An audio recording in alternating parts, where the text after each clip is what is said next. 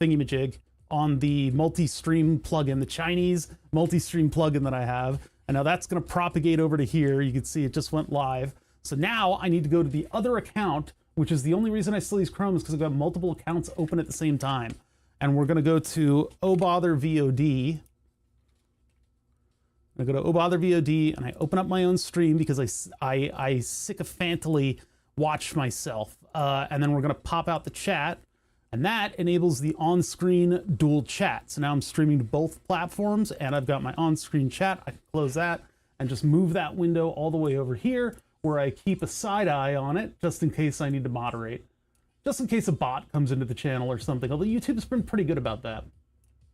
You can add your own exe files and run it to Steam using Proton. I don't know how that would work with Fusion 360 because it uses Proton. What does it do? Because the stuff that's been listed and the stuff that was discussed in my Discord was some other kind of like native Linux running plugin or native like Windows emulation kind of thing. It's not like a full emulator. It's like running it in Linux, and then supposedly you have to like do some tweaks to get the graphics card to work with it. I don't know. It's going to be an adventure. I'm considering whether or not I want to try to install Fusion 360 on my handheld, because that thing is, for all intents and purposes, a gaming-ish laptop. It's sort of a less capable gaming laptop. So maybe if I install it on there, it probably has the chutzpah in order to run all of Fusion 360 and do the sort of 3D stuff, right? And then it'll be an additional machine that runs Fusion, I suppose. Why did somebody add me? Who's adding me in the middle of the day? Somebody on Rabaz? Oh, Wonderful Cheese. I don't think I have Olge on. Yeah, I don't have Olge. I have the Djibouti old. There you go, old cringe. There we go. I mentioned something about having to say 19 ahead of the year because you're like, man, in the 30s, because we're about to be in the 30s, and you say, man, back in the 30s, and it's like, oh, I need to put a 19 in front of that. Steam does run native Windows games using Proton on Linux. Oh, that's another avenue then. That's another entire thing that I can try. I didn't know that was a thing. That sounds excellent. They sometimes get better performance. Yeah, because the operating system isn't doing all this crap in the background, right? Like, that's been my biggest gripe about, all the privacy monitoring and stuff like that. I don't care. I want performance out of my machine. I only want my OS to be barely holding itself up, right? I mean, yes, the added advantage of not having somebody over your shoulder at all times. Privacy is like dead. I don't understand how that happened. I was raised by people who were adamant about keeping your privacy and keeping all of your like information safe in your own, especially in such a public world. But now we just take photos of our ID and give it to anybody who asks for it. What's going on? When did that happen? So I guess as soon as they put a price tag on your private details. Anonymized to such a degree where you could still just look at like where they drive their car to and know where their home address is and build up an online profile of somebody that is exactly all of their private information de-anonymized, just due to the prolific nature of the information. I like my privacy. That's why there are no photos of me on the interweb. Yeah, I don't have any photos of me. Uh-oh. Yeah, I don't go that far, but I do understand it. Yeah, it's a mad world, isn't it? But like, so anyway, like the Linux OS not monitoring all of my activity. It's like, we want to monitor your activity so we can improve things. Like, well, why is Linux like good? Like, why is it good if it's not doing that?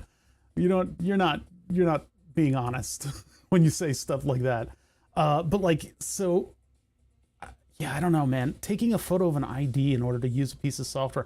But anyway, if I can run it through Steam, that would be excellent. Because again, a Linux operating system isn't doing a bunch of stuff in the background. It's just here's what's going on.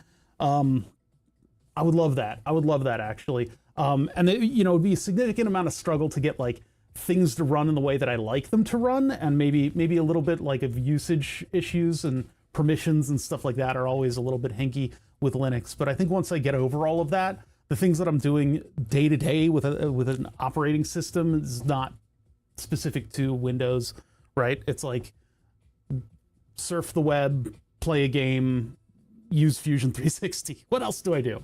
Like the only thing that I think might be a little weird, and this is something for the old laptop, is that if I switch everybody to Linux, the old laptop has car programming stuff on it, and so the COM port and old Windows programs are kind of a weird thing, and so I might have a little bit of trouble with that. I might have to really kind of tweak things in order to get that specific function to work properly. It's old German software that I can't really alter in any way, so if they don't have the setting that I need, that's it.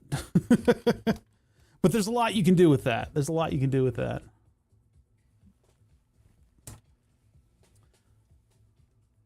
Best viewers. Awesome. Thanks for that, first-time chatter. That's really nice of you.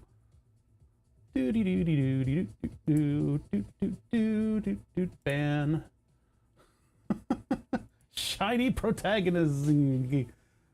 Jeez, we hit the sweet spot of the paid viewer stream numbers, I guess. Usually it's more than 10 people.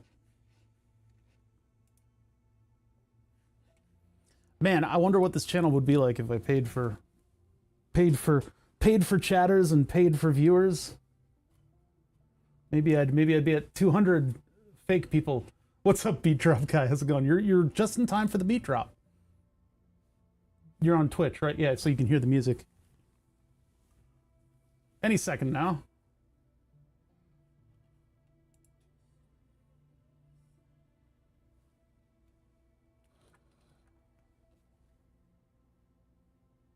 So we're gonna work on the levitator today, just because it's something that I can achieve.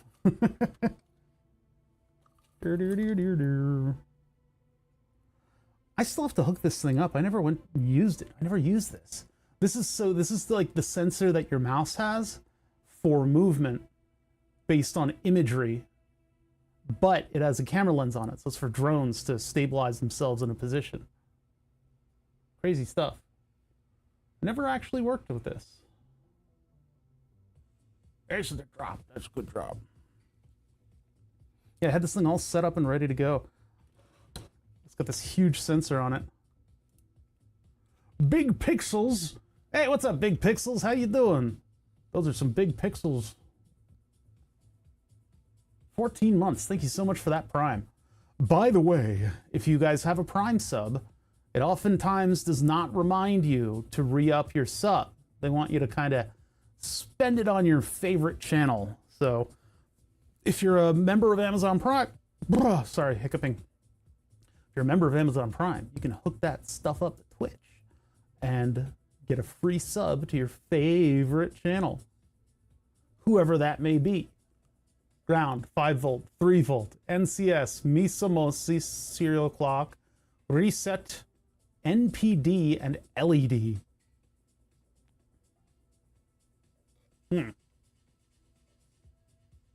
I love how Miso and Mosi is an attempt to fix TX and RX, but it just becomes another Miso Mosi. Master in, slave out, master out, slave in. Or it could be, I guess, master in, serial out, master out, serial in. But I think it's master and slave. Main in, serial out. No, that doesn't work.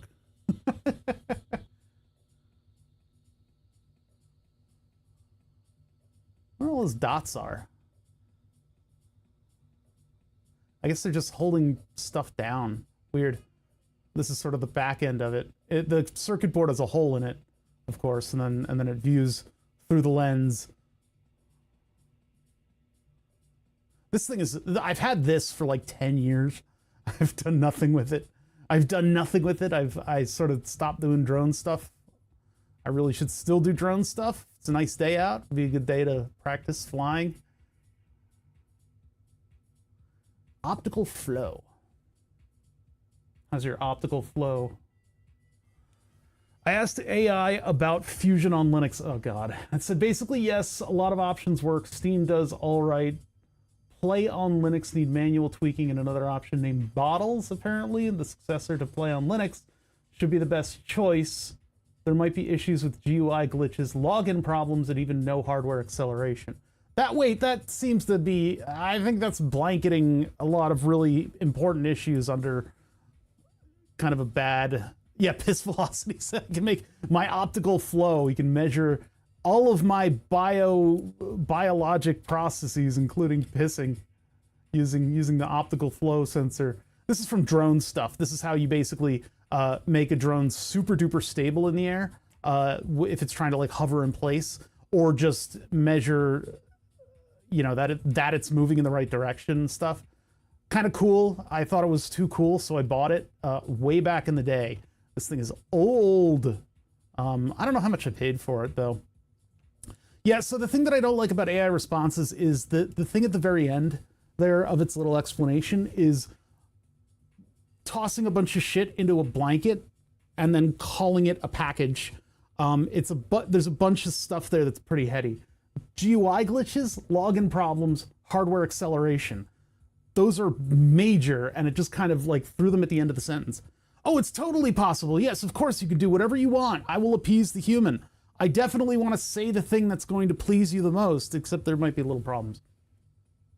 It's like, that's where AI gets into a lot of trouble, where people say you don't know what you're talking about, because it sort of smooths over issues. It doesn't really address the actual root of your question, which is you can get it to work, but it may have a lot of issues depending on how you get it to work, and it doesn't say any of that. So what I'm wondering is, because there was a GitHub page that had solutions for it. There's potentially getting Steam to run it, which apparently works pretty well for some games. Fusion 360 is essentially like a game, or the whatever that solution was that was in the Discord. It was a program an application for Linux that sort of runs Windows stuff pretty natively. I already set the AI to be as honest as possible, which works mostly. It still does try to make me feel like I'm the most intelligent person. The coddling of people via AI. Somebody made a rude AI. They made a rude GPT. And it was like, Jesus, you're dumb, and then it answers your question. I would like that. I would like rude AI. Because currently in the way that it is, it's because it's a language model, and it tries to get positive results always. So what it'll do is say, oh yes, oh very good, you're very smart. What a great question. It's like, stop doing that. Just don't do that. Tell me my question is dumb as hell. And I guess that's where a lot of people are saying it's so great for asking questions that people would typically be mad at you for asking, which I guess is a thing, but it's, whatever.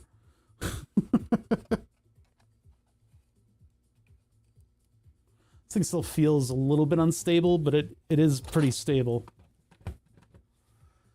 Could I use this in order to... No, I don't think so. We should probably dig out one of the red lasers that I have in storage and whack a giant hole in the top of this thing. Maybe we'll just drill the hole after the fact. I'll get this all working first. And then I could maybe add a fourth button. That would be the laser on-off button.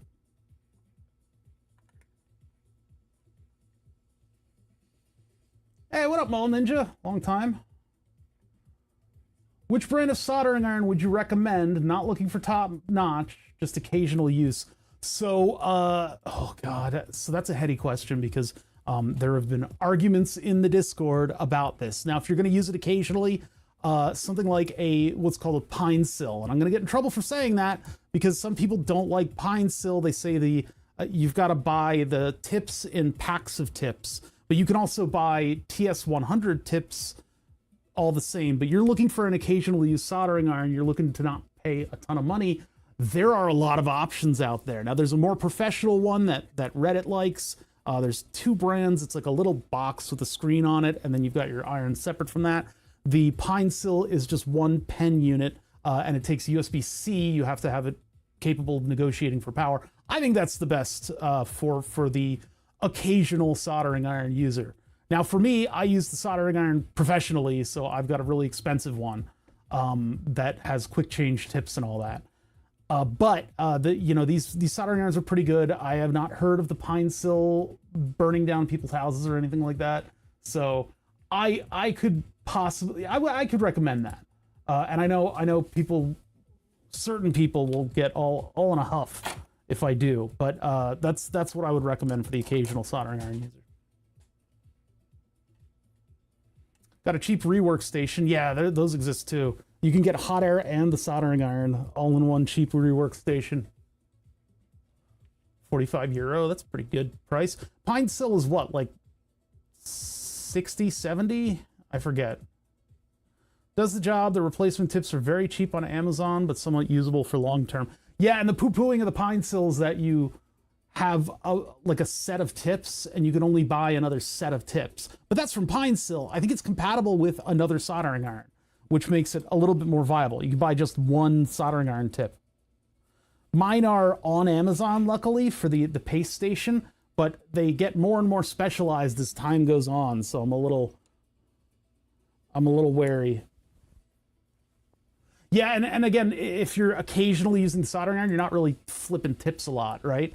You get one big tip, one big general usage tip that lets you fix wires and stuff like that. I don't know what kind of soldering you think you're in for, but yeah, it's like it's a universal thing. The pine sil, it's like more like the TS100, TS80 pine sil, that family of devices. There's probably a new one in the works. I don't know, because I have my permanent soldering iron here. My soldering iron will never break. That's the advantage of it with daily use. Prefer the TS100 style of tips, but the ones this iron has are working just fine, what I need them for. I really hate when you have to unscrew like a collet and remove an entire like collar to change your tips out. Yeah, the pen looking thing. It goes up to 450C. I don't know nothing about nothing though, Mall Ninja. I've honestly, like, I bought a permanent soldering iron 20 years ago and I've just used that since. So the people in chat, I definitely listen to them. A 3D printing pen? No, but I was looking at one of those flat heaters for smoothing prints with a heater. I thought that looked fascinating. I do have a hot knife. I could maybe use that to smooth prints too. I haven't played around with it yet though, because I'm not too keen on sitting around and huffing plastic all day. But it does look fascinating for like some of the more, like if I did a car body or something like that, I would want to take like something and smooth it out. But I think then it would have all of the hallmarks of me having smoothed it out. So I started on Ozempic. I think they found funding to get me that drug. And I got a text message that said that my health systems pharmacy was going to send me the pen. And so they sent me this one singular little pen that's like this big. It's like an insulin pen, right? You do the clicks on the bottom and then you push in the plunger to inject yourself, right? Hot knives, those were the days. The one I got is cheap and I haven't used it yet. I was going to use it to open up all of my insulin pumps and try to get the microcontrollers out of them. But anyway, the Ozempic, I started on it because I'm starting on sort of an introductory dose and then I'm going to be ramping that up later. As of right now, it has completely changed the way that I feel and experience hunger. As a diabetic, you typically have a pretty heightened sense of hunger depending on your glucose level, and that's gone. I just don't feel hunger now. I haven't eaten anything since last night. I will of course be eating dinner just because I need to get insulin in my body, otherwise I'll go diabetic ketoacidosis. You can go DKA if you don't get insulin. It's something that like Jardiance can cause. Yeah, we found the hunger chemical and a way to block it. That's part of the formulary of the GLP-1s. And I've been on these drugs before. I sort of know the score. As you get into higher doses, it'll make your stomach kind of feel tighter. Right now, it's actually this formulation compared to the previous one. Very interesting stuff goes on. I'm on Humalog. That's just because the public health plan formularies want to use the most common and okay drug to treat type 1 diabetes. So they Humalog, here you go. It's not a specialty designer super fast acting insulin. I wish it was, because the control system that I'm experiencing with the Omnipod is that I'll eat something and bolus for it, and the glucose comes in way before it's able to deliver enough insulin to sort of get ahead of that whole process. And so my glucose level will go up, and because it's gone up, it requires more insulin to pull it back down. And so I end up wasting a lot of insulin in that process. I can bolus ahead of time, but I'm not good at remembering to do that. That's one of the big struggles, actually, is remembering I'm going to eat something. I'd better give insulin for it. And then you run into the situation where you like order food and you're like, I'm going to have a burger in 45 minutes. I'll bolus now. And then the delivery driver gets stuck and you die. That's not as common, but that can be the case. You got to chug orange juice. So what Ozempic has done is it's slowed down the onset of that glucose. When you eat something, it slows the stomach down. Apparently my gastric paresis, the valve at the bottom of my stomach opening, wasn't that big of a thing. My endocrinologist is telling me that after you eat, it would be a slow onset of the carbohydrates, and then it would suddenly all come in, and that hasn't really been happening. So when they say I had a very minor case of that as one of the complications of having diabetes, it's very minor, almost not a thing. So I don't need to complain. All the times I complained about that in the past, it was completely farcical. It was nonsense. So anyway, the GLP-1 slows that down, and it allows the pump to get ahead of all that carbohydrate coming in. So my glucose level after eating something has been going up kind of towards hyperglycemia and then just tapering out, and it just tapers out. And the pump's much better at controlling my glucose level now, which is amazing. It's actually kind of a freakishly good. The first time I dosed, and I wasn't hyperglycemic for an entire day. So that is a miracle. That's a miracle drug. And not feeling hunger is, of course, going to allow me to actually start losing some significant weight. I'll probably need to take vitamin B, because the first thing to go is your muscles. When you start losing weight, your body is just annoying. It's like, we've got all this fat stored. Let's keep it stored. Let's get the muscles first. It's like, wait, no. That's the wrong process. Damn you, metabolic processes.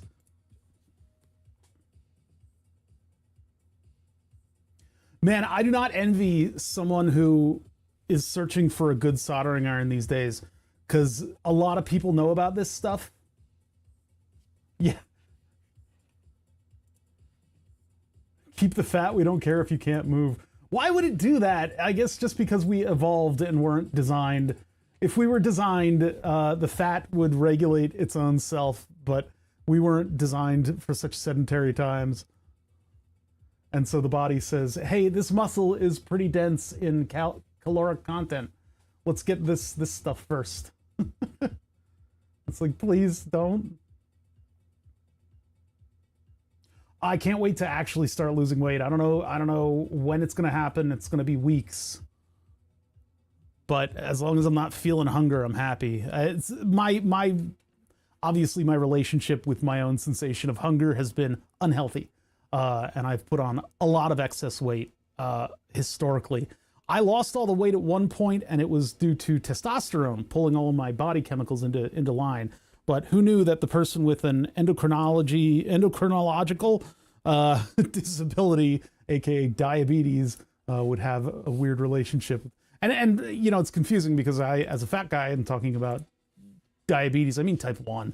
A little bit of the effects of type 2 also bleed over because of my body weight. So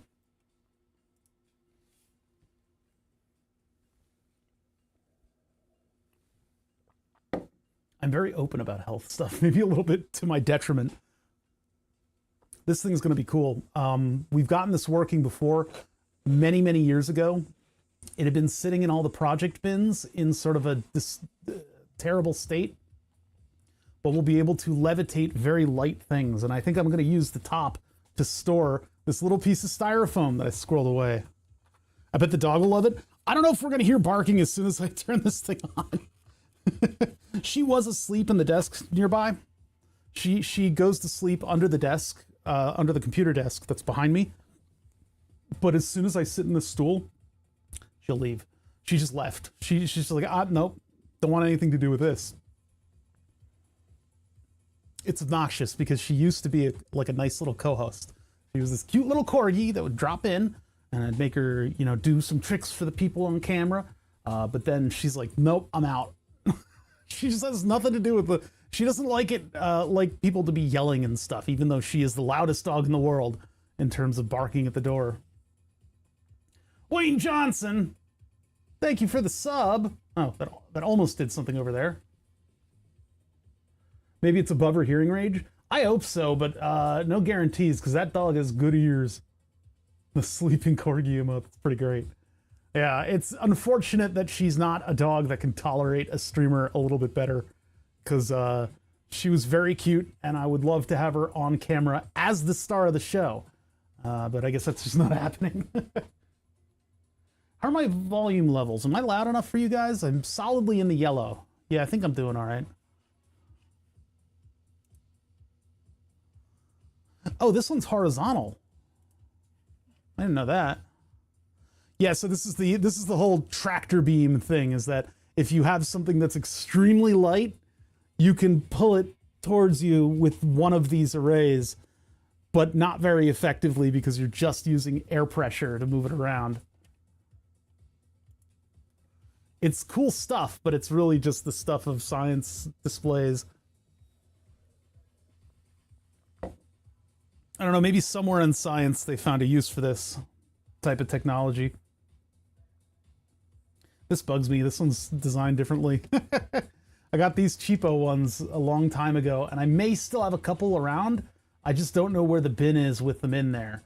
There may be a bin that actually has more of these guys, but one of them was missing the ultrasonic like cup in there, the piezo element or whatever it is. So we replaced it with one, and it turns out this distance sensor was even older than my ultrasonic emitters. So we got it in, and I think the polarity is correct, hopefully.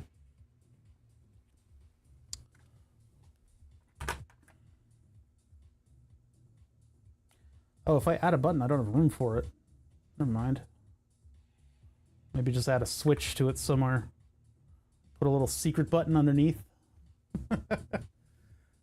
What do the 3 buttons do?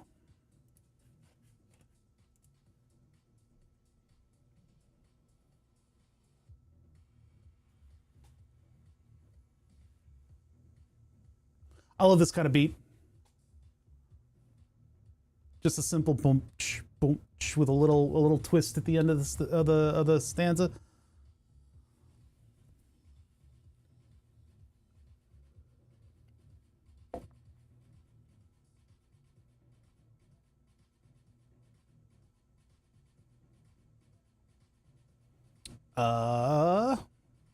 What do buttons do? Where's the software? Ah! Spacer.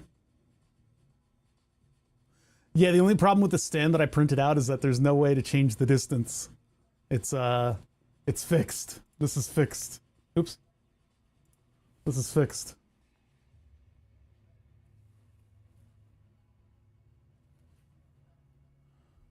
Other than that, I don't have a lot going on. I just took Willow for a car ride earlier today, and she's still a nervous car passenger. I don't know what's up with this dog. She doesn't. I would love it if she would be the kind of dog that would stick her head out the window, but she doesn't. She doesn't want anything to do with the car. She hates it. She tolerates the car because I guess usually she doesn't go to kind of awesome destinations. That's the other thing, is I need to find a dog park around here that I can take the dog to. Or just somewhere public. I guess I could take her to the mall. That's a little far away, but I could still do that because she needs to see the world a little bit more. She's been kind of cooped up in the house all summer. Not to say that she doesn't get outside. Obviously, I take walks around the neighborhood, which is pretty big. But yeah.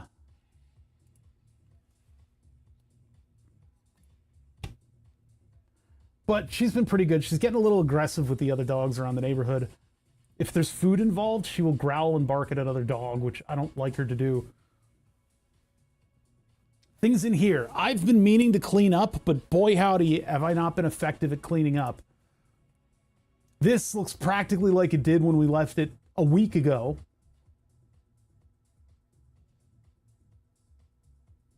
I guess I'm going to try to get through that pile in the next couple days because I have family coming here on Friday, so I don't know what's going to happen with Thursday and Friday this week. I may not stream Thursday and Friday. Again, I hate that I'm missing these days. We'll get back to the schedule. We'll get back on schedule. But this week is a little bit weird because I've got family visiting for the first time in like eons.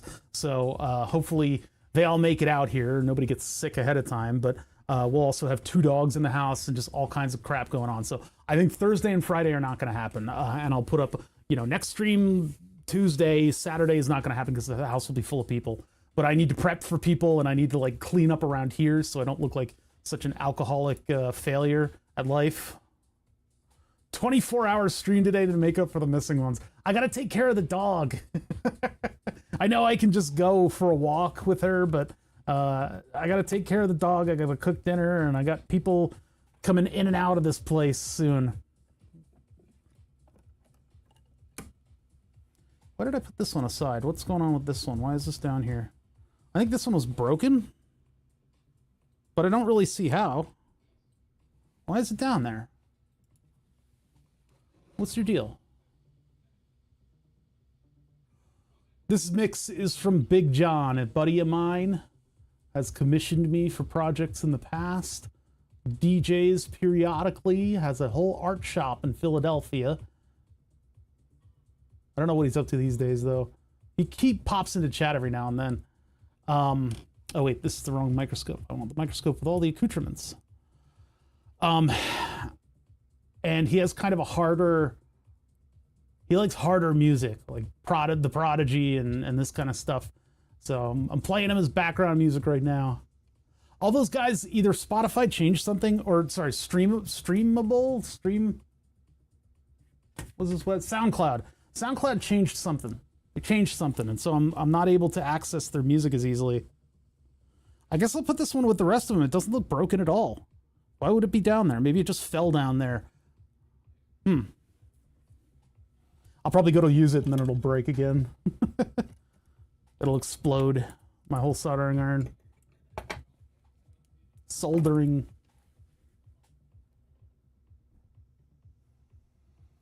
Let's see. And then I'm going to need all this stuff. We're not going to need audio jacks, certainly. Can it still measure temperature? I think so. Let's test it out.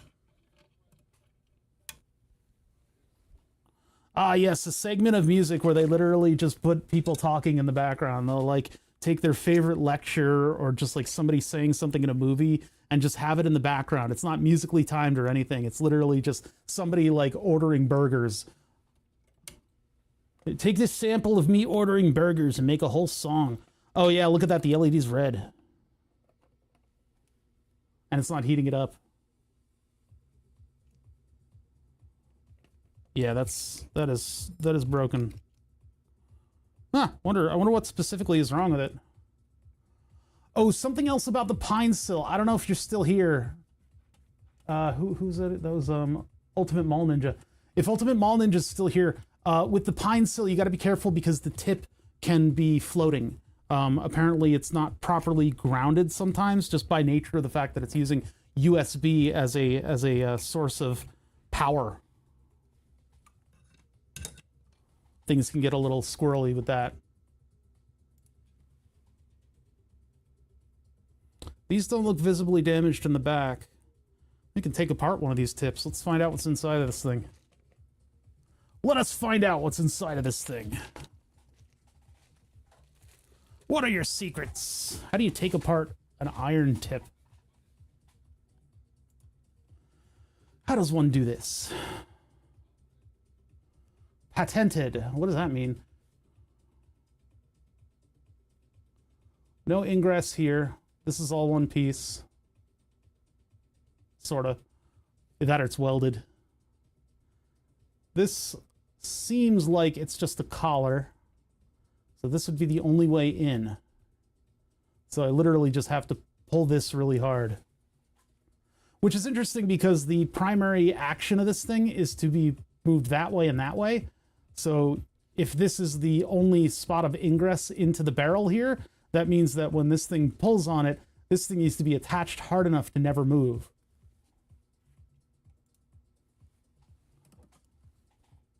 Ain't nothing a pair of wire clipping pliers can't solve.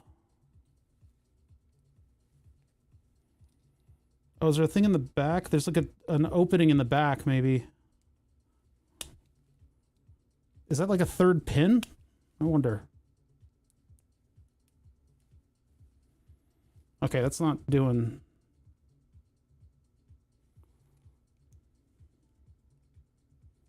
What's up, Cyberdunk? To take it apart, you have to stab your thumb with something sharp at least 2 times. Usually happens to me when taking something apart. Yeah, I am indeed... Wait, what do you mean don't kill it? What? It's not measuring temp. Yeah, sealed stuff is very tricky. There are some strategies that I have for taking apart sealed stuff. Like if I'm at a workplace and I really don't want to have an injury lawsuit on my hands, I will like put it in a vise and you know, carefully go about it. If it's something that's been plastic welded together, there are strategies for getting into that plastic weld and having it split on the seam. One of them is, of course, attack the corner. As soon as you attack the corner, if you have to actually physically break it a little bit, you can get a screwdriver in there and twist the screwdriver and it'll pop along the seam. Or you put it in a vise and squish it. There's all kinds of weird strategies. So, I mean, one of the things I could do here is literally just twist this 90 degrees and it'll capitulate. Something will break. What else can I do here? I mean, I'm just pulling it and it seems to actually be getting a little longer. Yeah, there's definitely this, like a seam that I can fit my thumbnail into. Make the other ones look away before you do this. So I am indeed damaging the plastic a little bit here, but I guess, you know, it's no love lost for us because this thing doesn't work. But pulling on it is slowly backing it out of the metal. So it's possible I could do this non-destructively.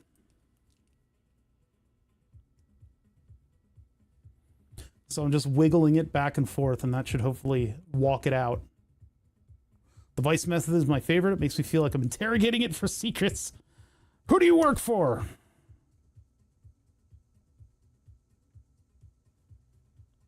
I like this mix. This is a good mix. All right, getting a little bit more aggressive with it. Ah! It is backing out the plastic. It seems like the terminals aren't moving, though. It's sliding the terminals out of the little plastic sheath that they're in.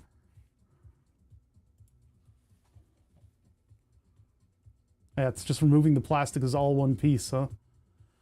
It's possible they used a bunch of adhesives in these things, so when they make them, they go together once, and then that's it.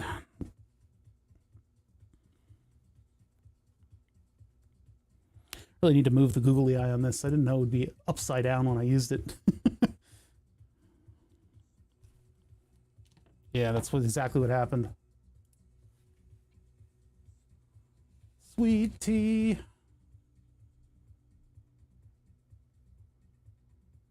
How does it use? I guess it uses 3 terminals then. All the power from heating is then dumped into the body, and then one terminal will be temperature and the other one would be power in. That has to be the way they do it. These aren't going to pull out. These are adhered. These are probably held in with adhesive. I'm going to pull on them really hard though. Oh, that one kind of came with me. But it broke. Whatever it was attached to, it's not.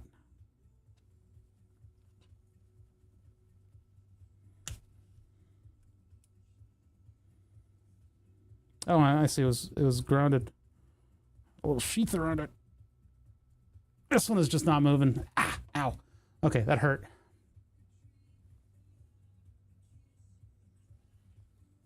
You like this kind of music? You'll like Boris Brejcha. Brejcha.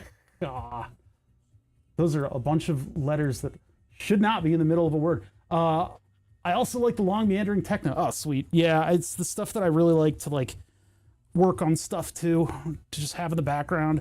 Of course, right now I'm just using it to fill the background noise in case I get quiet. And I do like a good traditional like song that's been turned into a techno version. Then you get somebody who's good at singing and somebody who's good at making techno beats. You don't have to dabble in both. Can't pronounce it either. You know, we have fun. Vice. Pliers. Actually, the better pulling ones are going to be the ones that are a little bit more grippy. Where are my grippy socks? I think it's over here somewhere. I decided to try Nip-X. These things are crazy. Look at this. So they meet at the very tip. They've got all the wiggly bits there. They've got the wrenchy bits there. And then they have the Darwin finch jaw at the back. This is really one of Darwin's finches, isn't it? They're really good knurling. This is like very grippy knurling. It actually catches you. It's sharp. And then all the channels that it can lock in. These were expensive though. These were not cheap. No, stream is not. Mall Ninja, you know what's going on. You're just trying to trigger me. Yeah, these are Nip-X Cobras, and they're pocket sized, but they can do like the big stuff. Like if you just need extra leverage on something in the wild. For a little while, I tried to carry these in my pocket, thinking that I would be the hero in some situation. Oh my God, my hose won't come unscrewed and Grandpa's gonna die. And I was like, oh my God, I got it. But no, that never happens. So, but yeah, it does larger, it punches above its weight class. So I'm gripping something really flat. That's gonna hold really well. Oh, and then, yep, okay, I pulled out the crimp. They're at least strong enough to pull out a crimp. So that's probably the heating element. And then this would be the thermistor. Probably a bimetallic one that I ripped in twain. I wonder, the thermistor and the heating element, I guess, would share a ground or something? Or share a source. I don't know. Probably sharing a ground. Well, I didn't learn anything. Oh, wait, what's this? There's something else sticking out now.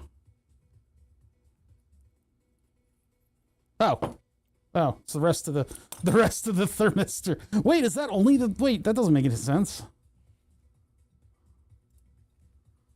So there were two elements in there, and they got the high temperature wax sheath around them, and then this also came out. I think this is just a piece of whatever I ripped apart when the thermistor blew up. So there's probably still a heating element and a thermistor glued inside of the soldering iron tip somewhere, but this one is dead.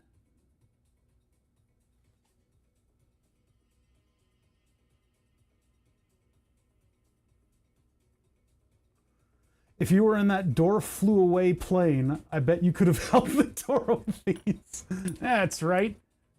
Boeing hinges are no match for the likes of, I guess, Nip-X. I don't know. Yeah, this is, I mean, it's called I think it's called a pump wrench or something. I think that's what these are also referred to as. But these are cool, man. Great if I was doing more handyman kind of stuff, but I'm not. I don't think I'm going to be able to save everybody from the terrorists with the Darwin's finch-nosed pliers that are teeny tiny. But I wanted to try the tool out, and I can sing its praises at least on the good construction and viability. They're very useful. It's got a bunch of different jobs. Not with that attitude. I pinch. I will pinch. I pinch. Back. Get back. I will pinch you. I will pinch you and cause a blood blister. You don't want that. That's going to hurt for like a week. Put down that AK-47 or I'll pinch you. Come back here. I'm going to pinch you. Yeah. Anyway, we should probably get started. People get a little belligerent if I don't start the stream in a certain amount of time. Oh, it's been like an hour, so yeah, definitely. All right, yeah. Did I just swallow a dog hair? I was enjoying the ambiance of my friend's techno music. Super duper pooper techno music. He's a good DJ, called Big John. Anyway, hi, how's everybody doing? We'll get the start soon out of here so people don't have a connection fit. What's going on? Oh, did I just open? I think I hit the web pages button, but I think it failed. Yeah, okay, good. I have all my setup stuff on the Stream Deck all set up like this. A wise man once said, if women don't find you handsome, they should at least find you handy. That quote's really good, but my favorite red green is still, remember, this is just a temporary fix unless it works, in which case it's permanent. That is my all-time favorite red green joke. Anyway, hi everybody. I'm kind of stumbling over my words. I'm trying to figure out how to be a streamer again because we had a big gap, and we're going to have another big gap in streaming, unfortunately, because I've got family flying in and just messing up everything. There'll be people and dogs all over the place. So Thursday and Friday, Thursday is iffy. I may still be cleaning up because I need the shop to be presentable because they only come here once in an eon, and it needs to kind of not have this complete mess that I seem to foster. And I've been unable to clean up. I've been organizing some stuff, so hopefully some things go back together properly, but oh boy, every home needs a set of tools. Though yes, absolutely. Fester, yeah, festering is a good word because that's indeed what has been going on. All you need is duct tape and suspenders.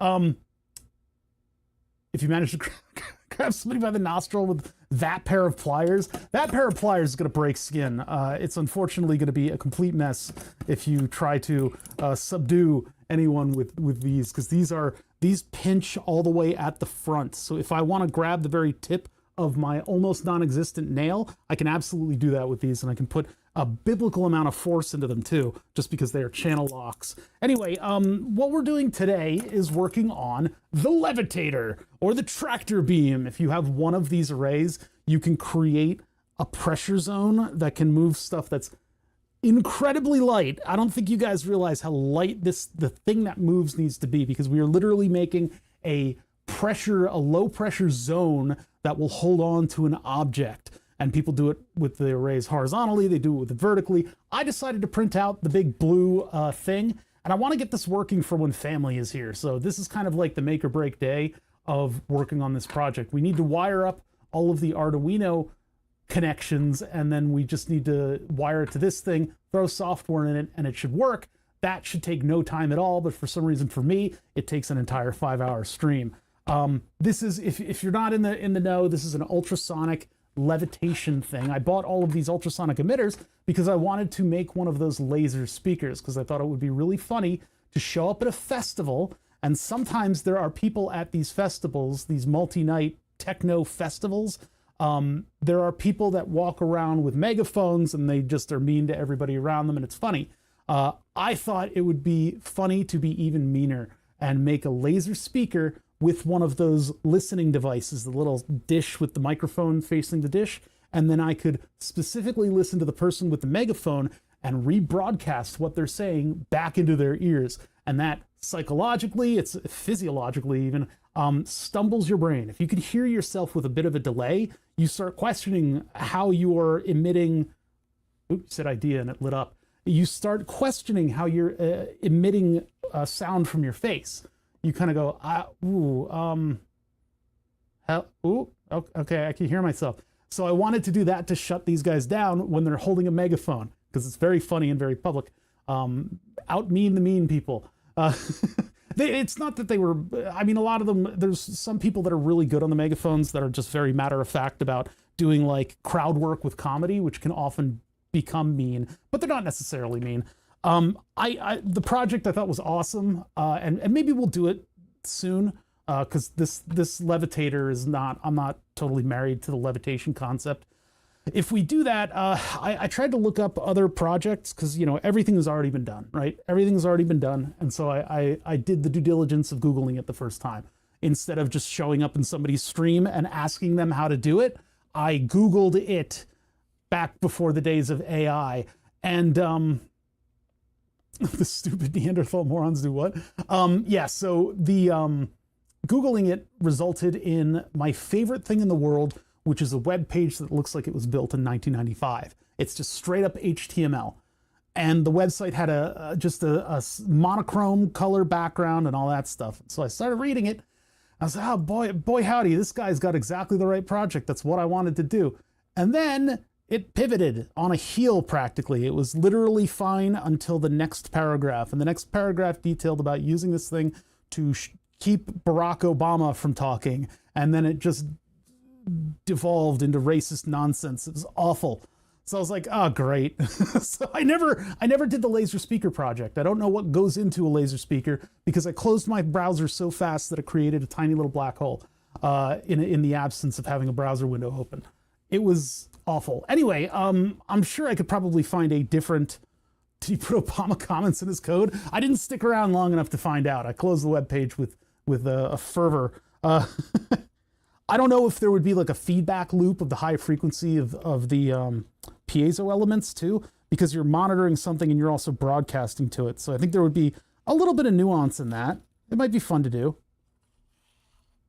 We'll take a look at that at some point. Sounds like something you get on a list for or hired to develop and improvise in a CIA lab. No, it's just playing around with fun stuff. You're just playing around. You're just making a guided model rocket in your backyard. You're just scraping stuff from smoke alarms and putting it all in a barrel that gets radioactive. It's not illegal. It's just having fun. You're just having fun.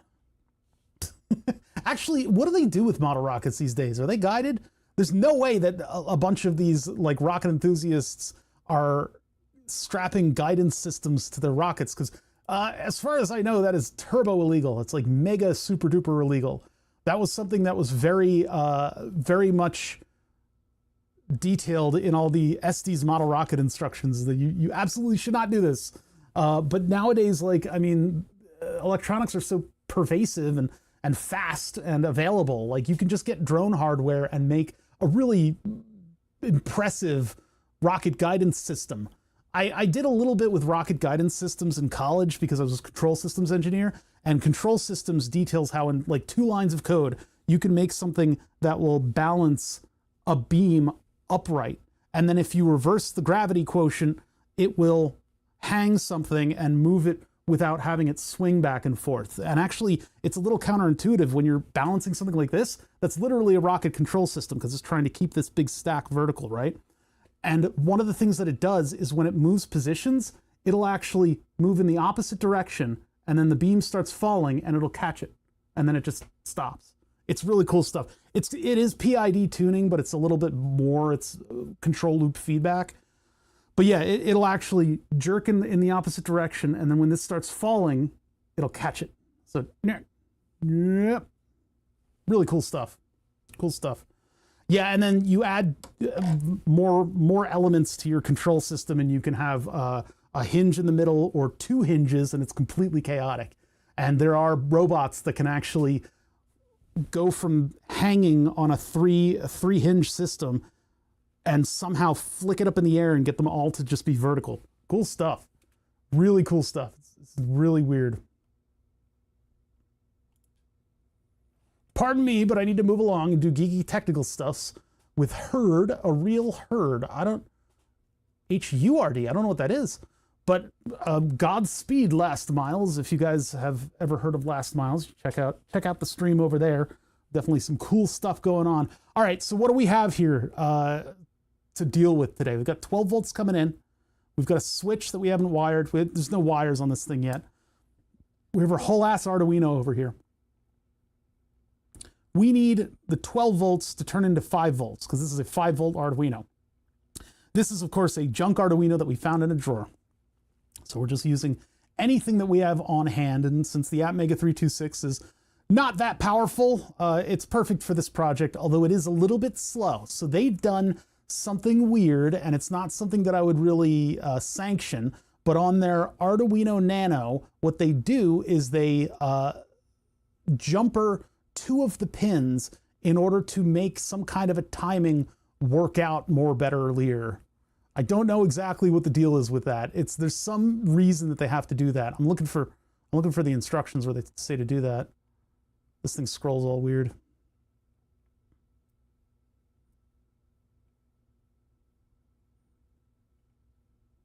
Oh, the frequency of the transducer is important. Oh, huh. I think I have the right kind. Where are they talking about the jumper? I thought they talked about the jumper. You talked about it. You you told me. You told me it would be in here. I guess they do it before wiring up all the transducers. Mark polarity using Arduino. Huh. It was somewhere. I mean, here they just show jumper connecting D10 and D11. I don't know why they do that. I think maybe it's so the A and B bank. No, that's not what it's doing. What is it? Why is it doing that? I don't know. But we got to wire this up. Let's get this to wiring this thing up. I'm not going to put my best foot forward on this one. I would love to use ferrules and screw terminals and all that good stuff, but we're just gonna go wire to board. I'll wire wrap these at least. The square posts that we have to wire in. We'll wire wrap them, and then I'll have the lines just coming over to this part. I could drill a hole down here and have them go under. I could have mounted.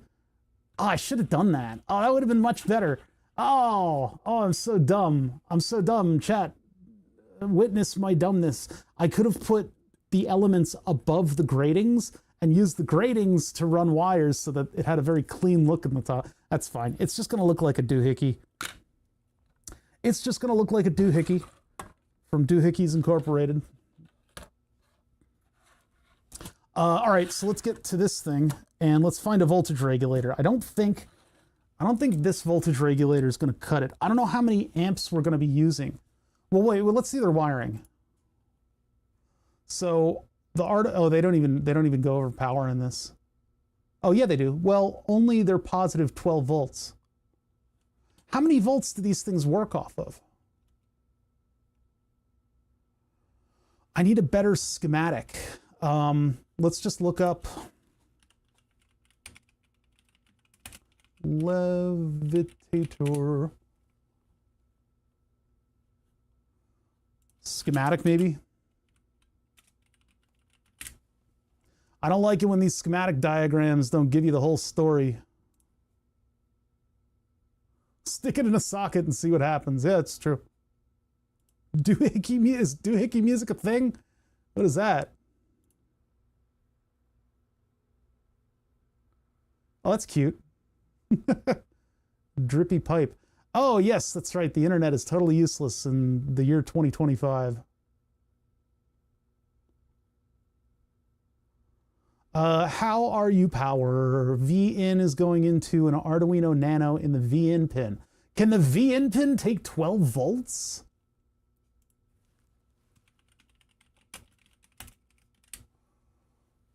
Power Nano with 12 volts. Oh, this is going to dox my email in just like 2 seconds here. 12 volt supply. I did a project that was using 12 volt batteries. My issue was that while charging, they actually go up to 14.6 volts. So I was working with a cheap Arduino clones. 12 volt was handled okay straight into VIN. But while I was charging, I noticed many returns. Turns out they use a cheap voltage regulator. A real Nano can handle up to 20 volts, but beware of cheap clones. Okay, so this is a cheap clone. The one we're using is a cheap clone.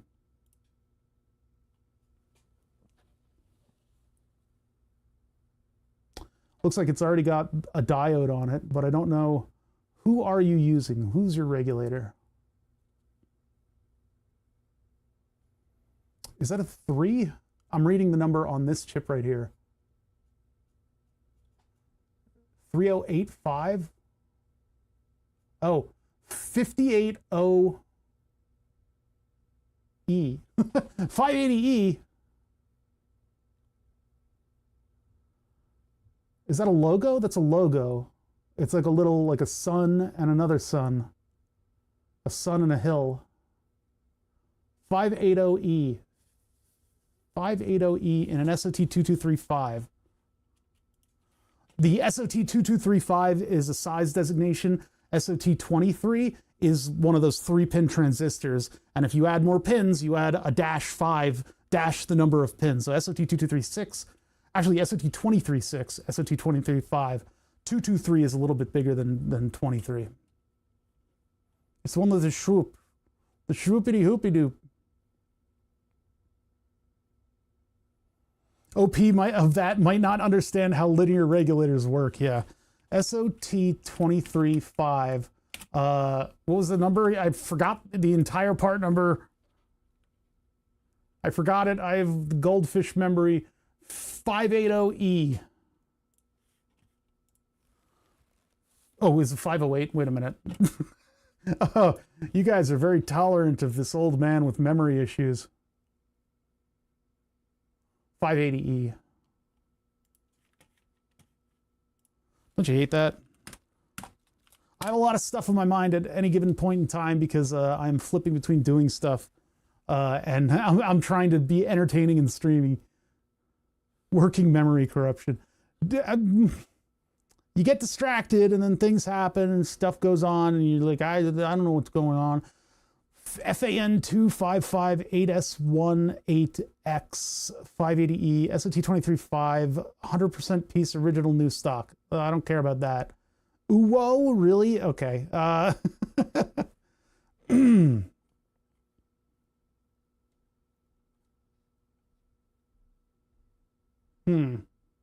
It's somehow new. I was looking for a soldering iron. So I don't know what this does. This could be a complete red herring, but let's just check this part number. LDO FAN2558. I don't know, you know, our modern lasering ability, they really should put the whole part number on these things. It's very annoying. Low voltage CMOS LDO features fixed or adjustable output voltage, 180 milliamp load current, delayed power, good output, open drain, blah, blah, blah, blah, blah, blah, blah. What's the max?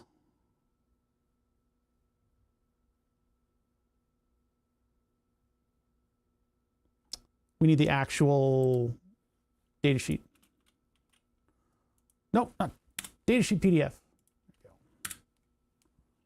It looks like this is the right thing. I don't know if I found the right thing, but it looks like the right thing. Why am I being verified? Datasheet. Ah, it took me to onsemi again. All right. Well, okay, I could get the datasheet directly here. Okay, onsemi. Discontinued. The device is not recommended for, okay.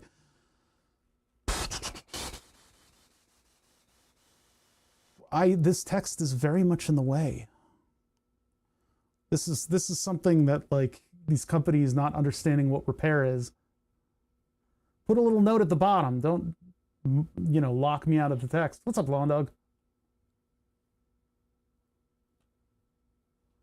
Put the whole data sheet as a microdot. If they could do that, that would be crazy. If they put like a what is it called again? QR code. There we go. If they put a QR code on it, that's actually just the whole datasheet PDF. How do I open a PDF? Health is reasonable, no complaints. I have started on the GLP-1 and it's kind of insane. It allows my Humalog, the not slow acting, but the old school Humalog that I take. It's not Humalog, it's the Novolog or Novolin or whatever the hell they're calling the cheap stuff nowadays.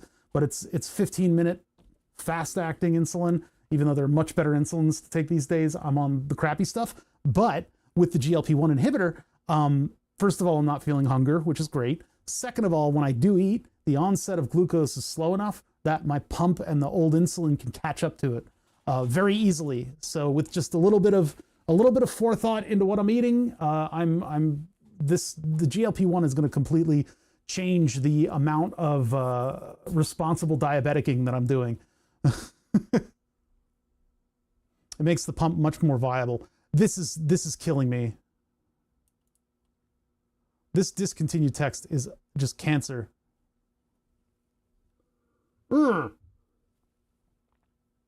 V into ground, 6 volts. So this is again the thing with AI and all this other stuff. Here, can I run 12 volt to an Arduino Nano V in? Where's my AI? Oh, there it is. Show more. Yes, you can power an Arduino Nano via its V-in pin with a 12 volt power source, but it's recommended to use a voltage between 7 volts and 12 volts. Absolute. Okay, so if I'm understanding, absolute maximum ratings. This is kind of an important word. V in to ground, the absolute maximum potential between V in and ground, 6 volts. Yes, of course you can do the thing you wanted to do because I am a language model and I would like to please you. So of course, yes, you're very smart and often correct. I like what I'm hearing. It's always good to share actual diabetic information. I try to not pull my punches, but the problem is it can become bitching about health problems, which nobody wants to hear. Nobody wants to hear somebody just bitch about health problems. Hopefully I make it entertaining enough, but I got to get away from that habit. Because, you know, it's like, I don't know, sometimes you can tell people go to therapy because they just give you all the information about their life right away. And it's like, I didn't want to know. I didn't need to know all this stuff.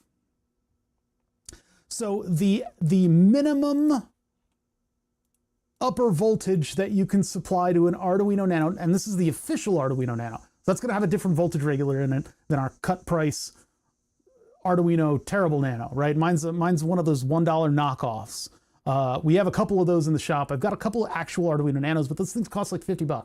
So I don't have a lot of them. But so if we ask AI, we get the wrong answer. Now let me give it the right information.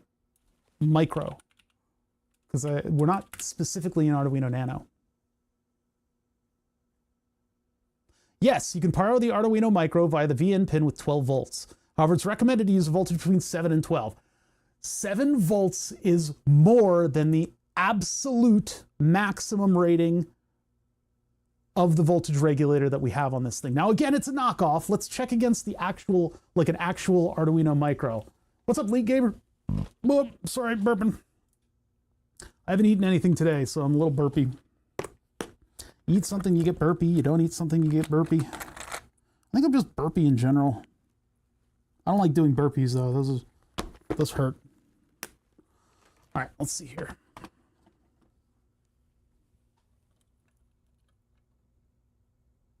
Don't use my first name, please.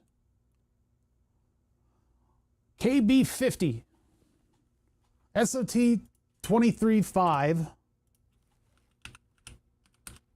5. KB50. KB50 marking, KB50 data sheet. What do we got? 150 milliamp low noise or 20 volt, 150 milliamp, 2 microamp. Height PSRR? What? I'm guessing it's just the low noise. They seem to be in the same family. So let's take a look at the data sheet here. Take a look at the data sheet here. Donk. Oh, am I too zoomed in to see the... There we go. There it is. The MIC 5205 is an efficient linear voltage regulator with ultra low noise. This is like efficient and ultra are like just nonsense words. Efficient and ultra are super mega awesome amazing. Is Micrel really not all of these like tech chip companies are all so incestuous with each other. Micrel was probably absorbed by what, another big semiconductor producer. They're always still around. They just have changed names like 4 times. They're probably Texas Instruments now, right? High voltage accuracy, etc., etc. Page 2, and let's look at the absolute maximum ratings. Oh, there's a bunch of them. 1 supply input. Okay, that's not the information I'm looking for yet. Yeah, but they could just be straightforward about it. If you're looking at a lineup of devices, you're supposed to have those words like ultra mega LDO, and you look at it versus a regular LDO, and you go, ooh, but they're marketing to engineers, so they're immediately, we see right through that. Can a mod time me out? No, it's okay. It's okay. My name is out there. I wrote for Hackaday. James Congdon is right directly on the articles that I wrote. I am not afraid of my name. I just don't like it to come up during the stream because this is a bother. It gives me a little bit, just this like thin anonymity that anybody could punch through. It's like tissue paper, but it's like branding. And it's not that I want to be standoffish and not your friend, because that's what it feels like. That's what it feels like. Okay, so absolute maximum. Where are we? Electrical characteristics. Do we get an absolute maximum? It's probably here. No, they don't want to. All right. Supply input voltage, negative to positive 20 volts. There you go. And the operating range, it really wants 2.5 to 16. So the voltage regulator in the nano is good. In the micro, it's also good. In the knockoff micro, it's bad. This will not filter the voltage that we want it to. Oh yeah, the fart box has been working amazingly lately. The thing about are we surprised? No, but this is very much worth checking. So now if I go in and I put knockoff, this is going to point it directly.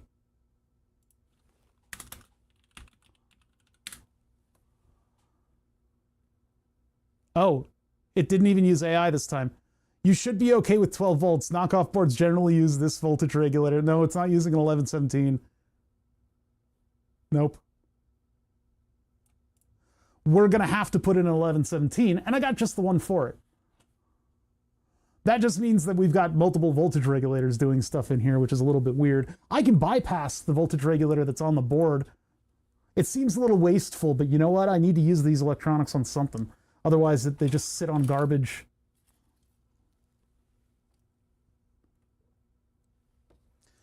Yeah, the 1117 would be an ideal choice. I mean, like, do I have an SOT2235 regulator that I could just put in right there?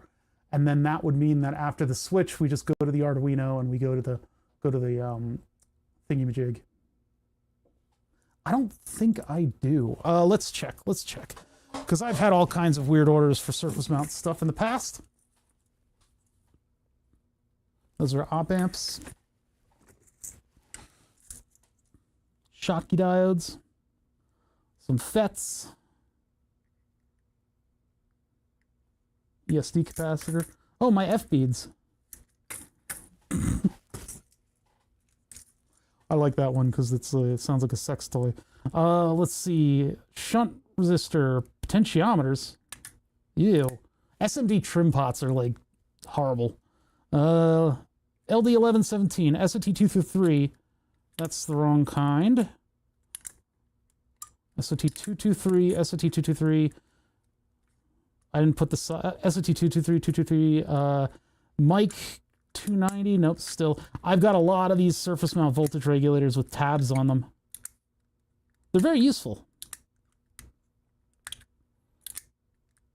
And then a shunt amp. So it doesn't really look like I've got the right size. Unless I have another stash of voltage regulators, which I might. Yeah, it doesn't look like I got the right thing. Okay, hold on. Slap a TO220 7805 for extra old school appeal. I was considering it. I've got bins full of those things, but I don't like how hot they get.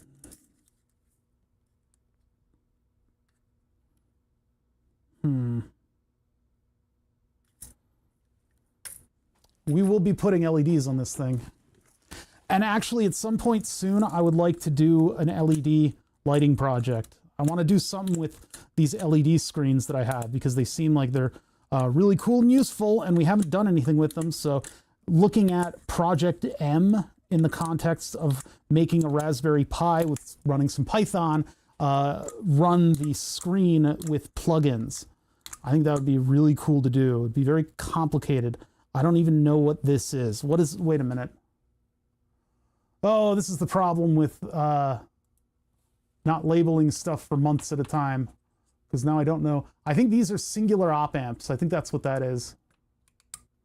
Unless this one's the singular op amp.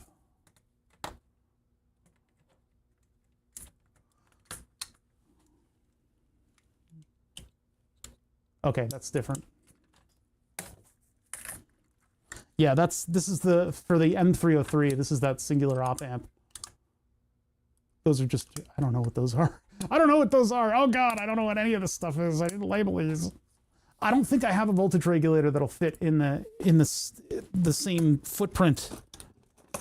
Unless we got real lucky taking something apart, but I don't think we'll get real lucky like that, because typically in the consumer electronics area, they will use an adjustable voltage regulator. None of this. This is all transceiver stuff. I always thought a single op amp's for a waste of space for a few more pins. Yeah, but if you only need one op amp somewhere in like a product, they can be slightly cheaper than multiple op amps, and you don't have to like loop off your unused amps. Although typically what they'll do is they'll just use the one part number. So it's a little bit weird. The M303 was designed by Germans, and so they decided that, well, I need one op amp here, I will put one op amp here. Very kind of German way of thinking about it. Whereas if you look at the entirety of the annoyance of having multiple different chips and stuff, you could just put a TL072 there, and it is, like, in terms of the space, it is way less space than an SO8 device. Op amp till you pop amp. I've got so many op amps now that we've been doing synthesizer stuff. And that's another stream that will happen in the near future, is a tuning stream, because I need to make sure that all of my synthesizer stuff works and works in the way that it's supposed to, that all the stuff is soldered. Here's 1117s, but they are in a slightly different package. These have a thermal tab on them. What the fuck is, okay, nope. Tiny crystals, tiny crystals. Oh, and these are much larger, higher current ones. Okay, well, we might have to just put a voltage regulator in front of our voltage regulator. 5-volt reference, that's a weird one. Well, if we're putting in a new V-reg, I'm gonna put, well, we don't need a huge one. So putting a big boy with the tabs is probably unwarranted. I should probably stick to just a normal sized 1117. I think this is the only, what's this one? That one's another big 1117. Yeah, the 1117 can provide way more than I want, but I guess it'll handle up to 20 volts, so. Yeah, there's some new package sizes that are, I've looked at some of them, and I think that's what these are. These are like terminally teeny.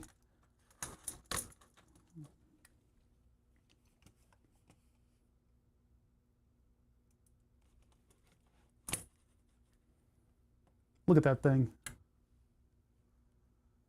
This is an op amp that I think I was going to use in the mixer. It is a completely teeny tiny package. It saves me ever so tiny of a space. I have to solder it with hot air, but that means that I've got really nice op amps in a very tiny package. I've had to replace one with hot air. It wasn't fun. Yeah, I know. It ain't fun, but it's living. All right, we'll use one of these. This will provide more than enough 5 volts for the whole Arduino, and then the internal regulator will just kind of twiddle its thumbs.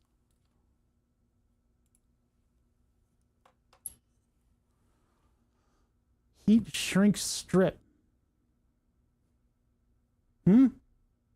Oh, or I was going to use this one off of trash. Yeah, okay, we'll use the one off of trash.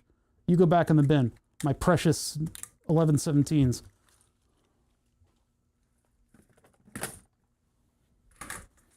These stacks have multiplied since we started doing synthesizers. Ridiculous amount of parts, new parts.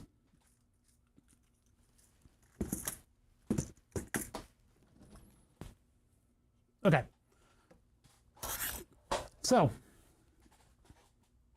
we are ridding this thing of its voltage regulator. This is a ESP type thing. I actually forget what it was, but it had ESP stuff, and so we stole the ESP off of it, and we're going to do other, I was going to make the admin flasher using that thing, and I was left with this circuit board That looked kind of useful if I was ever going to want to do something with an ESP8266, but yeah, anyway, I didn't. FR4, that's just the material. That's from 2015. Back in the before times. Man, things were different in 2015, weren't they? Jesus. Yeah, and it just hooked up to the ESP and powered it, and it had a barrel jack on it. I wonder where we got the barrel jack that I'm using right now. I wonder if it came from this board. Oh yeah, it did. That's right.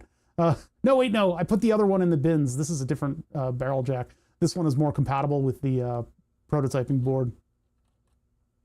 Need to get some of those bins, but maybe I'll 3D print a cover if I drop it so it won't spill everywhere. Yeah, that's the thing about those bins, is that when they fall to the floor, they jettison everything because those are spring-loaded tops. And it's not really just the spring-loaded tops doing the... Wait, oh yeah, this goes back. It's not really just the spring-loaded tops being at fault here, but boy howdy, it's a wonderful game of 5,000 pickup. 52,000 pickup. And then you get hair in the mix, and it's awful. That's one thing is I really need to clean up because I need to vacuum this room. This room is so full of dog hair. What am I hearing? Hearing weird stuff. I'm starting to get auditory hallucinations. That's how far gone I am, chat. That's how far gone I am, your intrepid streamer. I guess we'll just hold this off of the edge because I can't really get a grip on any other piece of it. And do I want that socket? I think I want the socket too. Just put that in with that ESP, because that ESP is a bunch of floating pins, and they're like a 1 millimeter pitch. So if I can get both these things, then that'll be a good day. So turn on hot air. Hot air sits right near the fart box on a very powerful magnet. Grab that over here. Oh, do I need to turn it on first? I guess I can grab this and then turn it on. And this should come to life. And here it goes, warming up. This thing is a thermal flashlight. Okay. Let's get our hot farts on this thing. And I could use long tweezers, but I think these will do. Now here's the thing, this is a voltage regulator. So the two things that I want to grab out of this are a voltage regulator and a very large connector. Let's do this on a microscope, that'll be more interesting. Oh, there's crap in the way, hold on. There we go. Get the USB cable out of there. Don't melt my USB cable. I haven't used hot air in a little bit. I'm gonna take the wand over to the desk.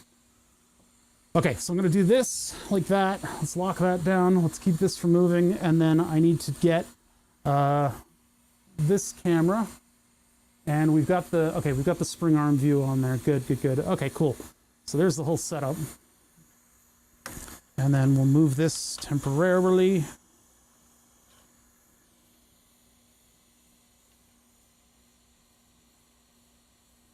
The 1117 can be a little bit expensive, but it is an effective voltage regulator. So I want to grab this and this.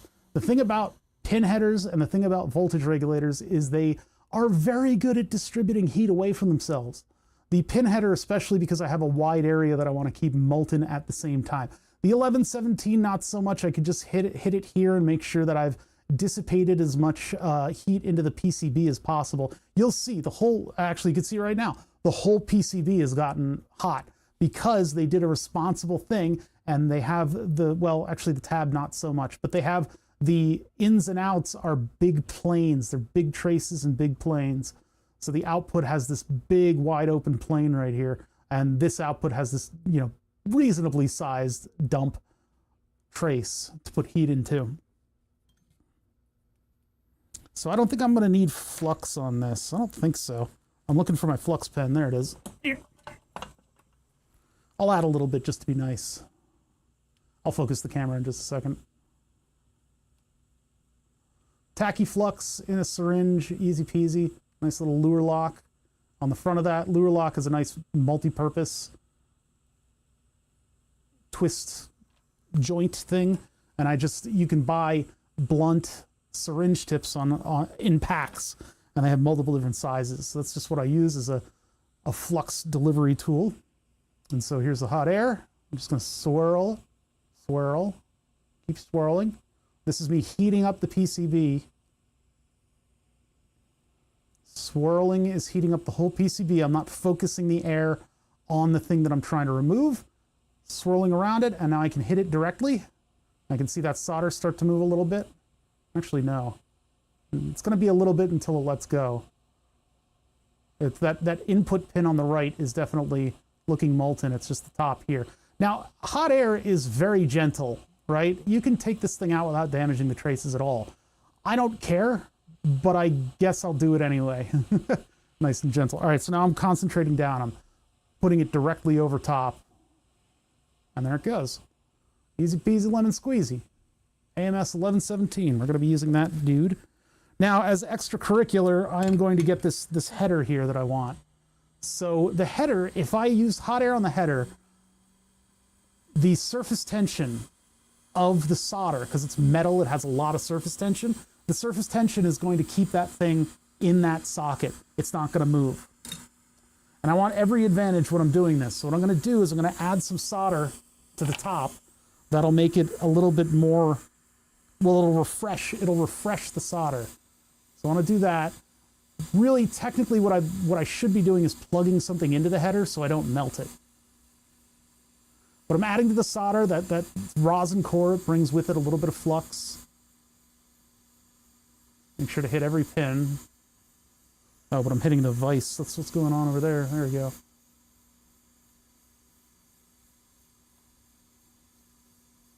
So that's got its own flux with it, and we don't have old solder anymore. I risk melting the header if I'm not careful, and I need something that's going to pull down on it. So I think what I want to do, well, if I can find the 8266 in the bin, let me see if I can find it first.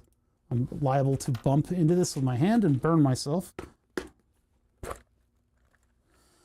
I think it might be in a specific project location instead of in this sort of generic microcontroller bin.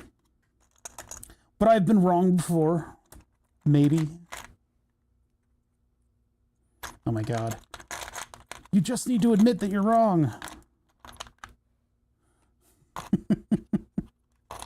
That meat crayon video was, oof, creepy as usual. It's a good one. Not in there. I've seen it around. I don't know what I did with it, to be honest. It would be the ideal candidate for thing to plug into this header while I'm here, but I just simply do not know where it went. I don't know what just dropped to the floor. I hope that's not important.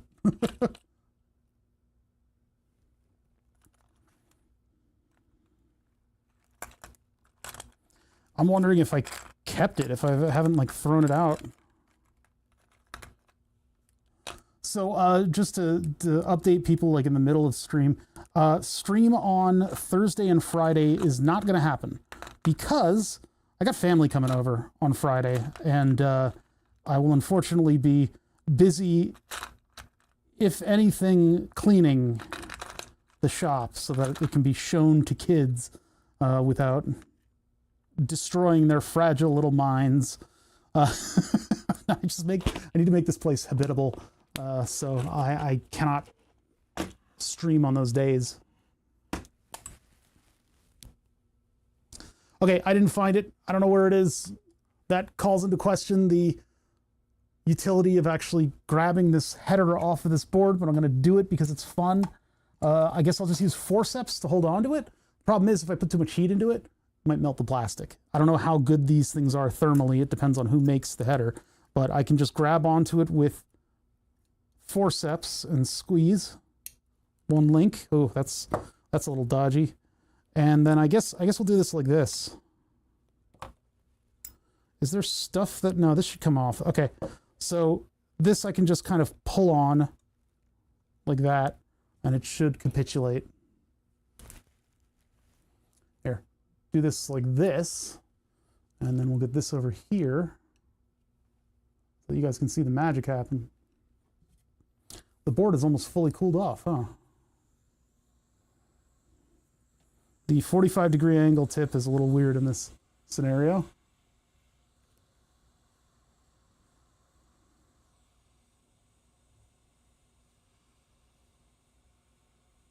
This is a strange setup. to make this as easy as possible. This board was designed to dissipate heat really well. And you can see that in the fact that it had almost completely cooled off, and now that I'm heating one area of the board, you can see the whole board has gotten hot. Crazy. They did a good job on this design. That or they expected way more heat than they actually got.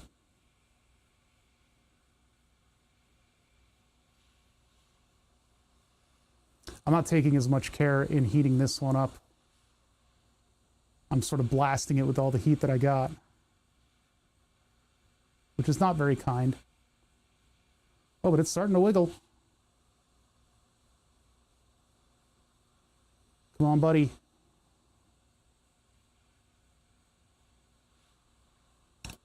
Wow. All right, let's see aftermath. Move that over there to cool.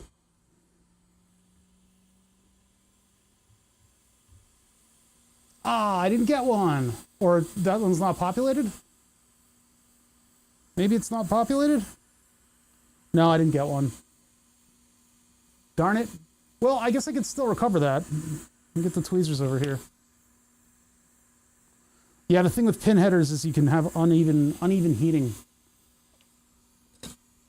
I should have been more gentle with it.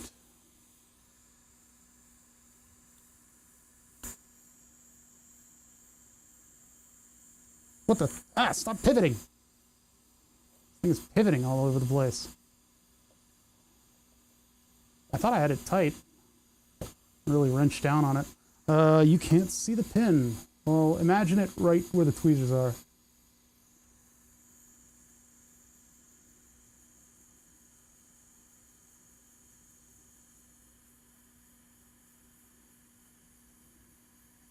Well, am I heating the right thing?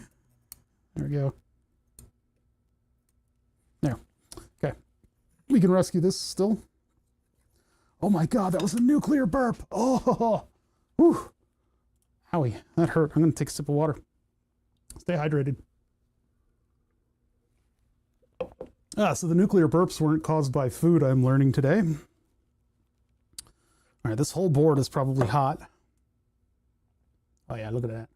But look at the heat dissipation though. The heat has gone all the way to every corner of the board. Crazy. Crazy good heat dissipation on this thing. It's a good design. I forget what it was. It was a thingy. I don't know. I forget what it exactly was, but it was well designed. It's some kind of internet thing, I guess. I guess it spoke in Wi-Fi. And then this pin goes back in here. Work on top of the vise.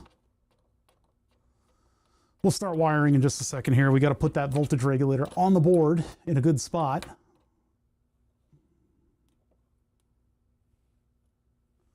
And then that, oh, that was glued in? I guess it was a two-sided John. Now what direction did this face? This is in the board like this. Where'd the board go? I just put it aside. Okay, there it is. In the board like this. So this goes towards, so it's like, it goes like this. Oh, you can see where they go. Okay. So it goes like this. This. Nope. Not like that. It goes like that. Did it just change orientation? Depending on how I pinch?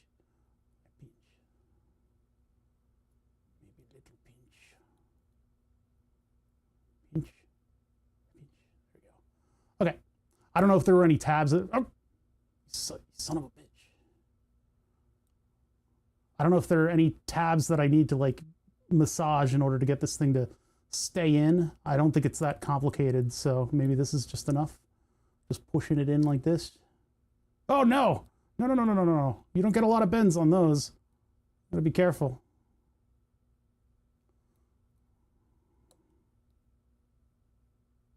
All right, well, for what it's worth, this thing is seated back in there and hopefully it stays in for however many years this thing is going to be in storage until I can find a use for that other ESP that I have sitting around. I don't even know what happened to it. It should have been in the bin with the other microcontrollers, but it was not. What is this crap? It's like terrible double-sided tape or old glue. What in the world? It's like tissue paper. Yeah, and I don't know if I'd be soldering wires to these in order to use the ESP, or if I could. I don't think I can really bake them onto a PCB. You know, I have some of this header somewhere. Oh, and it looks like we bent the casing. The forceps were a little bit too forceps-y, and the plastic was a little too soft, probably with all the heat that it experienced, and so it bent that a little bit. Well, shouldn't use the forceps. I should have used something else, I guess. Plugging the microcontroller into that header would have been the best way to go, but this is still salvageable. Drop that in there. Done. Okay, so after saving that for later, we need to put an LM1117 voltage regulator in charge of this Arduino because I bought a knockoff, and the knockoff uses a cheaper regulator. And we are inundated with voltage regulators from doing synthesizer projects. Oh, I need the vise for this. So reuse where you can, just because it hones your skills reworking things. And put hot air away. We don't need hot air for this. For this. Turn it off. Okay, cool. So, our little custom jobby. Get the Arduino out of the way so I can actually work in the area that I need to. And it's very simple. I mean, we're just really just kind of putting a voltage regulator in the path of all the stuff. That way we have 5 volts in which to... Wait, was this one on 1117 5 or 3? Dun, dun, dun. If it is not a 5, then we have to go to the new ones. T33. Damn it! all that work. It's the wrong regulator. All right, we have the right regulator, so I can just go grab one.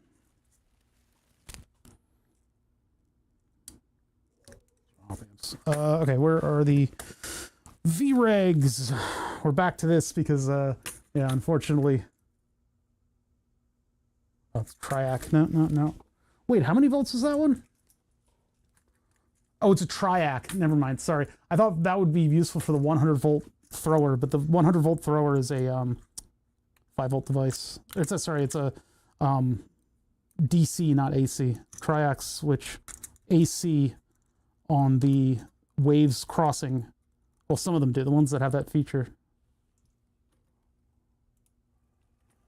3.3. Okay, can't use that one. I need to label these bins. I don't have time. I have to clean up my shop.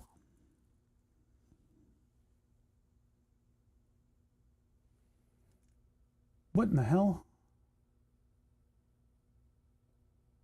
This is like a different... I thought this was an 1117. I think it's equivalent. JC2 0214. What the... I could look through my order histories and see if I can find it, but there should be a cluster of 1117 somewhere. I guess we'll shy away from this one. Was this one 3 or 5? I forget. This one was for the mixer, I believe. And then this one is what? You're what? What are you? What are you, part? Tell me your secrets. I have absolutely no idea.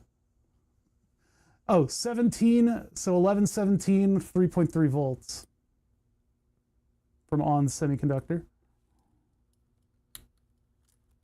You know, the semiconductor is supposed to also turn off. I mean, it's like a feature of it. I don't know about this company. All right, so I'm looking for... How is it that the most generic voltage regulator in the world, a 5 volt regulator, somehow escaped me completely? I'm somehow unable to source something so simple.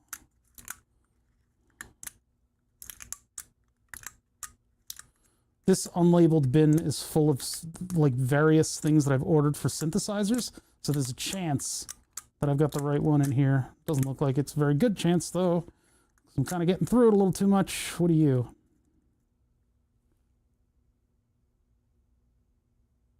Nope. 4391. It's one of the transistors of the M303, huh?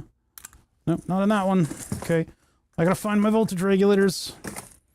I hate doing this, man. This is a big waste of time. Max IDT, Max 333. Got other LEDs. No voltage regulators now. Okay. Oh, here they are. Okay, 1117 3.3 volt. I'm going to put this guy in with it. And then 5 volt, half an amp, but I don't know what the input thing. 1117 SOT223. This is a 1 amp regulator, and we're not really doing anything with the 5 volts. This is kind of overkill, but I guess we'll use it. Probably be better if I used something that, like, I have only one of.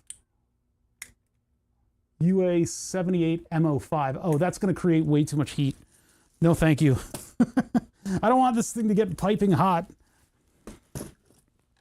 We'll just stick with the 1117. We know it's good for 12 volts. They use it in all of the synthesizers, all the DIY synthesizer designs and stuff, so we'll just use that.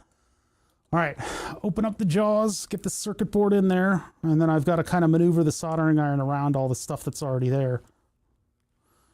Although I could put just put the regulator over here and just put it near where it's going to be regulating. Put it off to that tab. Maybe that's good. But then I have to run the power supply all the way in.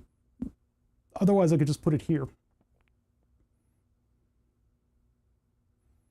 What's the pinout on the AMS 1117? And close the distracting windows.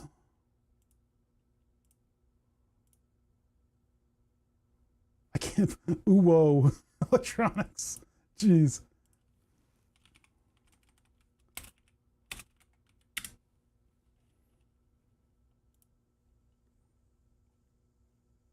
All data sheet. 1 amp adjustable fixed low dropout regulator. Bonk. Let's see. Product details. 1 amp output. Blah, blah, blah, blah, blah. Oh, what? Oh, I see. I got to click on the page. I think that's the pinout. There we go. In, out, and then adjust or ground. Okay, that's easy. That's exactly in line with how I have it situated right now.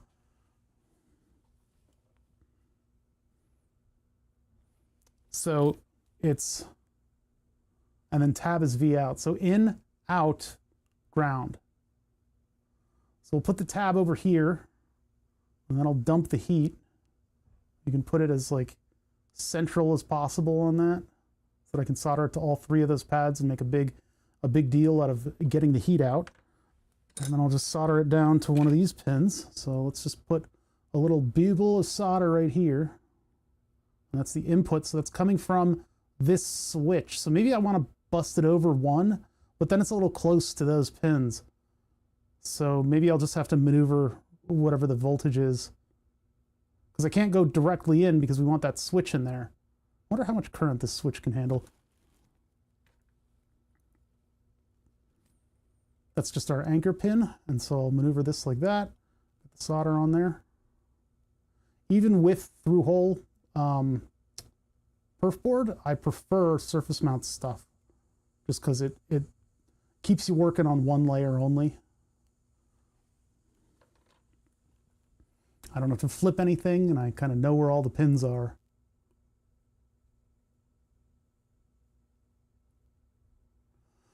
Traditionally, I would put a little piece of solid wire at the top of this thing to kind of dissipate out the heat a little bit more. I don't know if I really need to do that, but I guess I need to get the wire anyway. So let's just grab, what are we going to use to, that's right, I was going to wire wrap. So let's just take the wire wrap stuff down here.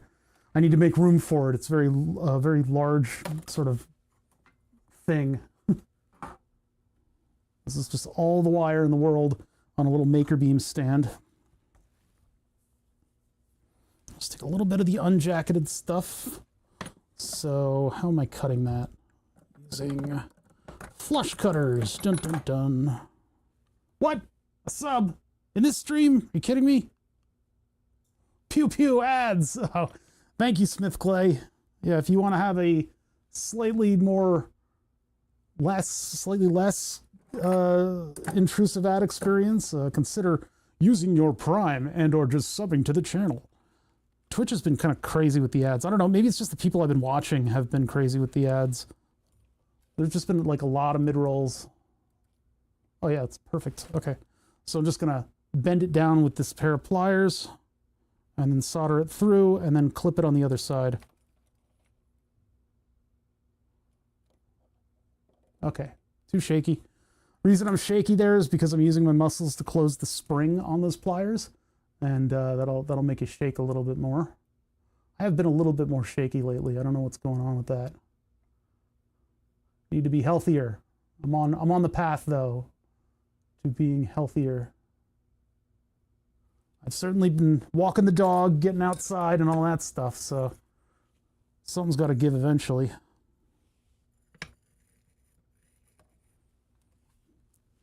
Okay, so we'll use big solder for this. We'll use the big solder spool. I've got two sizes. One is 4 and the other I think is 6. No, 4 millimeter and whatever. I don't know what the other one is. It's way less than a millimeter. But I've been using that new stuff because it's in a good stand. What I should do is make another stand, but that stand was expensive. I could probably make something out of the parts of my shop that would be a little better than that thing nowadays, though. I didn't have the milling machine when I made that. But between the milling machine and all of the motion stuff that I have for burn the subs, could probably make a pretty decent soldering iron spool stand. Need to find something that's like got the right kind of weight to it.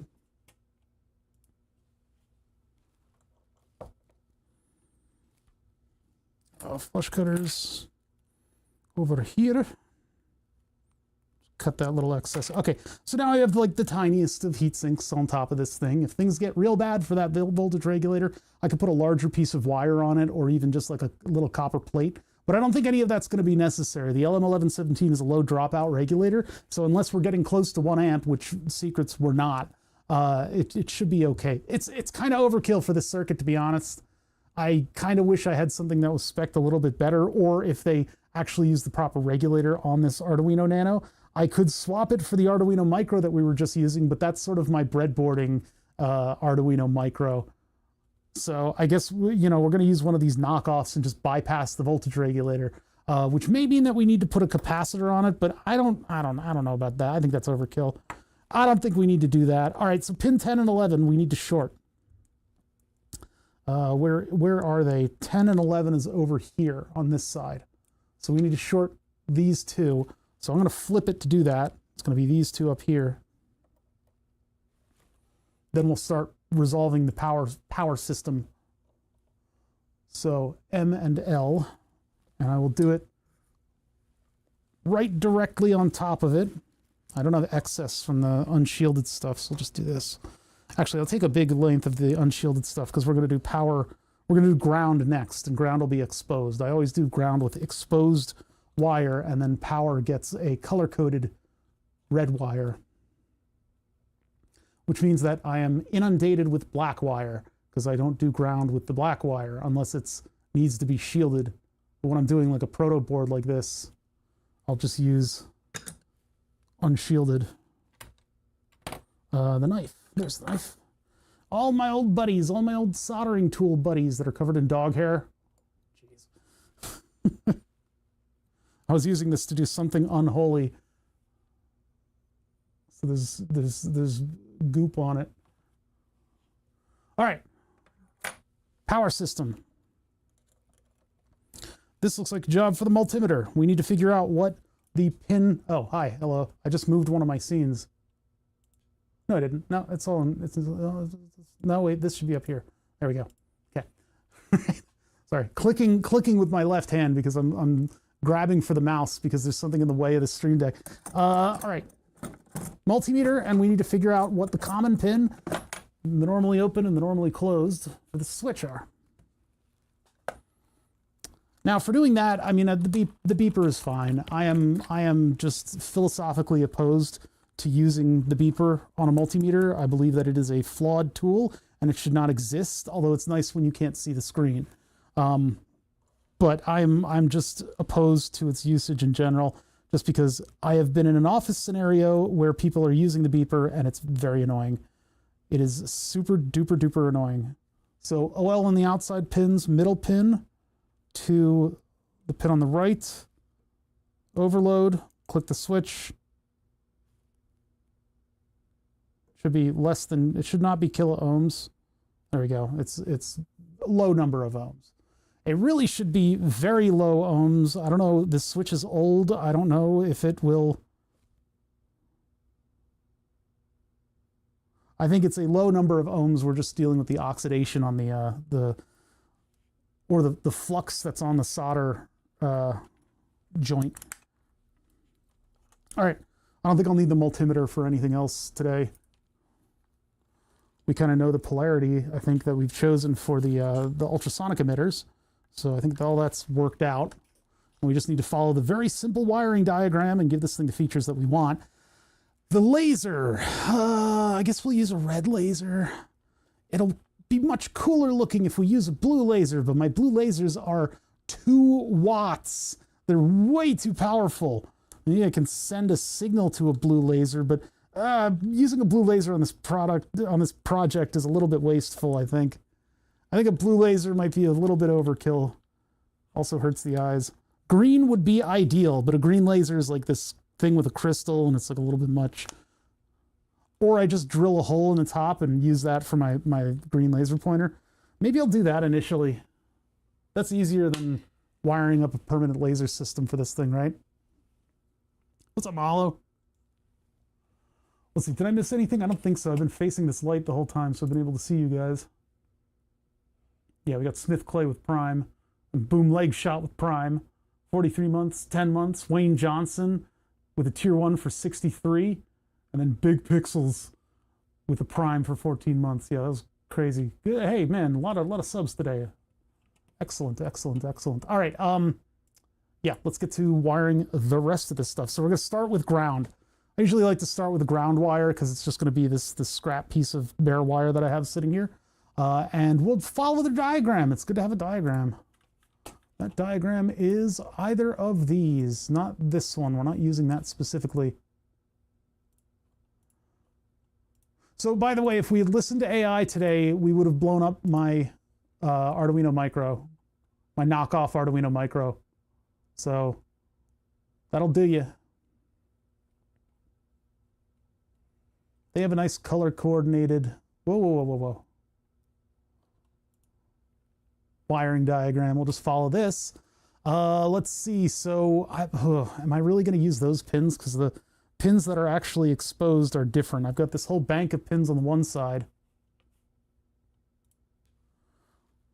here that I'm probably going to go up and over to the pin. So we're going to change up the pin out. 10 and 11 we've already got locked in, I think. Hold on, let's double check that.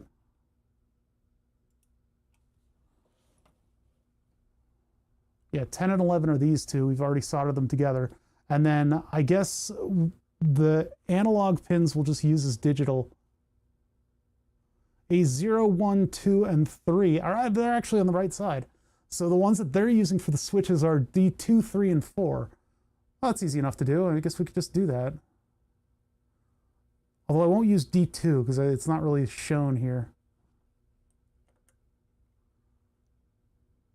So 3, 4, and 5 will be our buttons. And then we'll put those to ground. Input pull-up, does the Atmega 326...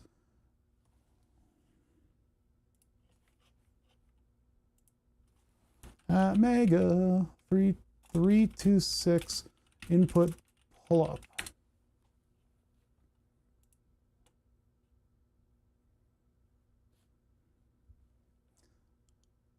They're inside the Atmega, not on the board. Okay, yes, so it does do that. That feature has been present for a long time, but it is like not new, but some microcontrollers could potentially predate that feature. But I guess I don't have one. I'm pouring myself more water because I'm getting desiccated here from talking for hours on end. All right, so let's get this wiring diagram together. the wires that are going over to the LN297, we're going to wire wrap those. I have a wire wrapping tool from Radio Shack, and then we'll do all the soldering first. Just mute for 1 second.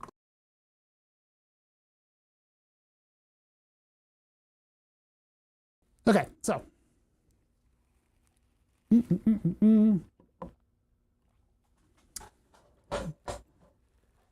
Common pin is in the middle. The normally open when you unclick is on the right. So the pin from the right is going to the V-in input, which is all the way over here. So the common from the barrel jack, I guess I'm just going to have to bring over to that pin with a piece of wire. I'll do a jacketed piece of wire for that one. And then ground is coming in on the side lug. That needs to go to the third pin of the regulator. So that too will probably have to rely on a shielded wire to get over to its destination. But then I will have 5 volts and ground sitting right here on those two, and I may be able to get them. No, I got to use wire to bring them in. And then we bring 5 volts over to VCC, and that bypasses the internal regulator on the little board here. So my prospect of having an exposed ground has already been completely shut down. I guess I'll just use black wire then. Wire everybody up to their ground signals first. Am I going to need capacitors? I might. So it goes in, ground, out. Input can be just directly from over there. Ground, or in, out, ground. That's one of the... So ground is all the way over here. So I could put a capacitor there. I could put one on VCC as well. But I could also do it after the fact if I want to by putting a capacitor right in this little crease in between the voltage regulator and the Arduino. We'll try to keep it simple. Keep it stupid simple. Which one is the disconnecting output on the barrel jack? Barrel jack. Pin out. Ah, it's dead easy. Okay, so the sleeve is the middle pin of the bottom. What happens is it disconnects when you push the barrel in there, and you can have that disconnect a battery. Like if you had D cells powering your device back in the day, you would use one of these jacks, and then when you plug it into the jack, it'll fully disconnect the batteries from the rest of the system. However, or no, it'll disconnect the ground of the battery to the system. Because what there is a little, you have a spring tab that will connect to the big barrel that you're putting in there. And so you have spring force pushing up on it and giving you good contact. What you do is you just make that spring disconnect when it's sprung a little bit. So basically just exactly what's in this diagram. So when you push the barrel in there, it'll just fully disconnect that pin. You don't need to have both of these going to ground, but what you could do in the past was have your battery's ground come in through this, and then you plug in your barrel plug and it'll disconnect your battery from the system, a non-rechargeable battery from the system. So, got that legacy to deal with. All right, ground. Ground is on the bottom pin, or ground or sleeve. Sometimes certain evil things have flipped the script on that pin being ground. Let's see. Ground needs to go all the way out here. So I guess what I'm going to do is just go along the bottom of the board then. This is another reason I hate through hole. So I have to do stuff like this, where I go in here and come out on the opposite side of the voltage regulator. Annoyingly.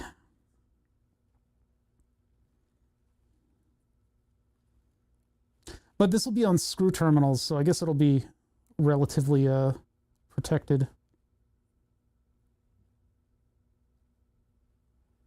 Down and over. There we go. Just like that. Just like that. Easy peasy. See, I would be working fully on the microscope with this, but I've got to do this one weird thing. It's one weird trick.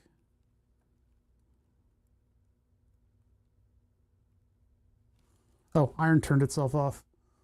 I didn't even have a hot soldering iron. What is my problem?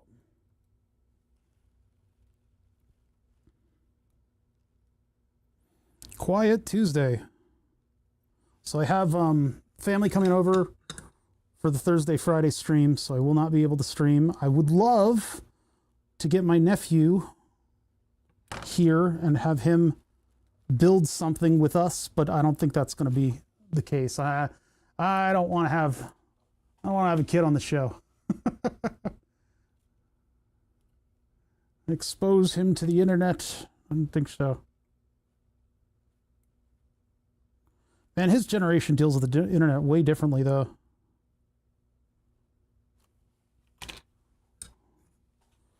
It's like a totally different animal to him, and he's grown up with it. It's so weird.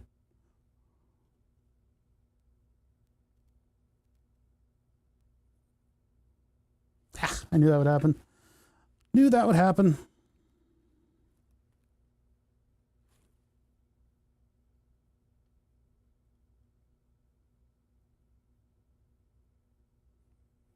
Yep.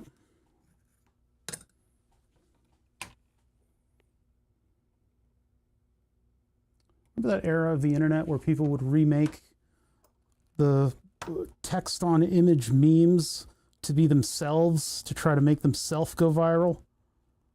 Back before everything was automatically monetized. People would get super famous from just having their face on an image text kind of thing. Bygone time, a cursed time.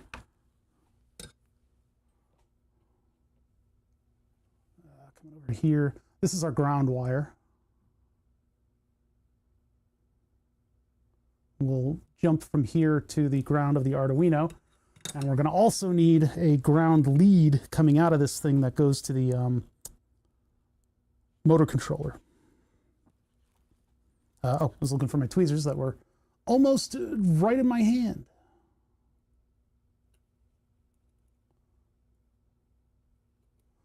I guess the ground lead will come from like right here, because it needs to go over to the motor controller, and I guess I can have it, well, it should exit the bottom, so maybe I'll have a wire from the top come down. It just goes right on there. Excess plastic sheath. The sheath is meant for wire wrapping and not soldering. Soldering is way over temperature for it, so it kind of just melts. It is a little bit sloppy. Oh wait, we're not powering the motor with 5 volts, so I don't actually need that to go. Is there a separate, wait a minute. Double check that.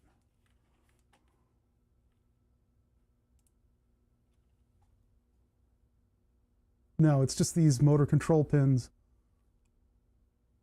Oh, it is being powered with 5 volts, so maybe the 1117 was not a bad idea, because it's going to be powering this guy. Huh. Interesting. Okay. So that one will get a red wire. And the LM1117 has found a new purpose. All right, this will be Arduino ground. Can I get that down there? Not really. Maybe I'll just go next to it.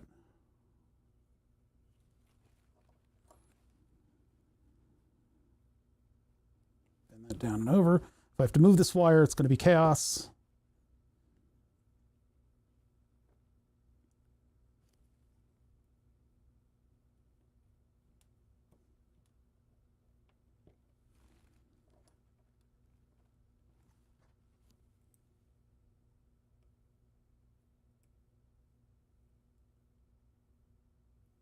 Lay that down next to it, get that just at least temporarily soldered, and then we can lay more solder down on top of it later.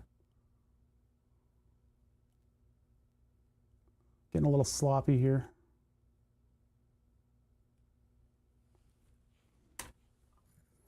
Sloppy is the enemy of function. And ground on the Arduino. Oh, geez, look at all that excess. Oh, look at all the excess. Oh no, way too long. Ah, that's terrible. I gotta fix that. We'll fix it a little later on. So ground on this jobby. I'm gonna have these pins facing outward so that I can program this thing. And that means that we are, oh, did they not mark what the voltage was? Great. The simple Arduino Pro Mini. So 10 and 11 shorted. Ground is 4 in or 2 in. So that's 4 in here, 2 in here. So 1, 2. So that one is ground. Yeah. So raw ground. I mean, I guess I can go up to the top of the board for this, maybe. So that this is just tucked nicely in. If this were all surface mount with just the wires, I do like to have a layer for the wires. That's why I like that stuff that's only got pads on one side.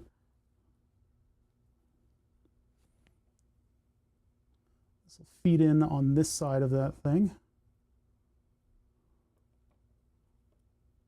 And then cut that to length.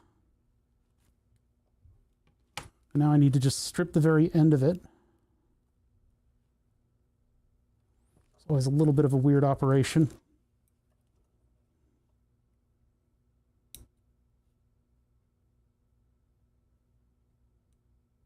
Well, I should probably expose the whole thing because it's ground, but I'll just get the very end there.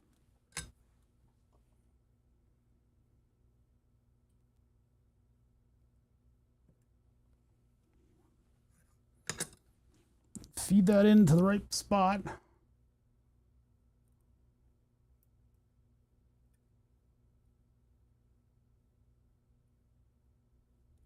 Yeah, it's going to be a little weird. That's going to be a little bit weird.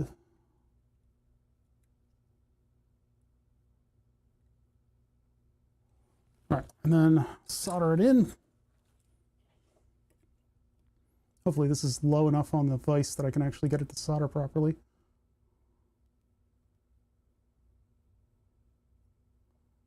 Oh, this doesn't have anything anchored to it, so I could potentially kind of hurt this if I'm not careful. It's just not solid. What's going on? I'm hitting the metal of the vise. Hold on, I got to lift this just a little bit. This is why I need to put a like a shelf on the vise so that the circuit board will fit in and stick up just a tiny little bit, so I can actually get the soldering iron around stuff. What is going on with you, pin?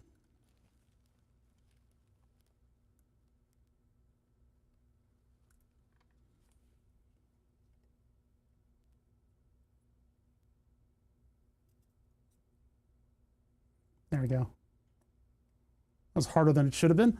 Okay. Ground to Arduino. Ground to motor controller is going to be like a hanging lug of wires that I'm going to wire wrap to the motor controller. So we can do that later. We need ground to the switches. These all need to get a ground. So we've got a ground there, but we also have a ground 4 pins down. So that's actually a ground as well. Although, to be fair, I would like to just run the full ground, so maybe I'll expose this over here, and we can run a solid wire down and then to all of the appropriate terminals on the switches. So let's go under the board here. And then I need to figure out which ends of the switches go to which. Just look it up. Tactile button pin out. Pun out. I don't want to go grab the... Okay, so it's across the switch. The legs are connected. Yeah, across the terminals. Which means it's top to bottom. So if I can run ground across these, then that'll free me up everywhere else up here for the connection to ground. This is where the microcontroller pins go. This is where the grounds go. That's easy peasy lemon squeezy. So 4 pins down from the top. Let's just double check. Double check. So that's the open row right there. So actually we could do this entire thing on the upper level. I can go up and then expose wire back and forth. And then underneath I can grab the ground when it turns. So 1, 2, 3, 4. So we can grab it right here.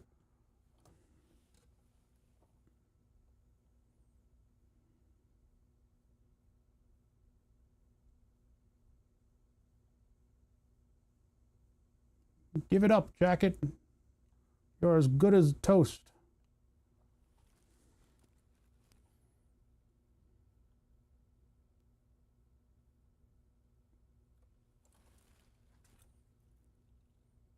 This method looks like crap, but it is effective.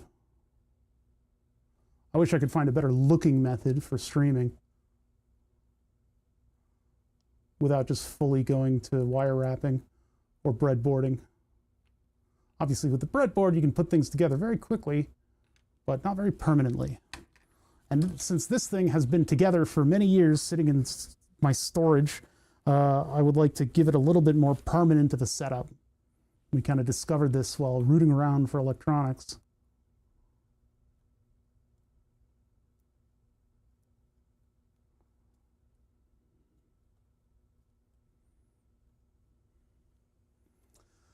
Let me think about this. Yeah, because I want to free up the wire connections up here, or down here rather. So I'm going to just do this one and flip it over to the top layer. I don't know if that's the best decision.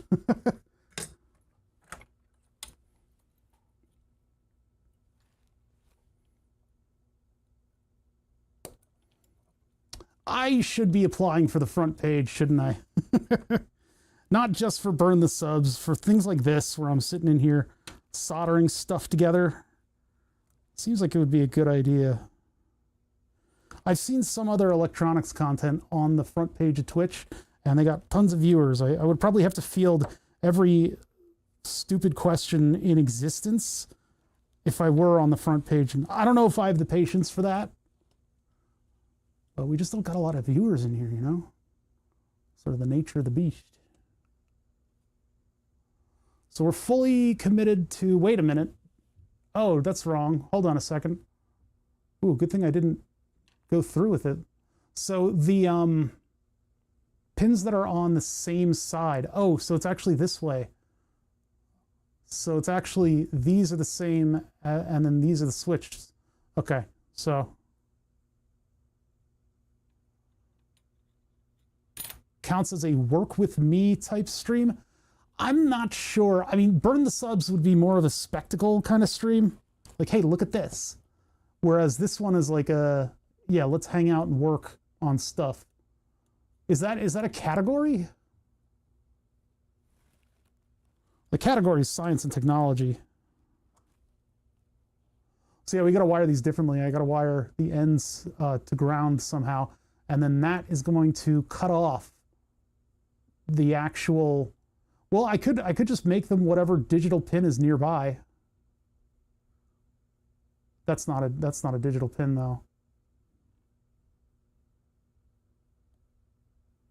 I've seen students and coders do the work along stuff. Interesting. I guess it counts. Are they pulling big numbers in that sort of category? Or is that just how they frame the stream? Do they just call it a work with me stream? Raw ground reset VCC TXRX reset ground. TXRX reset ground. And then we get into fourth, no, what is, there's like just like a little tiny, what pin is that? Mystery pin, and then 3, 4. TXRX reset ground, question mark, this would be the first.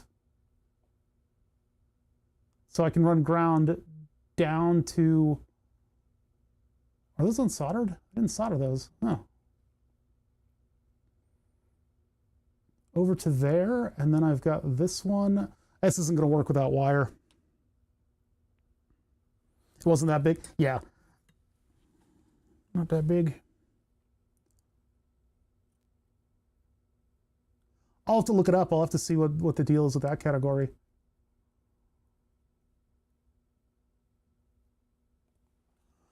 All right, so do I run the ground all along the bottom here and then use wires? I think that's just the way to do it. It's space is a little bit tight on this board, but I guess I can come from like the middle pins and go out, and then it's side to side for whether or not it's the D out or ground. Yeah, there's no other way. I just got to do it sloppy. We got to go sloppy style for this one.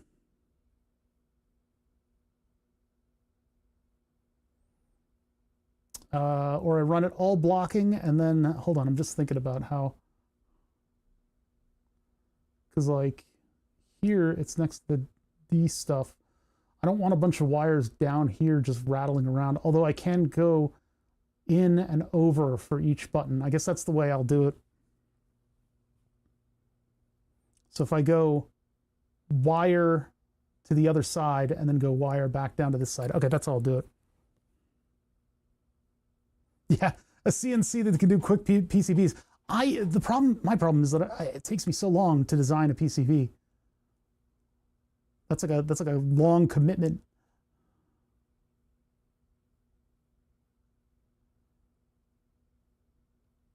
It is way cleaner though. If only I could do like over like that. No, that's not going to work. Okay, so just solder the damn thing. What's wrong with you, bother? Oh, just print the damn thing.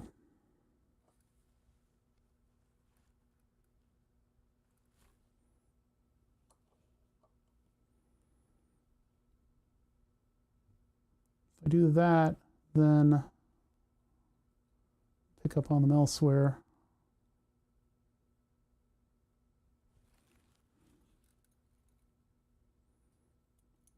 I got this unfortunate tiny little jump of wire across these things. Those little CNCs, they do run you, but if you're able to like program a full PCB in like a day, then it could be pretty useful. I saw what's his name? Not Play with Junk, the other guy, the dude who uses that German AI voice.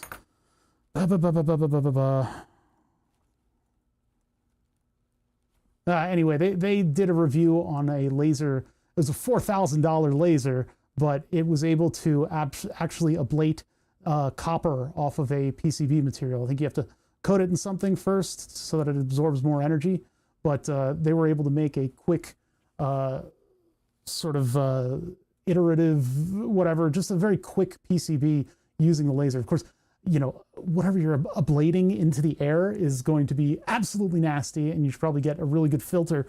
But that would be one method of, creating something like this, is to get one of those lasers. I don't have $4,000, to be frank. If I had $4,000, I'd be buying a used 944. And then hoping somebody crashed their Tesla outside of my house. Oh my God, what a horrible accident. Hey, you want to just leave that here with me? It's okay, I'll sweep it under the carpet. I did that in like 1 or 2 days in a fab lab. I also used to go to a CNC with CNC. Oh, I see. Oh, my PCBs are really simple. This would definitely garner that kind of thing, but the problem is I'd spend too much time in Fusion 360 making sure that I have all of the parts, because I'll dig something out of a drawer and it's weird, and so I get turbo mega distracted trying to get the weird thing working.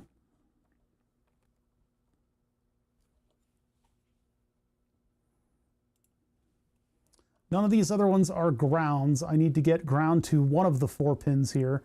And then double check that these things are, yeah, it's like here to here. The ones on the same side are connected. No, wait. Ugh, God, why is this so confusing? Why can't I just get this detail into my head? The ones that are on the same side are switching.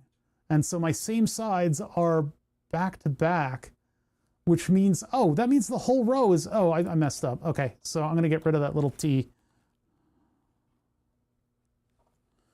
Why are you dumb? Why are you dumb? I could just make the upper ones ground and then jump from these to the digital pins. Yeah, maybe I'll just do that. Just make the upper layer. I could actually just jump this because it's the equivalent. Actually, yeah, this. Yeah. Good idea, me. It's the same thing with the ground here. I could have just jumped it from the microcontroller. Of course, then if you remove the microcontroller, oh, well, then nothing happens. So that's fine. It's like a disconnect. Oh my God, these switches don't communicate with the microcontroller because their ground has been disconnected. Also, the microcontroller's not there.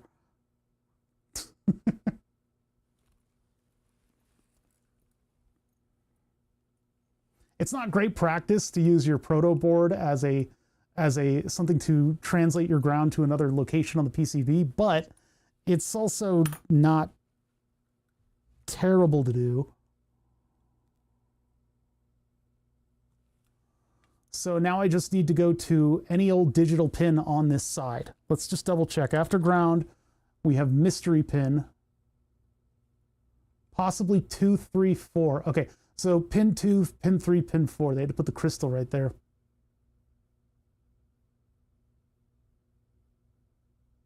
Marco Reps is the YouTuber that I was trying to think of a minute ago. Yeah, Marco Reps did a whole thing on his laser. Yeah, the ultraviolet one. That optical path is very strange. It's very interesting to see, like professional optics like that. But yeah, Marco Reps just did a video on a $4,000 laser engraver / cutter / everything that does UV. I would love to be able to get something like that, but it's expensive and these companies just don't really see me. They don't see me for who I really am. I'm a real boy. So they end up, glossing over what could be a wonderful relationship with products that they sell. Give me stuff. I am guaranteed to shill it for you. I know some Twitch people who are as big as I am doing gaming, and they get all kinds of free games. Those game, man, you find a good rep and they'll hook you up with a bunch of cool stuff. But I don't really know anything about that in the botherosphere. The Bother Dome.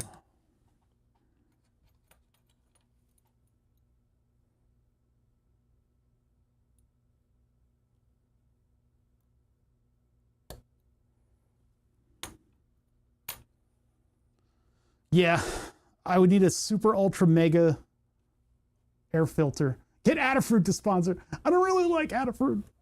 I'm sorry. They're insistent on being located in the middle of an expensive city, and so the prices reflect that.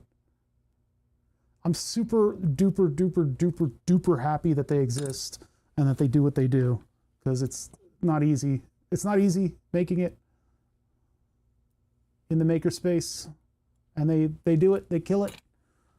They're doing a great job. Just not a huge fan.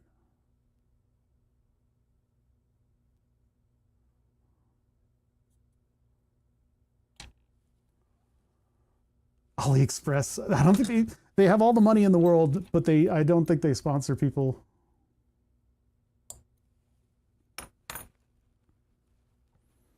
Man, I feel weird from not eating. I think I need to get more water, as I've been hungry because of the GLP-1.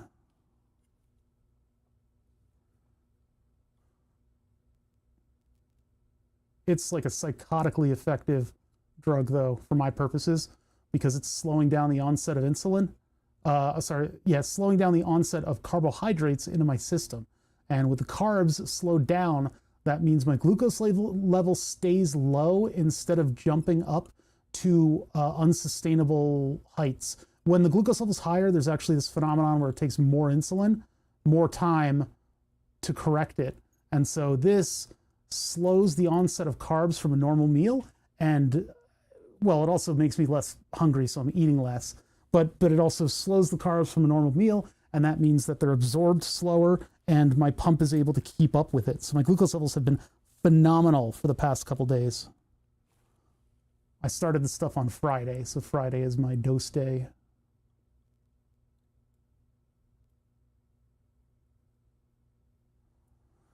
It's sad that I don't have a low power blue laser to use on this.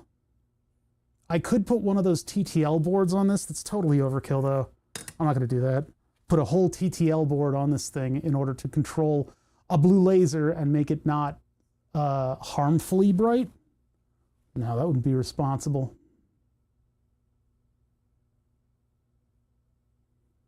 I'll just leave it open at the top. We'll drill a hole so that I can put my little laser pointer through it, and we'll have the green droplet again. Good luck. Hope you get the effects. Yeah, it should be pretty cool. Thanks for hanging out, Lines and Squares.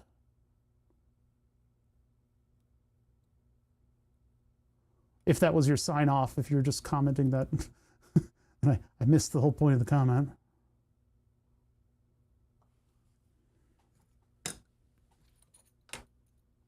The most important thing in electronics is that everything looks good. And actually, you'll be surprised in PCB design that does even... I'm not leaving, I'm just wishing you luck. This is my dog, Willow. There's nothing wrong with her. I just need... Or pray for my dog, Willow. There's nothing wrong with her. I just need you to pray for her.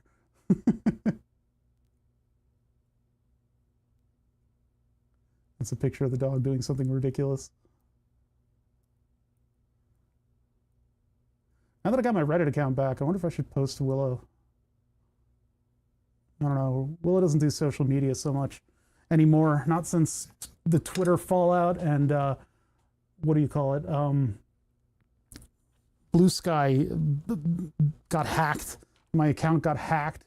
Ended up posting like an ad for something and then got blown up by the content, by the moderators. That is so obnoxious. It's just like, now your account literally exploded and you're never going to get it back. Bye. I'm like, huh? Prayer for the dog. Prayers for the dog as well. Okay, everybody has ground. Ground. And then red wire is going to be 5 volts.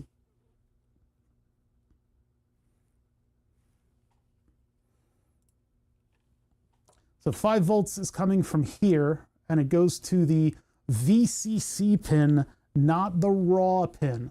The raw pin goes through the voltage regulator and protection circuit, which is a really good idea, but I guess we're bypassing it all. So we're going to go in through VCC. So that is 4 pins on the pin 2 ground side, which puts us... Hold on, let's lift that up a little bit. Yeah, this vise could really use just a little shoulder for me to put the PCB down on. Pin 2 side, 1, 2, 3, 4. So that one is VCC.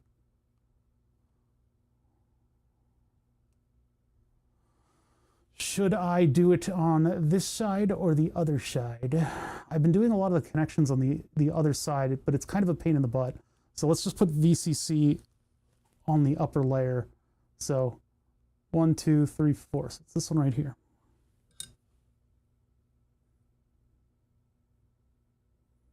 I'm shaking a little bit today.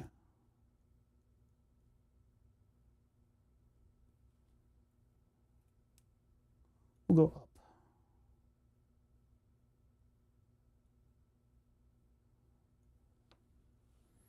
And then VCC comes from the middle pin or the tab. Oh God. Self-correcting? Ooh, barely. That might have broken the wire if I'm not careful. Johnson has all those corgi emotes. I want those emotes.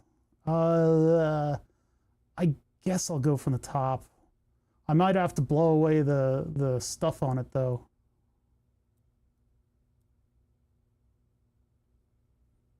Why? it was bending as I moved my arm, so my input translated to nothing.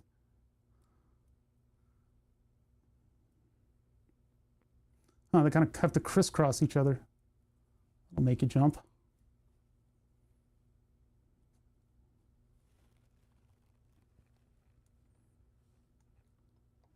They have to crisscross in order to make the jump.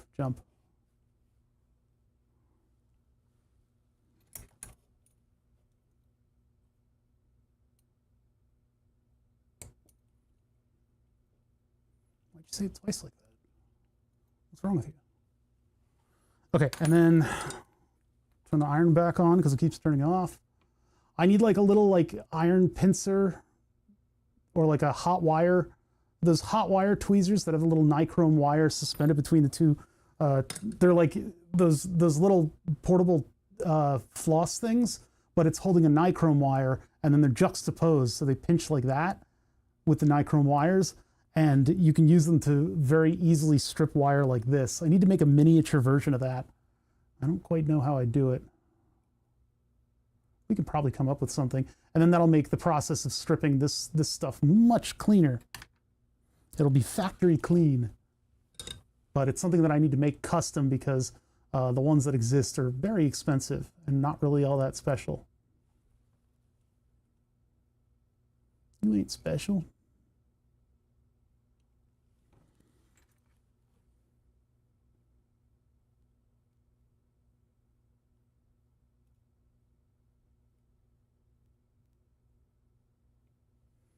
Okay, there's power there.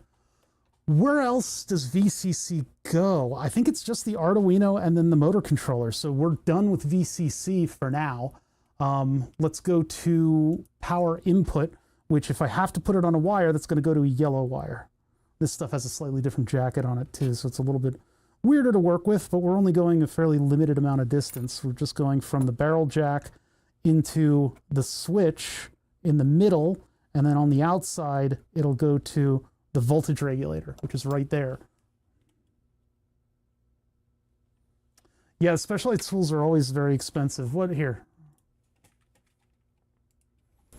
Wire stripping tweezers.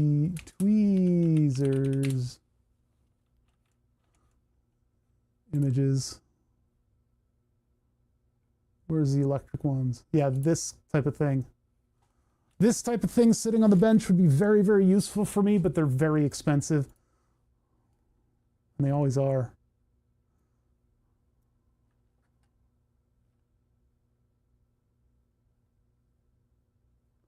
If you have to ask, you can't afford it.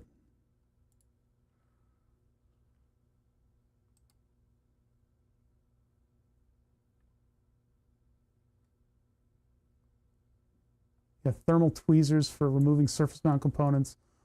Precision wire strippers. Is that one of the ones with the wire? No, this just has that. Oh, and then they give you a distance too. Huh, neat. If you're stripping like tens of thousands of wires, you know, maybe this thing is useful, but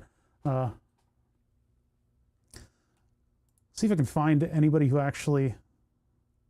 No, you got to contact a supplier. AliExpress.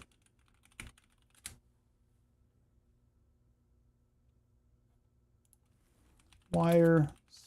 Ah! ah!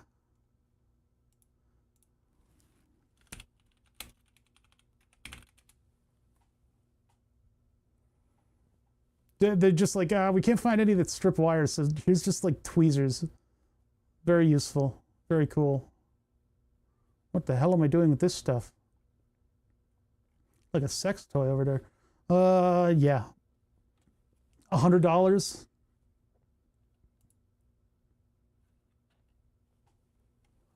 I'm not spending $100. Oh, doxing. All right.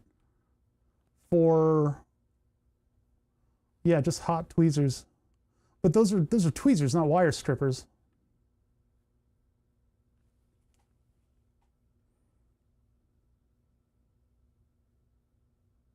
No, they make a very clean cut.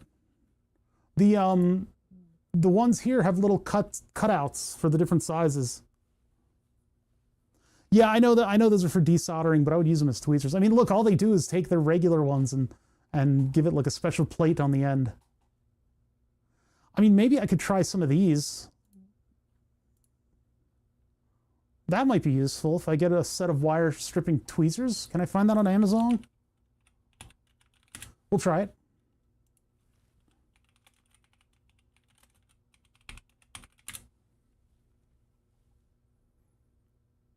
Oh my God, what are you doing with that?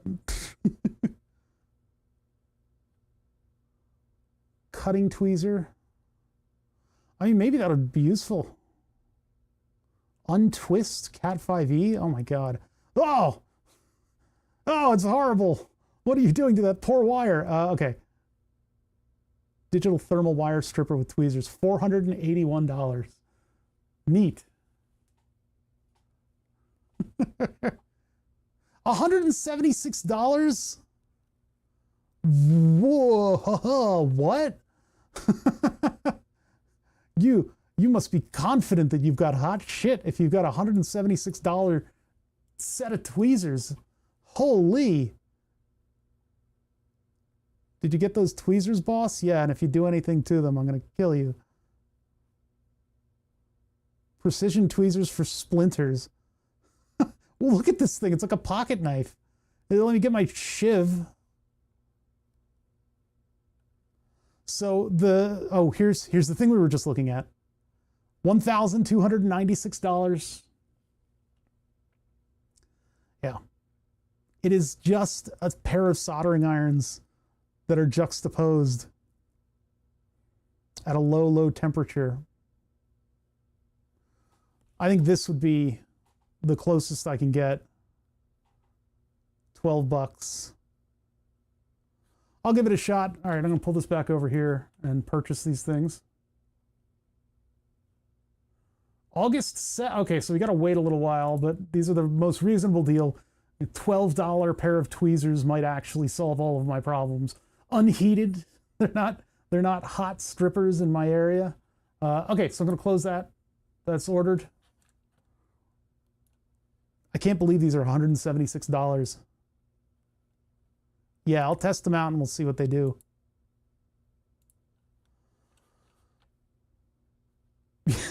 Well, they're stainless steel, so they don't keep hot. They don't hold any heat. But that pair of tweezers might make doing this, if it's enough that I can pinch it twice, because remember, if I'm just pinching the wire, I'm not stripping the whole jacket. But if I can get it to go through the plastic and pull, that'll also break off cleanly, or I can knob it and then move to the side a little bit and then pull. I think that'll work out pretty nicely. And it'll help me clean up this sort of process. So I guess that's a necessary tool in my own method of building stuff. It's weird. I feel hollow because I'm super hungry right now. If I didn't have the GLP-1 medication in my body, then I would be feeling like it's an emergency. But it's not. I'm just in, OMAD mode. You mad, bro? OMAD mode. Okay, so where are we going? We're going with 12 volts, which is coming out of this pin right here. And the 12 volts needs to go to the common, and then it needs to go to this outside pin because life isn't fair. We don't get to easily manipulate these pins. I can do all of this just on the board itself. I can see that path. So let me take a look at whether or not I have my exposed wire anywhere. No, I don't. Okay, I'll just use more of the yellow wire and just strip it a little further up using the fingernail method. Using the fingernail method. Using the fingernail method. Using the fingernail, my fingernails, ah! Okay, got it. Easy. Just have, like in the days of yore, have a little lamp. Just a little lamp next to me or a wax candle. And I'll heat up the iron, literally like an iron. The only problem I have with running the wire on this side is that I don't know if any of these holes are shorting out the switch. I don't think they are, but it's a possibility that something weird happens. I've had it happen before, where something crazy will like short on the jacket of the device. We're going to these pins.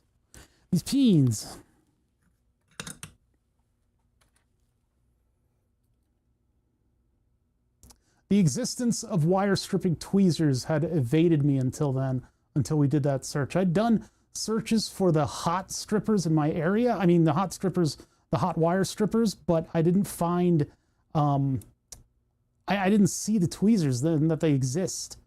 And I guess they're pretty rare because they were $176 or $12. So $12 is going to net me probably not the best pair of tweezers, but if they are sharp enough and they're parallel enough, then they'll do. The $176 ones are not going to be worth $176. I would pay like $20 for that kind of a thing. I think 20 would be pretty reasonable.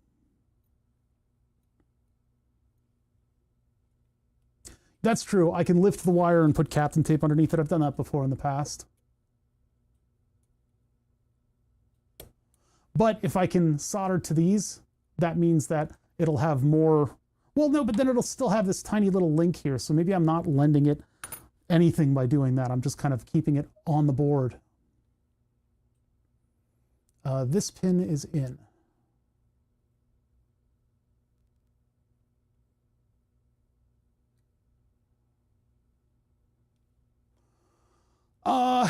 Yeah, I guess I probably, oh wait, I went to the wrong one. Well, let's do this first. This one goes all the way up to the top.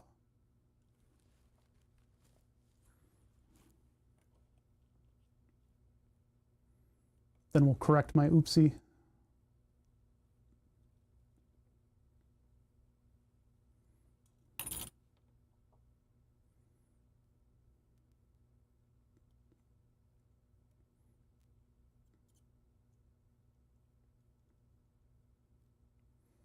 Oops, up a little bit. Oops, up a little bit. Oh, come on. Son of a bitch.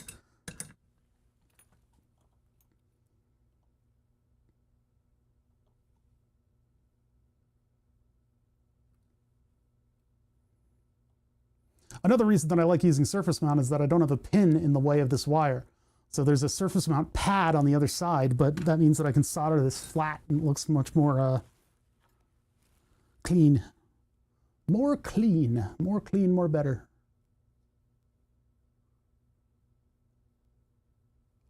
Electronics is all about show. And actually, more than you would believe, PCB design is just all about what looks good. It's kind of crazy. You can get down to the nitty gritty a lot of the time on PCB design, but in the end, a lot of the people who design PCBs are just like, I just did what looks good. And it worked reasonably enough. If you need to get down to the nitty gritty and really analyze the electric fields and all that stuff, you can, and I guess you would if something went wrong, but mostly it's like, well, that kind of fits in and it looks nice. And there's a whole type of PCB design that subverts that and just does what's effective, where you do as the crow flies. You do the direct routing. There's a router called Topor that makes absolutely cursed boards, and routing methodologies like that exist in telecommunications equipment sometimes, where you're not evening the length of traces. You're doing it as small of a trace as possible within the confines of the board.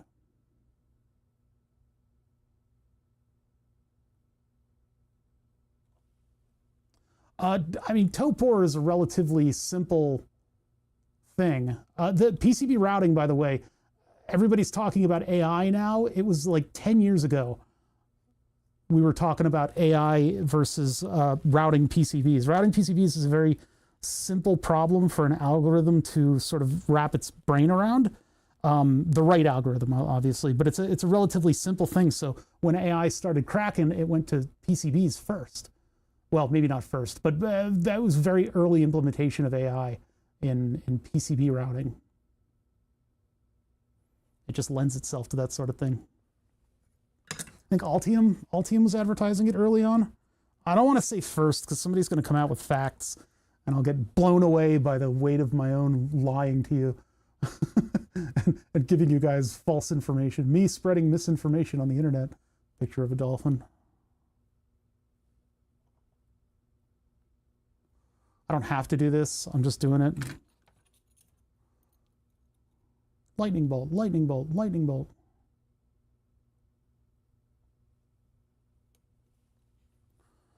Yeah, if those tweezers work out, that's gonna be a game changer.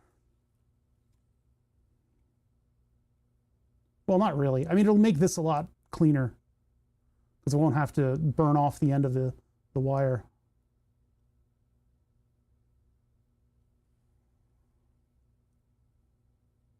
They made it try to design the circuits as well? Oh, that's interesting.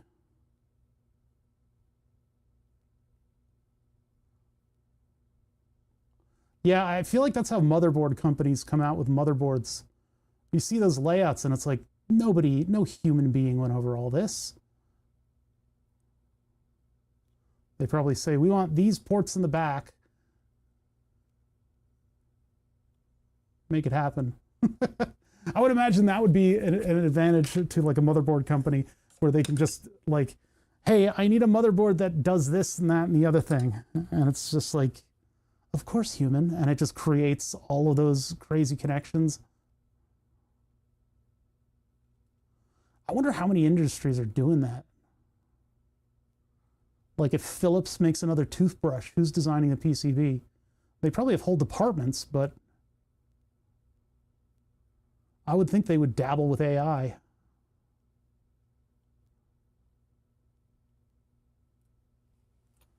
That kind of engineering fascinates me. Like, what does the team look like working on that one?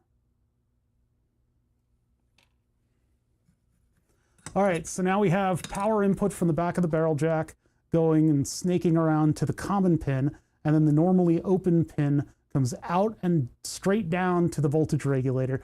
That probably could have been a little bit less clunky, but it's what it's.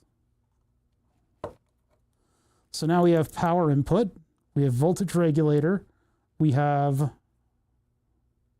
5 volts going to the Arduino. We need 3 wires coming out of this thing. We have our digital pins. One of them is in a different spot just to make it wiring a little cleaner.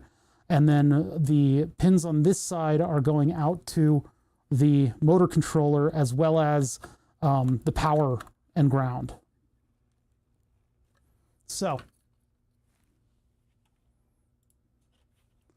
what is our hookup? Oh, this is feeding 12 volts. Wait a minute, this thing provides 5 volts? Oh, we didn't need the voltage regulator at all. Ah, son of a bitch, that was the whole beginning of the stream. I was working on this stupid freaking thing. Oh man, I didn't know, man. I didn't know. This thing creates 5 volts with its own cracking huge voltage regulator. All of that effort and time. Ah, man. Adding solar to the feed-through holes. Oh, adding solder to the feed-through holes. Was it just for security to secure the 3 wires in place? There's no connections, right? Yeah, I mean, it just holds it down. It holds it down. It keeps me from messing around, like knocking it off. Knock it off.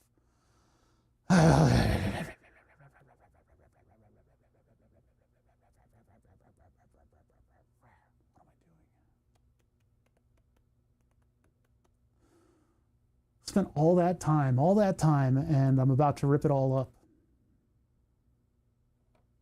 Barrel jack is our power in. We have a switched lead over here. We have a ground lead over here. And I'm about to just tear it up. Because the LM1117 is a nice regulator and I don't want to waste it. Oh lordy, here we go again. Yeah, that was a pretty big mistake, huh? Well, we got hot air. Might as well get it out. Get it out of there. I don't want there to be 3 derelict regulators sitting on the same project, so. Now here we're in a bit of a situation where the barrel jack is made out of non-thermoplastic, and the header will probably also leave this mortal coil if I'm not careful. So I'm going to hit it with air from the side, and hopefully the worst of it sort of filters out and dissipates.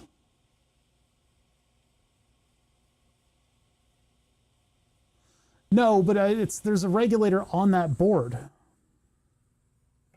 I don't want to waste my LM1117 because this thing is here. I think it's a 7805. 8L-05. Yeah, it's an ST micro regulator. This thing has more power than the Arduino will ever use, so we're just going to do that. Son of a bitch. All the wiring that I thought was going to be there was there, and I just should have trusted my instinct. Bunch of piss. All right, let's get this thing out of here. Let's get the wires out of there, and we'll just use... The wires are already in the right location, so I can just run the wire there and back. There's a 12 volt and a 5 volt wire that need to exit this to go to the other board.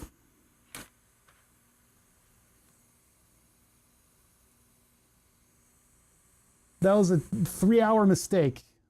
3-hour mistake. We spent all that time sourcing and looking up regulators for nothing. Welcome to electronics and the type of things that happen when you're pooping around with circuits. Glad you guys could join me for this fruitless waste of my time. Waste of all of our time.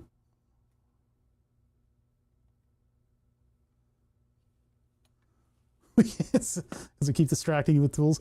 True, this is your fault.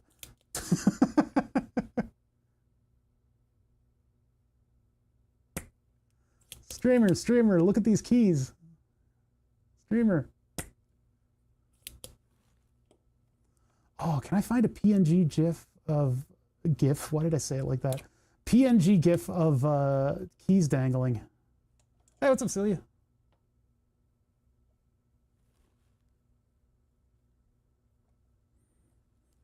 We're doing some breadboarding, and I just found out that wire stripping tweezers are a thing. So we searched for strippers and found wire stripping tweezers that I just ordered. So I think those will be pretty nice for building stuff. Yeah, there's a lot of different gadgets for holding circuit boards in place. It's easy to get lost in the shuffle. Ground are here. Ground go here. Ground could be in better place. Let's rip up ground.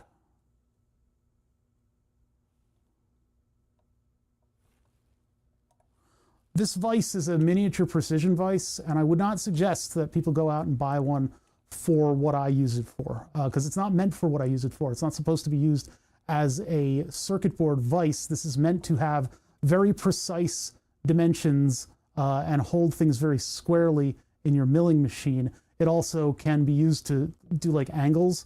So because things are very flat and sort of even on this vise, you can put like an angle block under it and have weird work holding situations for milling and machining. It's not meant for circuit boards. I wouldn't suggest you go out and buy one because this thing is $600 because it's a Palm Grant. Although it's not worth $600 anymore because the previous owner of this from the estate sale that I got it from didn't really take care of it, and I don't really take care of it too, so this thing's covered in rust.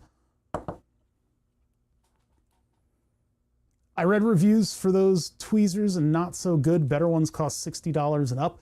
The other pair of tweezers that we saw, the only other pair of tweezers that we saw, was $120. So I'm going to give the cheap ones a try.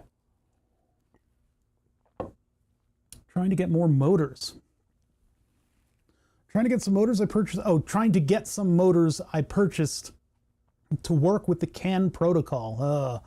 I haven't done much with CAM. In terms of my involvement with CAM processing and stuff, I have used it before. It's my 3D printer is powered by it, but I haven't really engaged with it that much because the 3D printer, I just kind of plugged in. It's just kind of plug and go.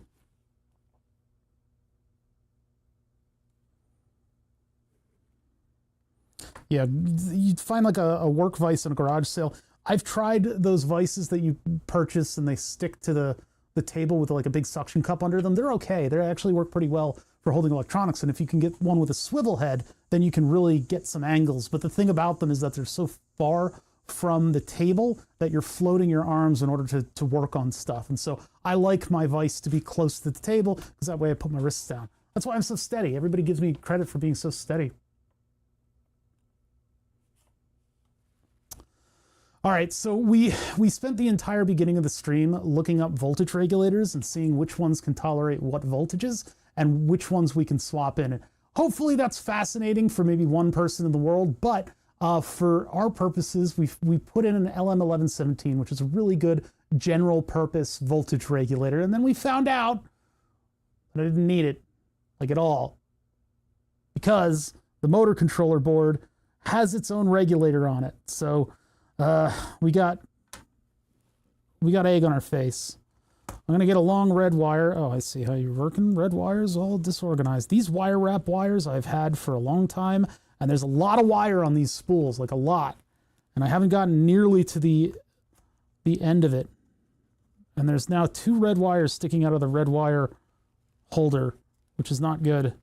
Something is crossed, and oh, something is crossed like a lot. Oh boy. What the heck? It's coming from like 4 layers down. What's going on? Oh my god, it's a huge mess. This is crazy. They're like woven. Oh boy. Well, we'll get what we need, and then we'll leave the rest of that to future me. Future me can deal. He'll know what to do.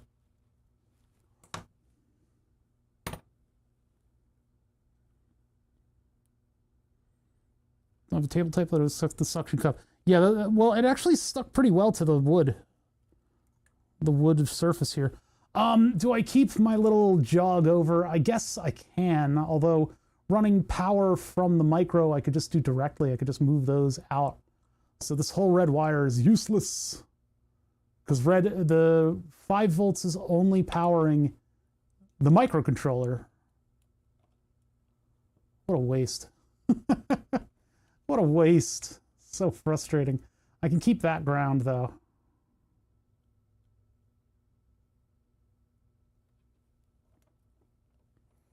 And then we'll want wires to come out, so I guess we'll have to solder these from the top.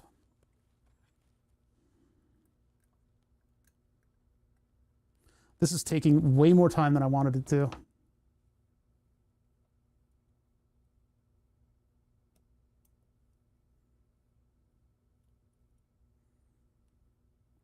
So that whole thing just goes. These stay, because this is the switch circuit, and then this should go into the rest of the ground over here.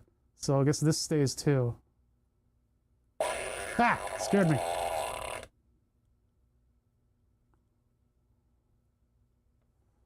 What is that one?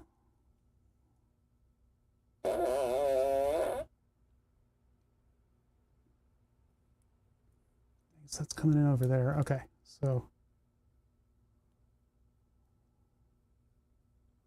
I can't operate that one because it's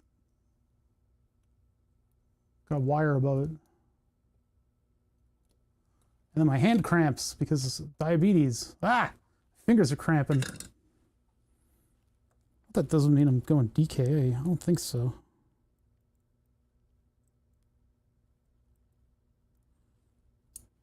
This is such a simple circuit now.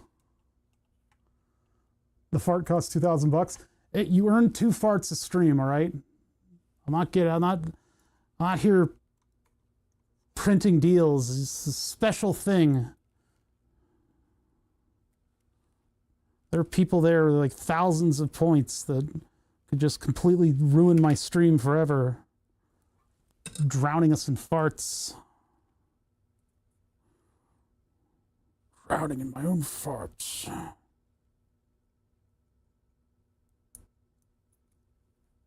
Trying to rip up all the stuff from before. I guess we could start wiring this to the next board. I just need to get this ground junction together.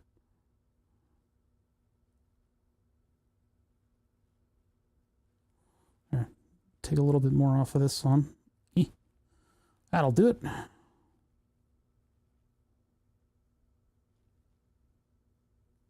I smell burning plastic. Why do I smell burning plastic? The only hot thing is in my hand.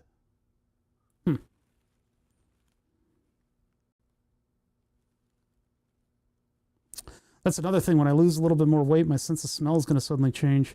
I've had that happen before. It's weird. Like, man, I can really smell certain things much more.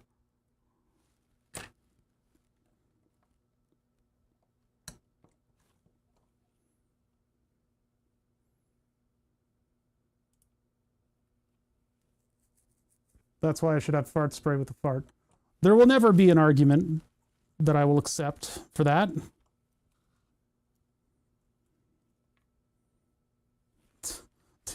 Yes, no, that's not how that works. That's not how smells work. It'll smell like burning plastic and farts. Now, there's no reality in which I actually give you guys that kind of control. Actually, there was something that I was thinking I could give you guys control of, and I forget what it is now. There was some other thing that I thought would be kind of a fun thing to give you guys, but I forget it now. Whether or not I want the levitator. No, that's not a good one. And maybe when we do some LED stuff, because I want to do some LED stuff in the near future. Oh, I've been sitting too long.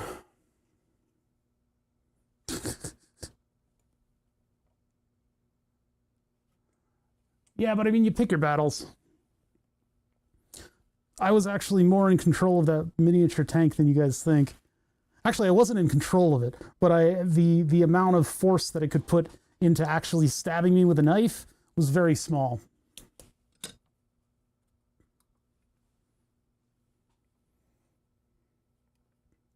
Yeah, I just people keep asking me, like, why don't you hook it up to a sprayer and you can spray yourself with the farts? And I'm like, are you like a pervert? Why do you keep telling me this? Like, think about that. Engage with the idea for just like a millisecond. Just think about what I would be unleashing on myself. You know, anything for views. Why don't I give you guys a hammer? You can smash my hands irreparably with channel points. That would be really funny. Or maybe I give you guys like a syringe with poison in it, and when you guys activate the channel points, it'll inject me with poison. That would be really funny, streamer. It's like, come on, guys, like, think. Just think a little, please. Okay, so this is switched output, which no longer needs to go over there. Ugh, more stuff that I gotta rip up. Actually, if I take that switched output and I attach a wire here, then I can have a bunch of wires here that go to the other board, because that's where they need to be. Fart pervert has entered the stream. Yeah, it's like, why do people keep bringing this up? They're not thinking. They're not thinking. Actually, wait, this one, well, I don't want to make the whole thing solid, but if I do make it solid, that means my ground wire can come from here as well. So I can have power and ground. What other signals do we need? We need 4 more wires. So power, ground, and 4 other wires. Let's make those, make that pigtail. This is actually a lot easier to hook up with the voltage regulator on the other board. Kind of interesting. So ground here, ground. Doesn't really need to be this long. Is that going to get me from board to board? Let's just give it a little extra. And then 4 color wires. I don't know if I have... Oh wait, but power is not supposed to be on red because it's 12 volts. So we're... Oh no, but this is power down and power back. Yeah, this is 2 bidirectional power. So I don't have enough wire color to give everybody a unique color.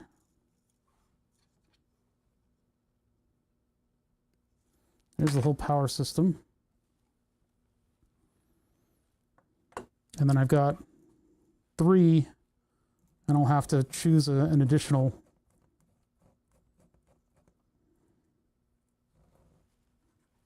Make them all the same length-ish.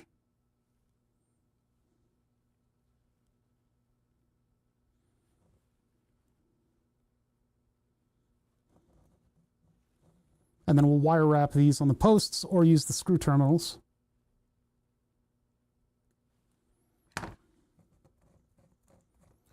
Now this stuff, I believe it can handle up to an amp. I think I put an amp through it before, although it's a little dodgy at 1 amp.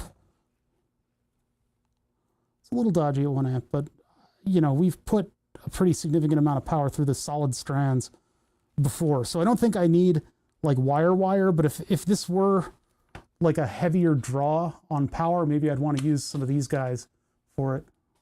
The thin jacketed stuff. And that way I would have 4 unique colors of this wire anyway. That'd be nice. Okay, so we got purple, we got, we just got blue. So purple. Purple. Start wearing purple, wearing purple. Where is that? Oh my God. This is all over the place.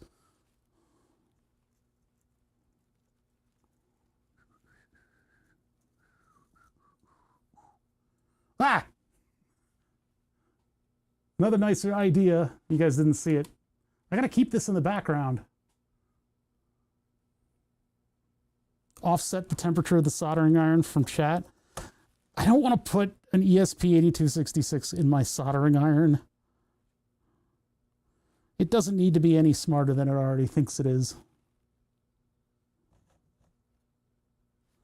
I mean, if I want to engage with that idea, the super annoying shop would be a good project to do. And just everything in the shop has some degree of chat control to it. And that way they can annoy you in unique and wonderful, interesting ways. Just have a bunch of stuff that they can discover with channel points in order to destroy my psyche. So to and fro power, and then I've got 3 wires here. I need a 4th, but I'm out of unique colors for wires. Which one do I double up? It's N1, 2, 3, and 4, which are all, I guess, just motor control, sort of directional pulsed pins. I guess I'll double up on black wire. Probably shouldn't be doubling up on a power wire, but whatever.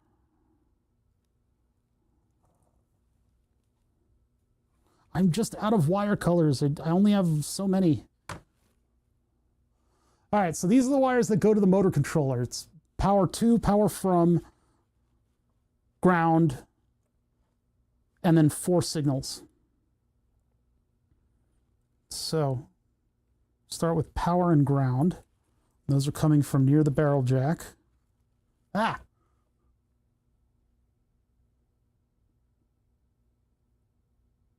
Just a command for turning it off. Well, turning it to the IntelliHeat, because my iron has a couple modes. There is a mode where it keeps it ready to heat up, and there's a safety heat mode that it turns on randomly as I'm streaming. It's like I don't need chat to control that because it just does it on its own. It just does it on its own. I don't need to give chat. I don't need to give you guys nothing. I think maybe I should do all the power pins from up top. Ah, jeez. My hands are like cramping up in that weird way. I don't know why they're cramping so much right now.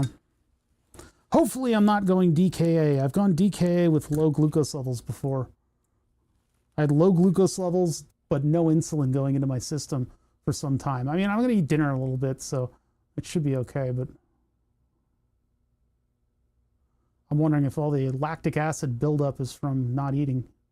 Which is, I mean, it's not a terribly long amount of time to go without food, so I'm trying to tin this thing, but I don't have parallax. So I don't know where that stuff, I don't know where anything is.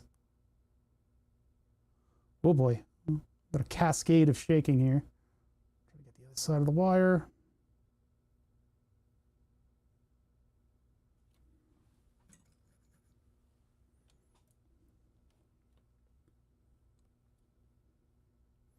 Yeah, I mean, I could come up with 10,000 ideas of how this is positive voltage. This one's positive voltage. This one is ground. This one is ground.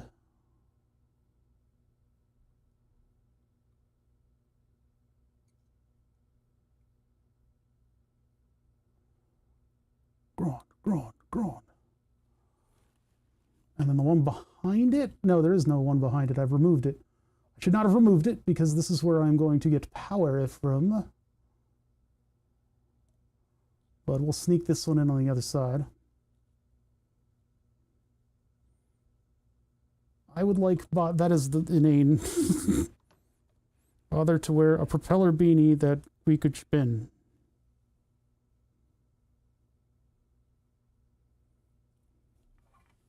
You could just go to that meat spin website on your own. You don't need me for that.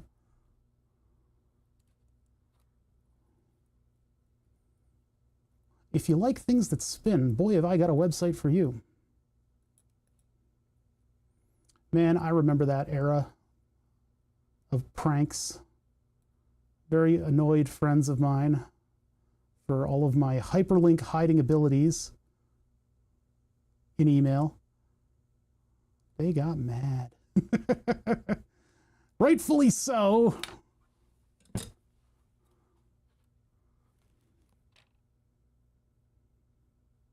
This is not the best way to hook this wire up. Oh, damn it. Then it just came right out. I guess I could solder it on this side and then feed it through because it's got a little bit of distance to cover.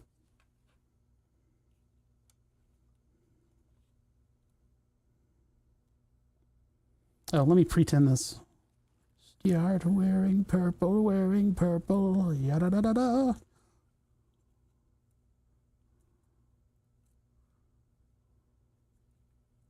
Okay, solder. Can we just get along? Can we just hang out just right here? That's all I want you to do. Just stay right there. There we go.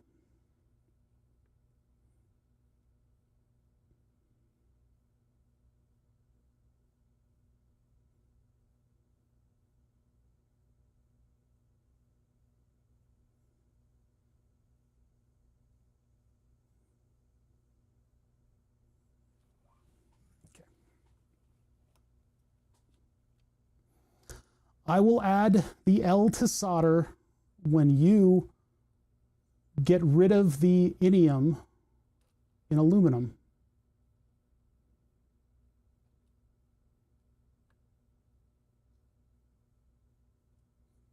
Why is this not soldering? What the deuce? Sometimes if there's a lip right there, it'll catch on that.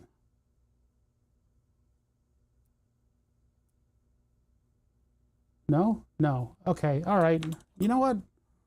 Stupid thing. Come on. Help me out here.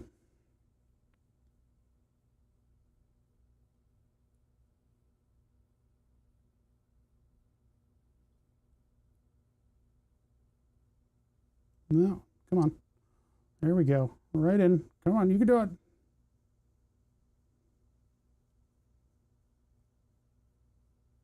I see the heat. I saw a little ploof of smoke. There it is. Jeez.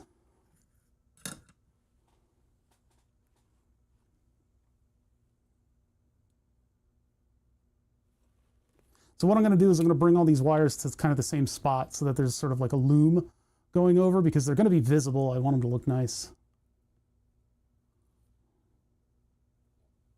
This has been sort of a meandering circuit building day. I've made big mistakes that set us back quite a bit of time.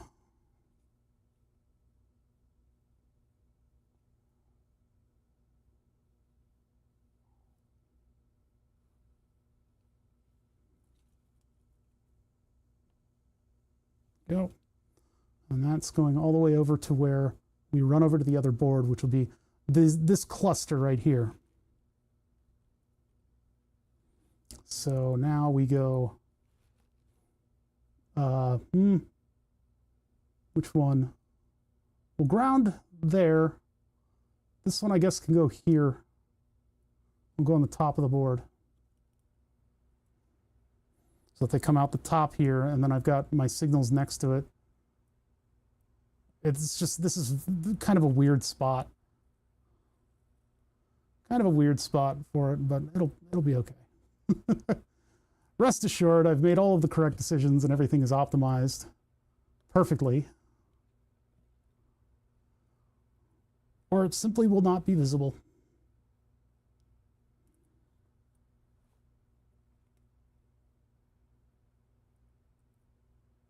I want to go under this. So I'm going to pick that up. Under there, above here. I'll have to check this over when I'm done because this has been kind of loosey-goosey wiring. I'm not really paying much attention to what I'm doing. Get that through a little bit.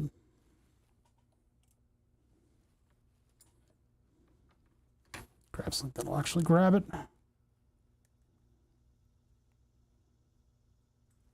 Go. Okay, so there's 5 volts in and ground. And now we need 12 volts out. It's this guy right here. It's a yellow wire. I do computer wire coloring. So yellow is 12, red is 5, black is ground.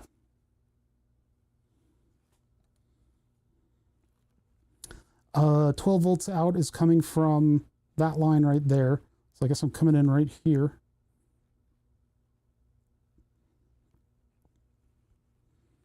It's just right in that vicinity. Perfect.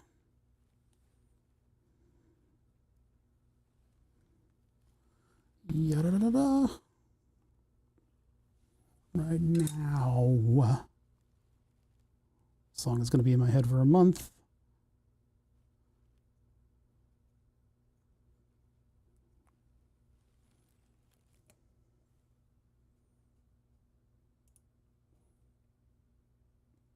I don't know. I feel like that's a little sloppy, but I'm going to keep it because I'm not going to be a perfectionist.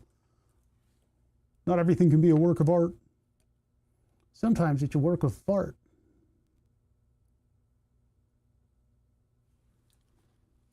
That was your cue, chat, and you guys completely whiffed it. If ever there was an appropriate time to spend channel points, it was my amazing joke. Okay, so power in, out, ground. And then I guess what I could do is do separate. Well, I want these to solder on the bottom layer just because it's so much easier to solder to the pins on the other layer. What pins do they want for these? A2. What is it again? A2, A0, 1, 2, 3. And they've got those going to specific places. I don't know how critical that is. We can always shuffle the pins in the code. But if I do, let's see, exit from the top. Let's double check our wires here. 1 sec. I don't want to blow this thing up. Raw. Ground. Reset. VCC. Correct. A0 to A3 are these. Why don't, okay, so here's what I'll do. I'll do, the wire goes to that pin and then goes down and under. And that will get us to the right spot. So it'll thread out of the pin that it's coming from. That'll help alleviate some confusion. Make it cost 1 point. No, pervert. Simply put.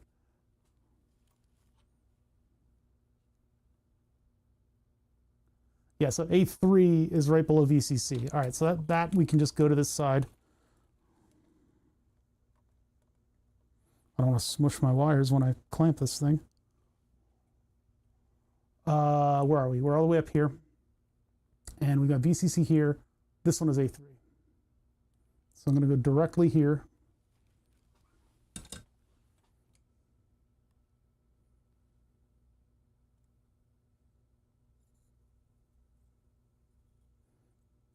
See, the thing is, there's always somebody with enough channel points in chat. That's what I was banking on. There's always somebody who's been saving it. Just the right moment. What? You know, like...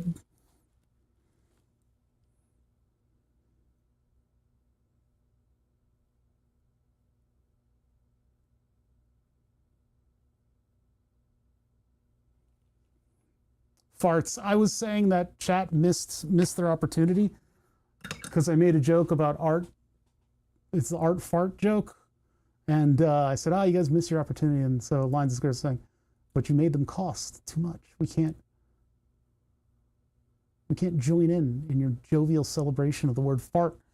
It's probably irresponsible to have a black wire this close to all of the other ground stuff, but oh, well, here we are. I had to double up on one of the colors. Yeah, see, there's always somebody with a ton. All right, next one is the... No, that's not. That's just a piece of jacket. Okay, let's see. White wire.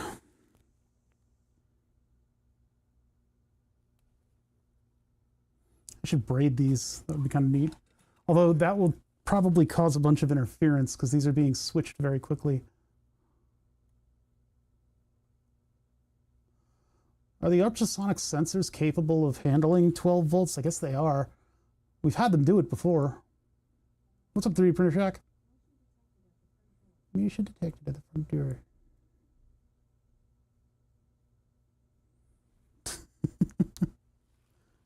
That was just for fulfilling the joke. It wasn't, whatever.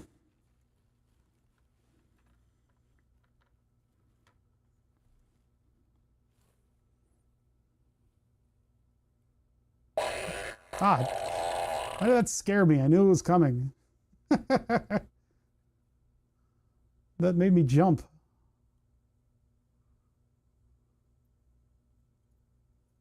I guess because it was such a violent one. That one's not holding anything back. Ah! The reason you hear me going, ah, and then doing this is because my finger muscles are cramping. It's like a Charlie horse where it'll hold, like I'll grip something and then my hand won't want to ungrip it. So I have to actually like flex the muscle out and get all the lactic acid away. Through the limbic system, I think. Lymph system?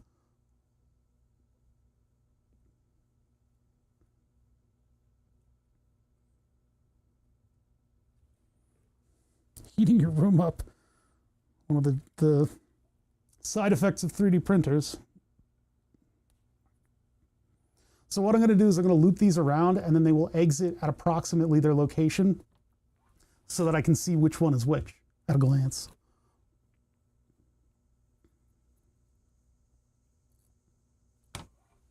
So there'll be the jacket of the wire is what's flexing, not the actual wire itself. That's why I'm not just soldering these and moving them directly over to where they go. This just gives me the ability to work with the wire a little bit before it breaks. Because it will, if this is allowed to flex at that location there, because that's where it's weakest, then it will eventually work harden and crack.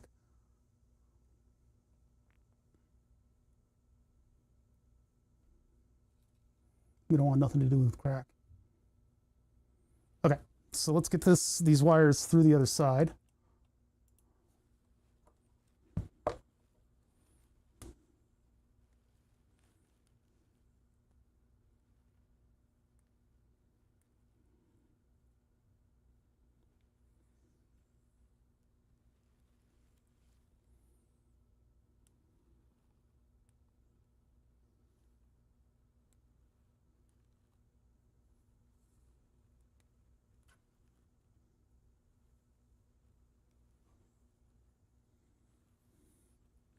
Okay, and then through their pins.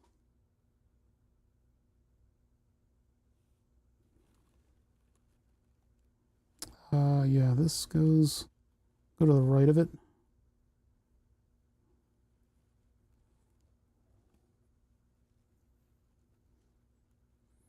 Okay, I'm just careful that I'm not putting little loops in this when I pull it taut.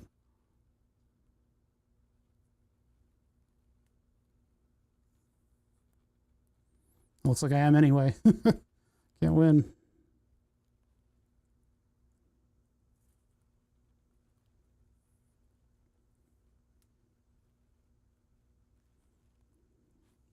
Wiring nonsense.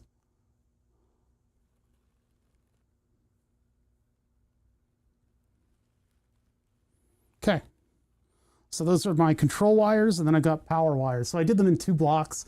I was going to try to move them all over here and do them all in one big block, but I wanted, since I had to double up in color, wire color, it's good to kind of like visually separate them. So I know that this black wire is not in fact ground. I use black just because I have more wire than any other color. So I usually do ground in this one that I'm running out of.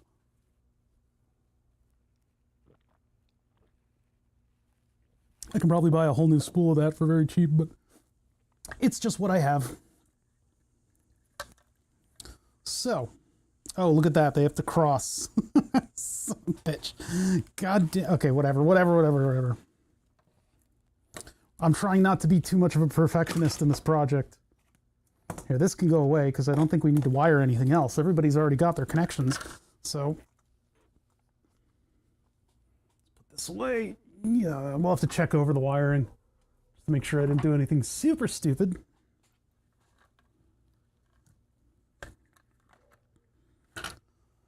Do. My dog is barking at stuff because it's a nice day.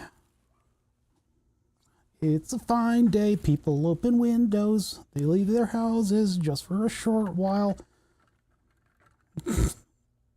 We didn't add the LED to this either.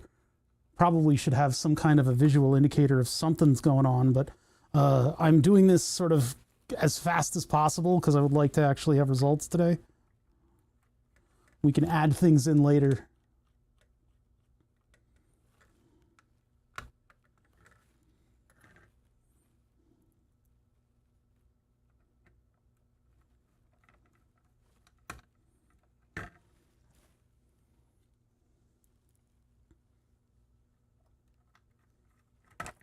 Ah.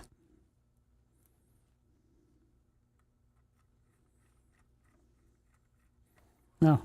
That one's crooked. No, there it goes. Nope, it's cross-threading. Cross-threading, loosen them all up. That was the flexi post, the one that we had to make work with all its buddies. Or no, it wasn't. That was the different one. Okay. Well, hopefully I didn't totally cross-thread the brass. If not, I can just brute force this thing in and... Oh, no, there we go. Okay, perfectly fine.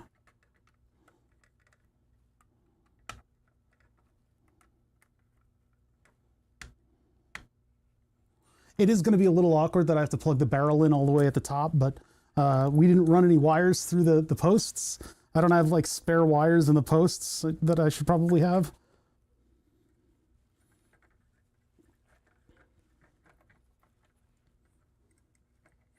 I'll run these with very minimal excess. I'll just go straight down to the plate and then back up.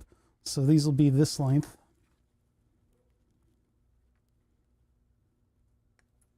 I'm about to yell at that dog.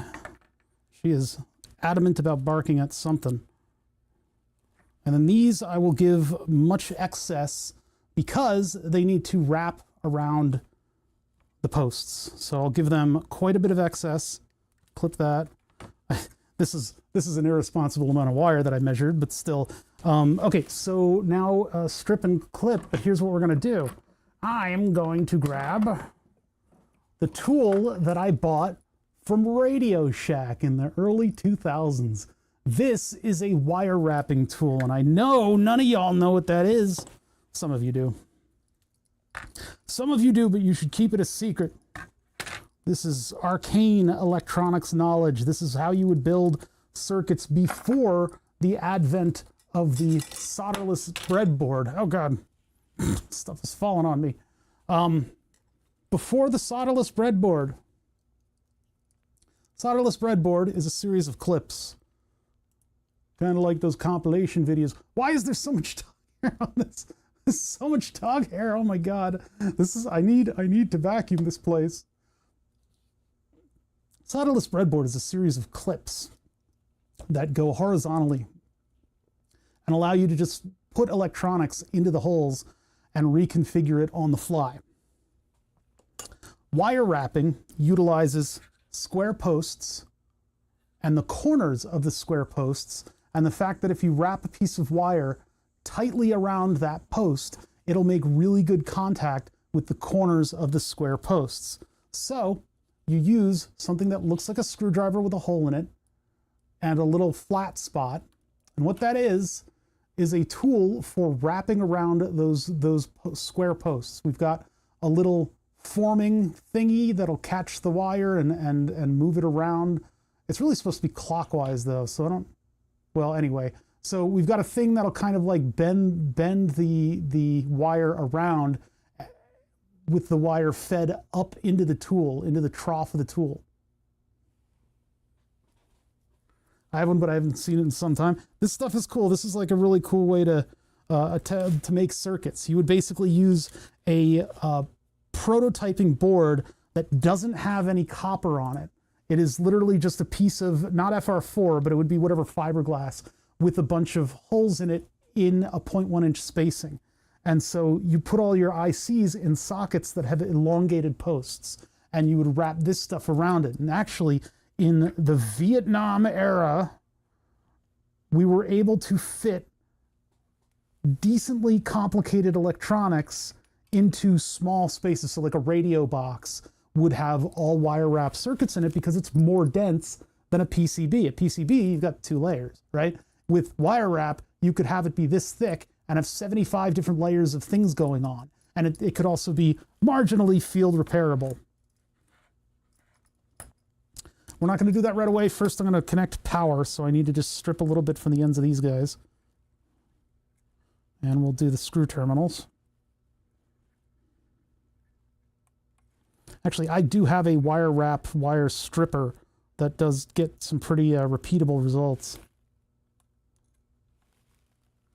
But let's do the screw terminals first. So the top one is our switched... Oh, they're switching... What the hell? Their switch is switching ground to the rest of the circuit. We're not doing that.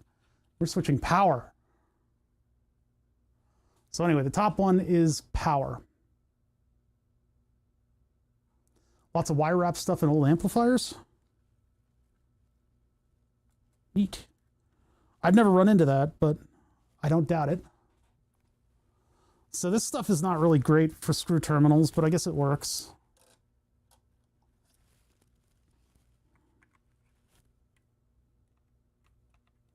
I have to get completely in the way of my own shot. What the? Documented first time using a flathead screwdriver in a project.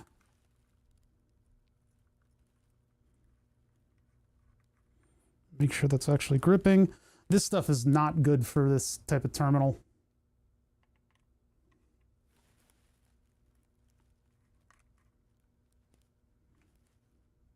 Yeah, see, sometimes it doesn't capture it at all because there's like, it's like the tab doesn't completely cover these because they're cheap.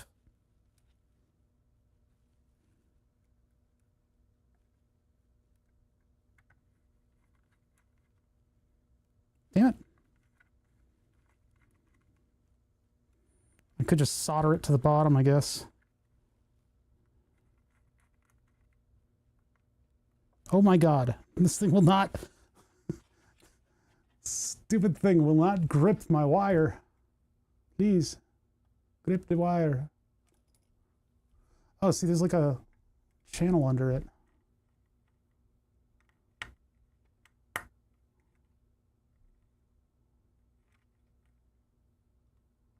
Nothing. So maybe these are completely inappropriate for this. Wrap them around a post and then put the post in here. What the? Man, this is annoying. You stay over there.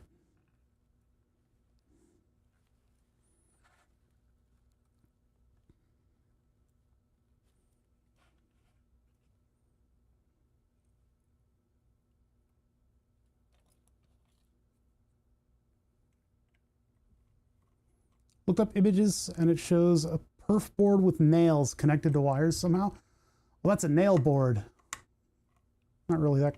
That's common in like special effects. You put a bunch of nails through a plank of wood. You tap another nail to it. Oh, the older you get in electronics, the more the closer to actual boards that should have bread on it, which is fascinating. Okay, what am I doing? I guess I'm gonna wire wrap these as well, but that'll make them even shorter. I guess I just have to do it. The one I got to work with the screw terminal, but the rest of them just won't. What you can do is just get regular old square headers. And since these aren't 0.1 inch spaced, I need 3 separate headers. But I'll just wire wrap to one side and stick the other one in the screw terminal. Nope, not this one. Don't split. Splitting them with that one is cursed.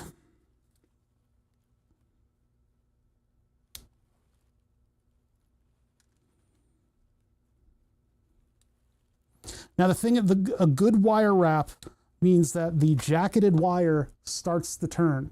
right? You may even have 1 or 2 turns of just the jacketed wire, and that way when it flexes, it's not flexing on the metal and it doesn't work harden the metal. So what I'll do is I'll strip a little bit more of these so that, actually, where is that wire stripper?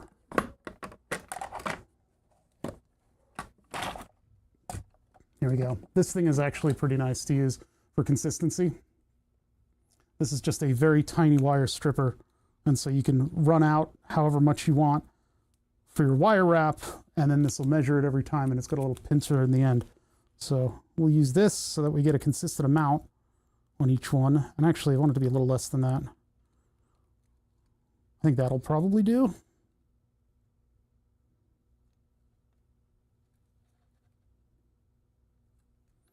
Go.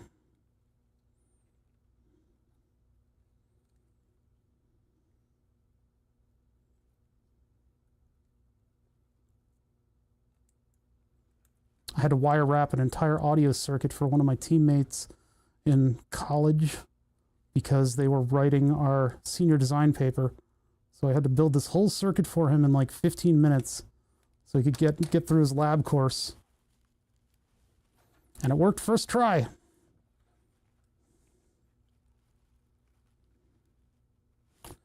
Okay, so we insert the wire all the way up into the tool to where the jacket hits on the back of this little piece right here. So the exposed wire should be sticking into the tool, and then the jacketed wire should be in the end there. So you go all the way up here. Show it. Show, not tell. Show, not tell. Who's that? Okay. Yeah, well, I had already built the circuit before in my own lab class, so I knew all of the little, like, frustrating parts.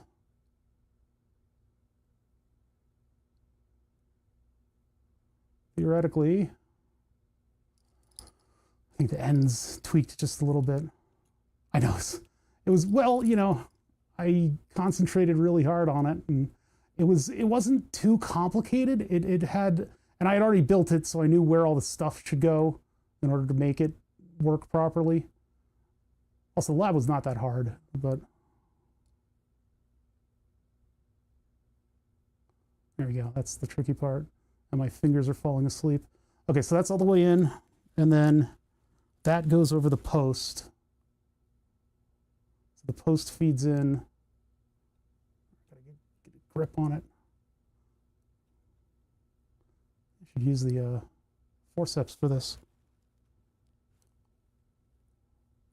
It's a lot of very fine motor work that I'm doing here. And then you've got a wire wrapped wire. So the wire jacket doesn't go around as much as I'd like to, so I'll just help it along.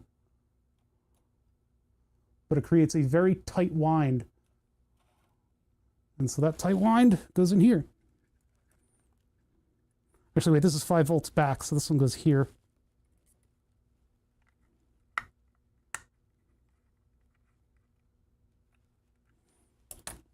That'll look fancy.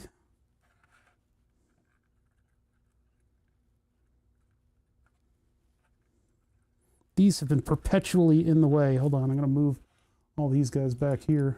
They're just getting in my face. I'll probably trim those again too. Okay, so let's do the other two, but this time I'm going to use the forceps so that I don't have to hold things so fiddly.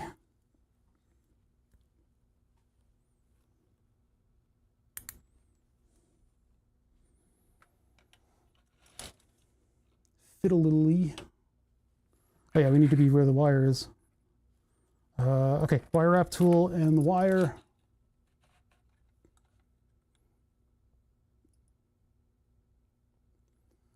Now obviously you can do this with magnification. You don't need a microscope to do it. If your eyes are good enough, you can do it with Mark 1 eyeballs. Why is this fighting me so much? It's the trench is a little weird on the tool. And if you don't get it to feed through that trench, it can cause problems sometimes where it doesn't, it'll like break the wire or something weird like that. Doing this on camera is also kind of difficult.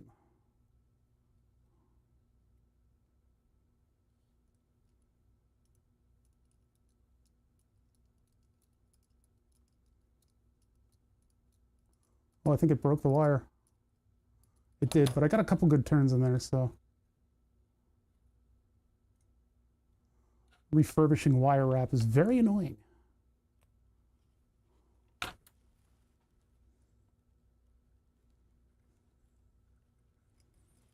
Okay, so. Geez, even these terminals aren't fitting well in these cheap screw terminals. You know, it should be getting like a good grip, but there's like a split in the plastic that things are like hitting up against. There's ground. What the I'm so close to just soldering these. They're just not gripping this stuff properly. And it'll like slip out. See how it just slipped to the side there? Stupid. Where are my pliers? Okay, tweezers. I need something better than fingers.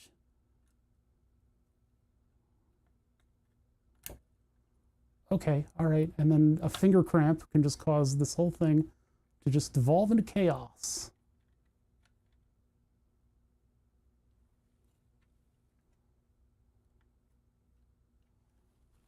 Okay, that's 2 of them. Gotta get 1 more. And then we have to do the 4 vertical ones. That's ready. Ready. Let's somehow get these to like elegantly run in the same space so that they don't look stupid. Is an airplane going by? I think we're just listening to, I can just hear an airplane going by. I don't know if there's probably better wire wrapping tools. It's just this one really doesn't like to let stuff kind of get into this part.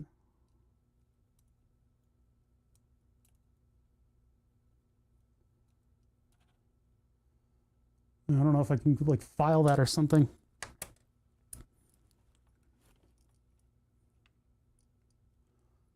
Although that part is kind of critical to getting a tight wrap.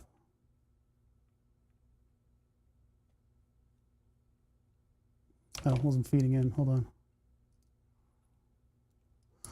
Is it as hard as fitting a wire in the eye of a needle? Not. It's a little easier than that because you have the advantage of the tool being round helps you locate where it should go. But it's like as soon as it feeds in there we go. It sometimes it'll catch on stuff. So now that's fed in there. And we just need to get the post into the right spot. I don't know if that little stumble right there made it pull back on the wire. The wire should be tighter than that to start it wrapping. Does that feed through? I think it did. Yeah, that's pretty good. Just need to make sure that the jacketed wire at least does a good revolution around there so it doesn't bend at that point. Get it out of the forceps so that killing everything.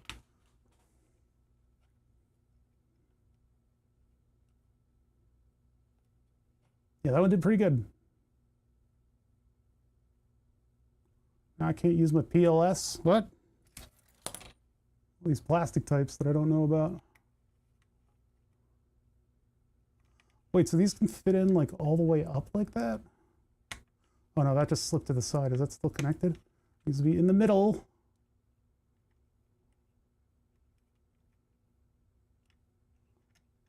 In the middle, otherwise it slips out. Like, see how that suddenly loosens up? It's not exactly a ferrule going in this, and this thing expects there to be like a large round thing instead of a large square or a small square. Just because you are pushing like a flap. You're pushing a flap of metal. See how it goes off to the side like that? Just ridiculous. I guess it'll grip enough that power will go through that. I thought it was so clever, but no.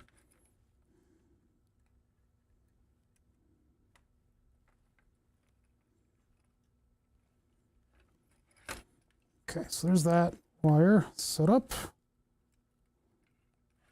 set up.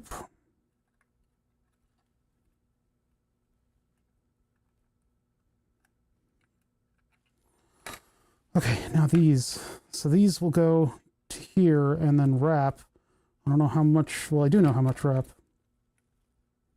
So here. I want them to kind of float in the air. Continuity check? Nah, I don't need to do that. I know they connect. We have an agreement. And the only problem is sometimes the wire wrap fails, and if you do it to exact lengths, you end up having a cut wire.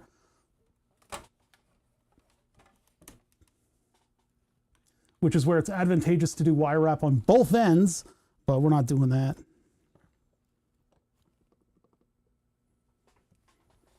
Okay, so. Oh yeah, these go to specific places, don't they? It looks like they also do a crossover. Why would you do it like that? I guess that's just how they ended up wiring it. Oh, why would you do that? You can reassign those pins. You can just say A0 through whatever. Hopefully there's not something microcontroller. If there is something microcontroller specific, I guess I want to follow the A0 to whatever scheme that they've got going on there. I guess I'll do it exactly.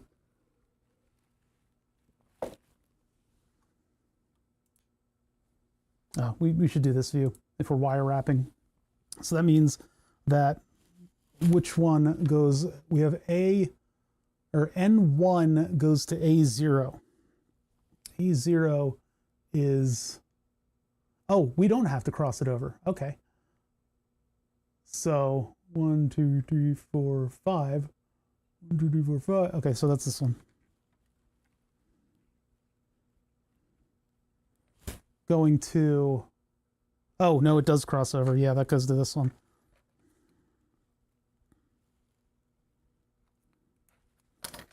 My shadows are getting in the way. Move that closer. Closer, light. Try to get out of my own path. So this one's A0. Now I'm doing this without the microscope. I'm just looking, and then it stops right there. And so I just do this like this. What's going on? Why is that way to the side? There we go.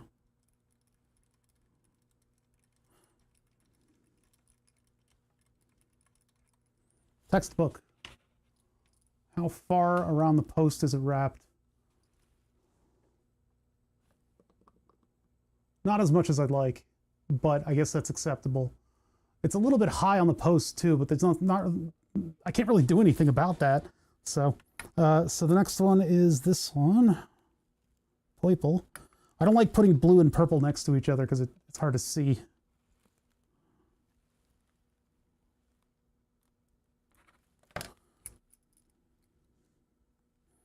Start wrapping purple, da da da da da. Another textbook wrap. See if we can't make these all consistent. Holding onto the wire just a little bit to keep it from like rotating in.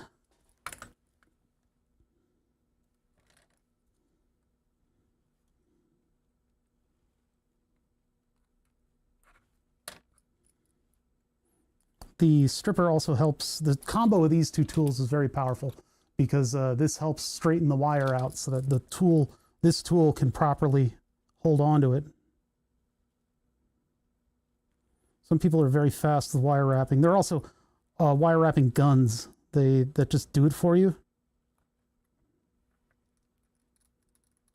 But we're going to use these simple tools that I've got way in the back of the toolbox. I always keep this way in the back of the toolbox because it becomes handy when you're doing silly little projects like this. Especially with these modules that have a bunch of 0.1 inch headers on them.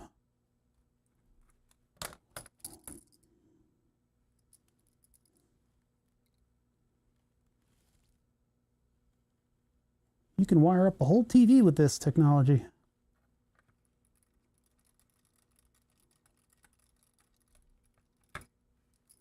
That wire gave me trouble. Oh, that's good.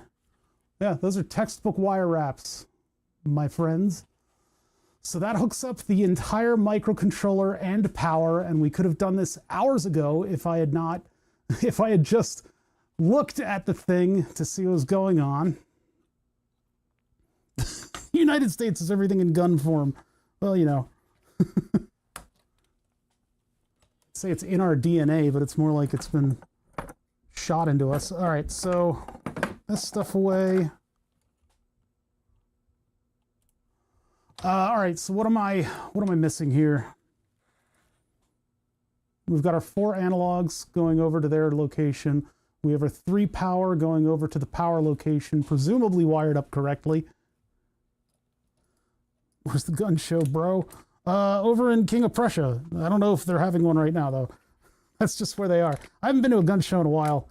There's always that one booth that has nothing but Nazi memorabilia, and it's like, dude, where are you getting this stuff? Like, that ain't right. All right, let's see. Get that focused so you guys can see. Oh, the gunshot sound effect. I need to, well, okay, so the mixer that I have sitting over there up against the rack of stuff, that is what's currently taking my microphone input, and I've only got the one input, but those buttons on the right are the Morning Zoo radio show buttons for doing all kinds of sound effects like that. So if I really want to, I could make a shattering glass sound effect that I have loaded in there. It's the or the ceramic pot breaking noise. All right, we got to program our Arduino. Do that before we test any of this. And then the wires up top, I'm going to be actually before I plug the Arduino in, we can program it separate from the board.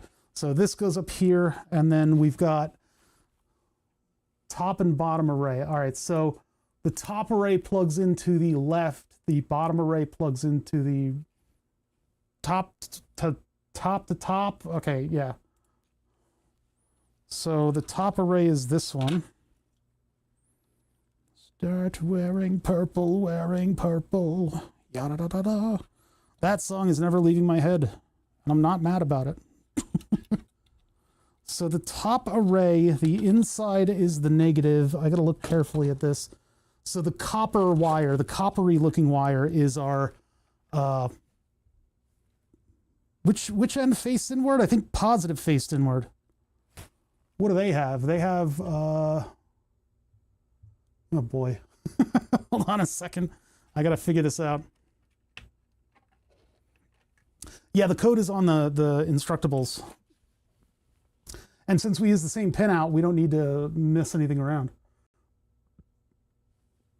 Someone's living in my RAM, yes. My RAM! Let's open this image so I can zoom in on it. There we go. Navigate over. Too far. So they instructed us to do the polarity, and I did it the same way that they did. So my positive is on the outside of the wheel.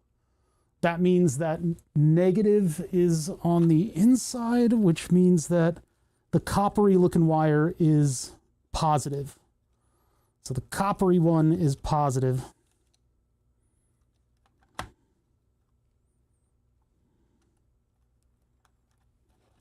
That right there.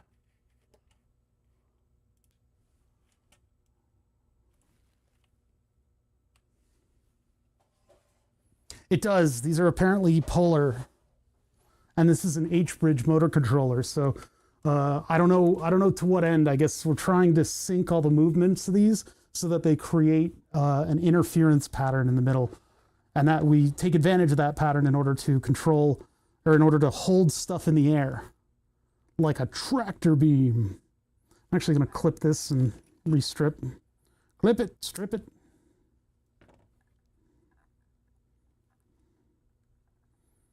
This crappy speaker wire I bought at a festival, at a Home Depot near a festival, because we didn't have wire to hook up our LED washers game.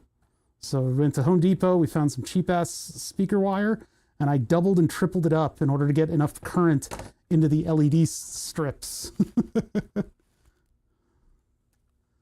copper wire is there, and positive is towards the front. This goes like this. Find a screwdriver that'll get in here. And what I really should be doing is crimping a ferrule on the ends of these, but I just can't be bothered. This is just a silly levitator project. I'm trying desperately to get it to work by the end of stream.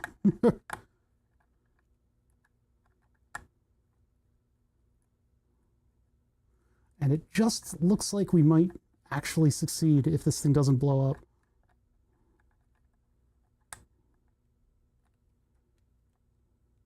These terminals are nothing but trouble.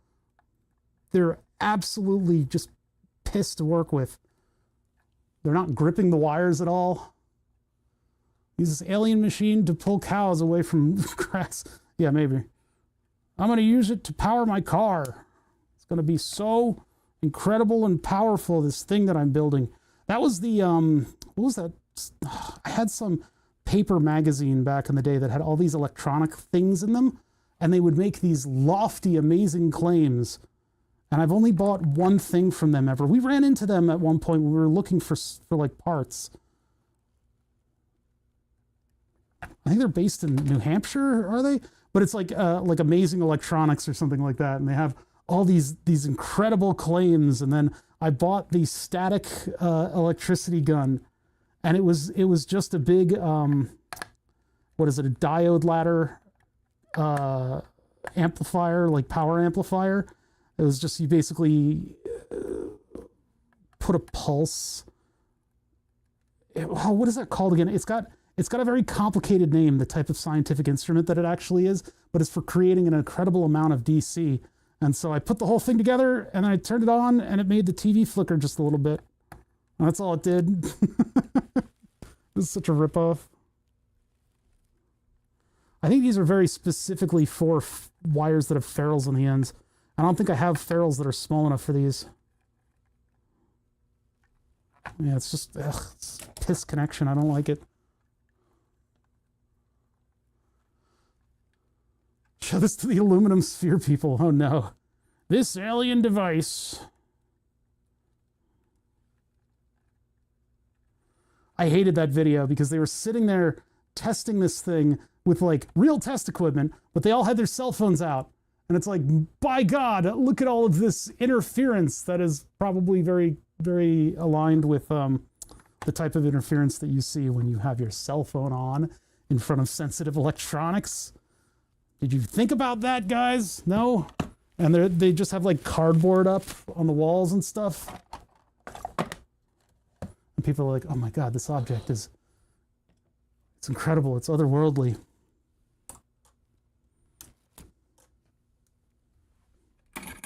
I want this working for when my nephew gets here, so I'll have something shocking to show off. Tomorrow, I have to clean up the lab. Tomorrow, I'm cleaning up the lab, and that means that I may not be able to stream Thursday and Friday because people are here. So, I guess I've got 2 days, but if you, yeah, bring all your test equipment, hook it up to this thing. It's magic. It's actual magic. It's dark, evil magic.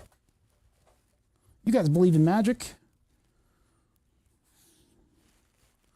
That's what always bugs me about people like believing in science when the critical principle behind science is that it's demonstrable. It's not a belief, it's a thing that I know that I can test. And they kind of bury the lead in that and make it a way to be critical of scientists. But it's like, it's just, this discussion is like friends of mine that were denying the science behind vaccines, and it's like, dude, like the things that you quoted were actually debunked, and you just didn't bother to look and see that they were debunked because science doesn't work like belief systems. It bugs me having to go over that logic with people who I thought were smart. Okay, so we're back here on the Instructables, which is, dead simple, it seems. I overcomplicated it by putting a PCB underneath all this stuff, but that means that our buttons can connect to pins that we know about. We do need to reassign two of the button pins, all the button pins. We need to make sure that they're in the right spot. So where is our code? Code. Okay, install the code. Where's the code? Nanoscope.ino. Wait, no, wait, nanoscope, what?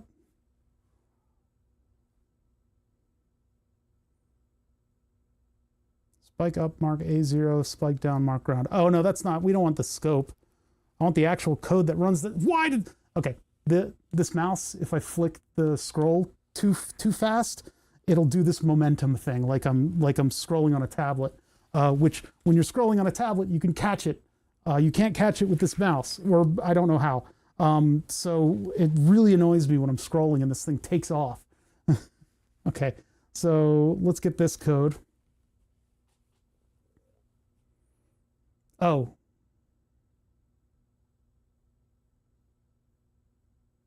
Upload the code provided in this step for the... No, this is the right code, I think. Nano Tiny Lev, yeah. Sorry, I thought you meant it was the one for the one transducer. Okay, so I'm going to start up Arduino. I'm using kind of the old version.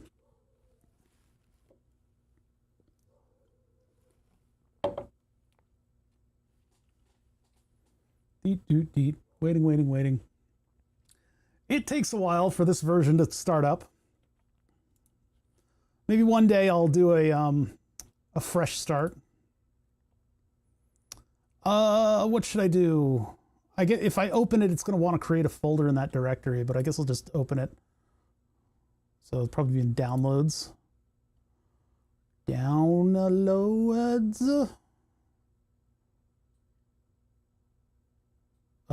It's right in front of me. There it is.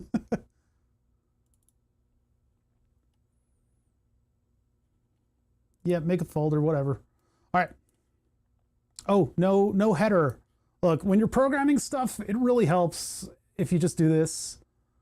You know, cite a couple sources, tell people what the project generally is and how you've assigned the buttons and stuff. I'm learning the ESP8266 right now. I'm using this IDE a lot, and it's not very good. It's kind of like an MS Paint. It's like a notepad or an MS Paint. It does a minimal amount of highlighting, but it gives you enough information that you can kind of put code together if you know how to code. It's good for beginners because you keep things extremely minimalistic. Error downloading, Digistump package. What? I guess I don't really do anything with Digistump. Okay, what the... What is going on with this code? DDRC and port C. Uh-oh. Pin mode 10 output, pin mode 11 input pull-up. Pin 11 B3 is the sync connected to pin 10 to pin 11. We did that. We're TCCRing pins. This kind of stuff, if you run into this stuff with code that you're reading, DDRC and port C, what they're doing is they are directly editing the ports of the Arduino. The Arduino, for the one or two people that are actually listening, the Arduino controls its outputs with an array that's stored in memory.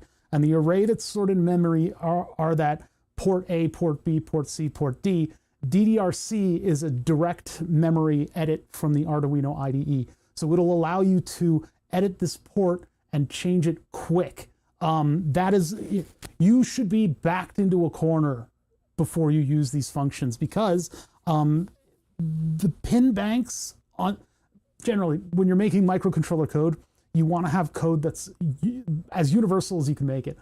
Special features inside of the microcontroller, ports and stuff, you want to be careful about utilizing those directly because the boss man will come down from on high and say, hey, we need to use this cheaper microcontroller. We all decided that we're going to use this cheaper microcontroller, so you need to make your software work on it. And so it's less tooth pulling if you can use more universal stuff within the, within the IDE. So if you're using like an ST Micro or whatever, you're using different stuff to program your chips, and there's probably different function names and all that stuff. But with like the Arduino IDE, there's a whole family of products of Arduinos.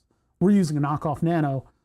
If we were using like a Arduino Uno or one of the other platforms, it might have a different microcontroller on it. Faster microcontroller might utilize things a little differently.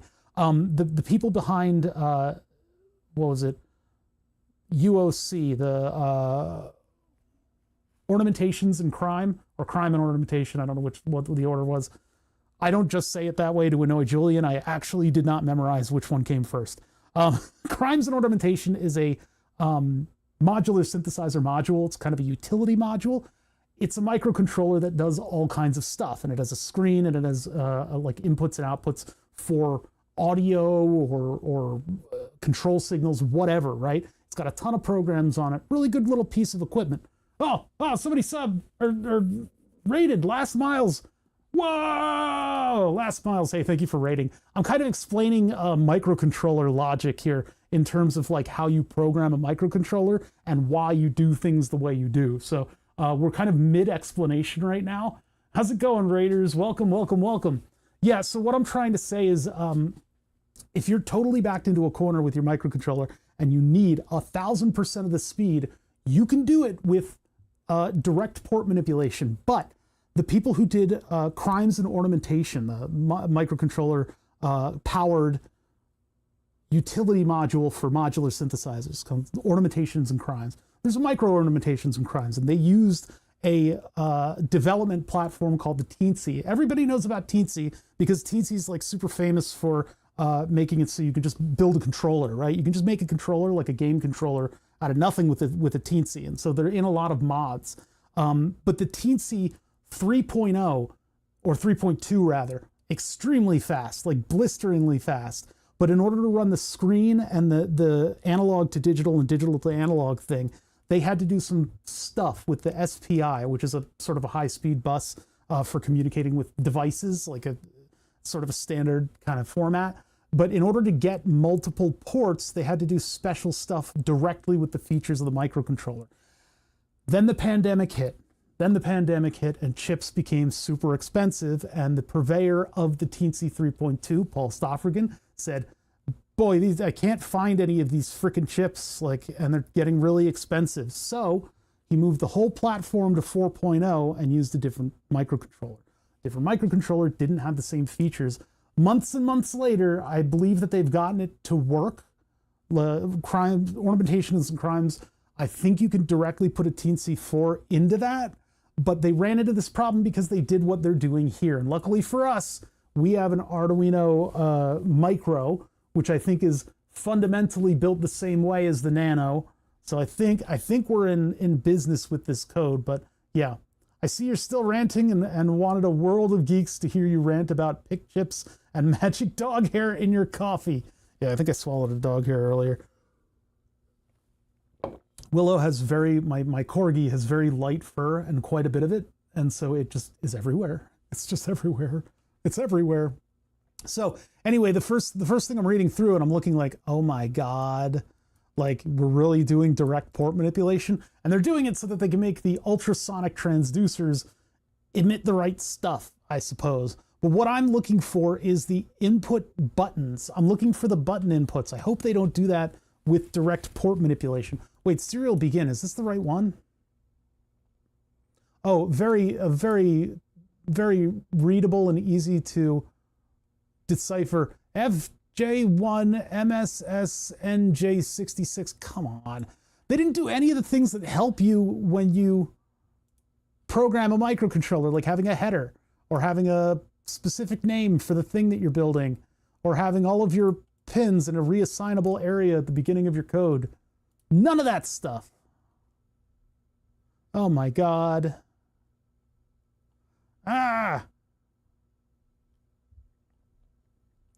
Emitting output wave, emitting pointer 0, buttons port, pinned, wait lit.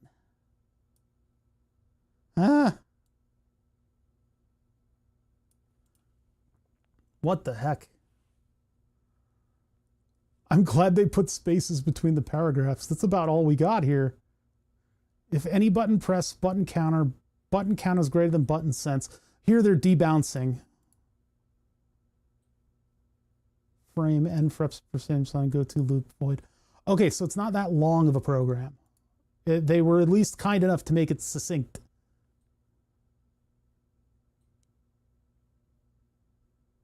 Boolean any button press. Okay, so they're getting that there. Generate sync signal for 40 kilohertz in pin 10. That's just because the Arduino might be doing like bookkeeping in the loops, and it might delay in a weird way. So they use this in order to make sure that they know that the thing is looping regularly.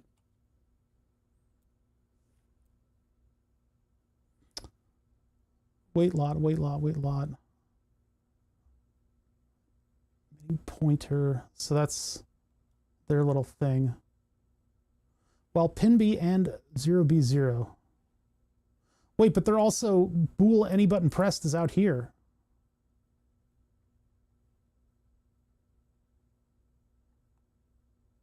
Oh, I see. Okay, all right. No, they're doing it okay.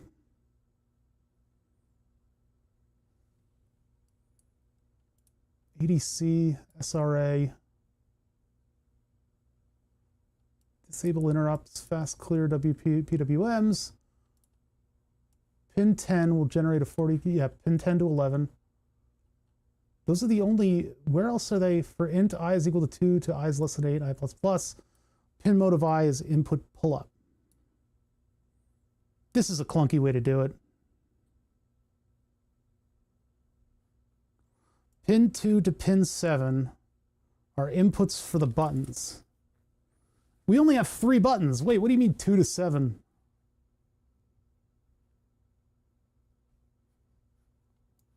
What the heck? We only have 3 buttons. What are you doing to us here?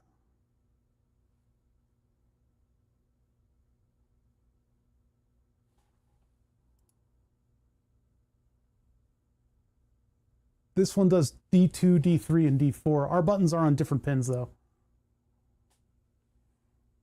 Have a good day. I'm about to do high technology stuff. Laundry. Ah, have fun. Yeah, that's one of those tasks that it's going to be hard for a robot to do, which is really unfortunate because we waste a lot of our time folding laundry. You really need something with arms in order to fold laundry. Maybe someday they will sell like a box with wheels that has 2 creepy arms. You know those super creepy arms that that one robotics company does with these like hydraulic muscles that really look a little bit too human. Maybe one day we can have that, is robot arms that'll fold laundry. That'd be neat. They look really creepy. And then when they're done, they'll just store themselves in like impossible finger locations. And they can just go around your house just touching things. Okay, anyway.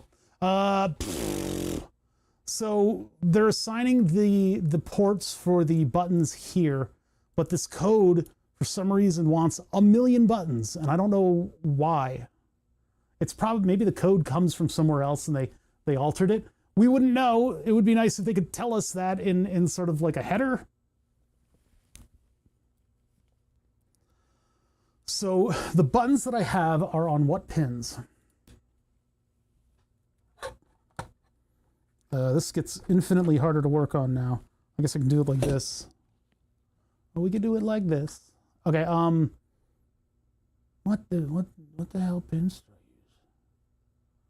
use? Did I solder the buttons to pins? Did I not do that yet? Oh boy.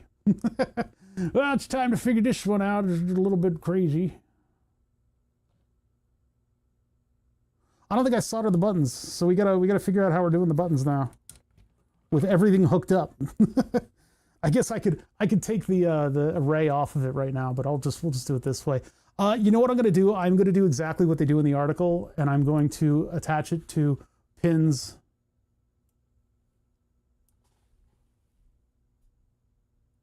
4, 3, and 2. We'll just make that happen with wires. So I got to get this thing off of here, and I'm too lazy to unhook it, so I'm just going to flip it over where it is so we can solder some stuff to it. Oops. Yeah. Okay. Yeah. Yeah. Yep. Yeah. Definitely. Yeah, maybe they talked about it in the article, but I'm not about it. I don't want to read the article. Especially IoT laundry, washer, and dryers have apps that run them. Yeah, they do now, don't they? That's a Rubicon for sure. Everything has an app. My freaking pressure cooker has an app. But what I really want to do is take an 8266 and a wall wart and crawl around inside of my walls and attach one of those Texas not Texas. What are they again? The Dallas, my brain goes to Texas. The Dallas temperature sensors. I want to, like, I don't know, maybe just using electrical tape, just attach them to the hot water pipes in the house so that I know if somebody's taking a shower when I want to take a shower. Oh yeah, we're using hot water right now in this location, which means that the bathroom is in use. Oh, we did already hook them up. Okay, so we're gonna have to fool it into thinking it's what it's. So we're actually on the second to last on this row. D8.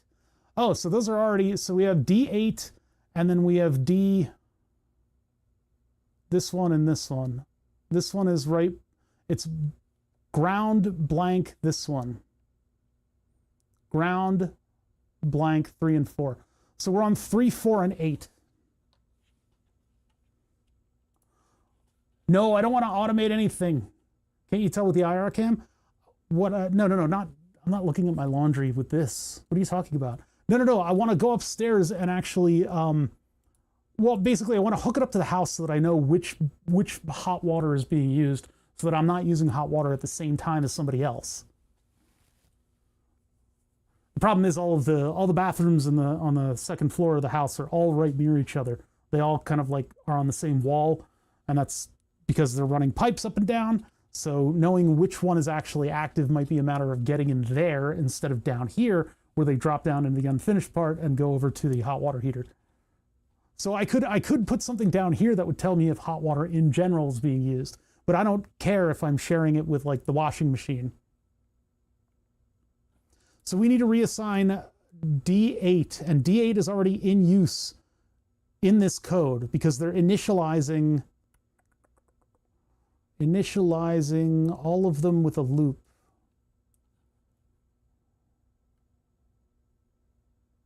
What in the world? Where are we? Top, mid up, mid L, B bot. What is that all about? Wait, bouncers. Oh, this is the wrong code.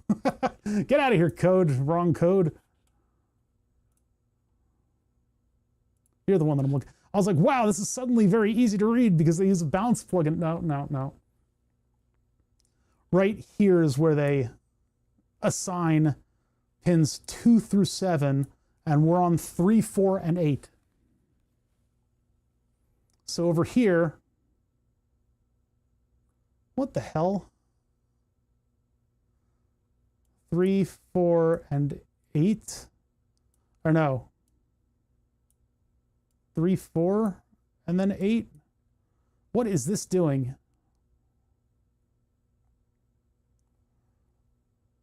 What in the world? They want us to use 2, 3, 4 for this thing.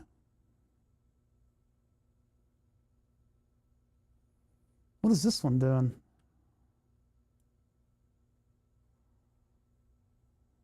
Wait mid, but it's doing... Oh God, button support and B11, etc.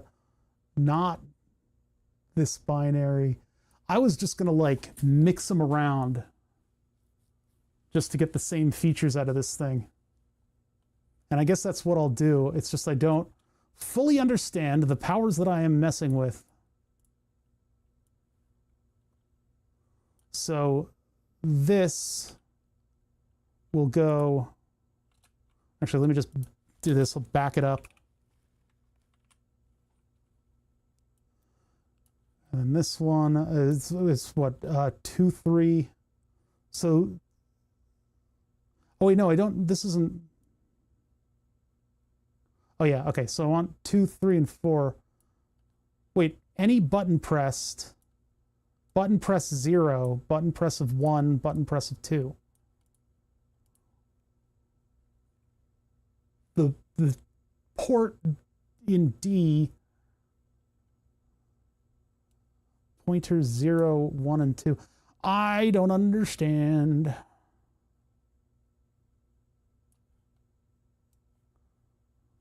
So Arduino Let's do at mega 328 pinout. Find one of these big pinout things.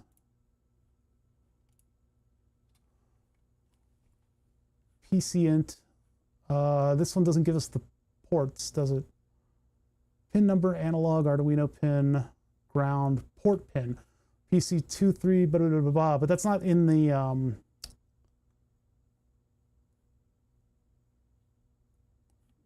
actual pin port in memory, because it's port A and port B. 328 pinout port.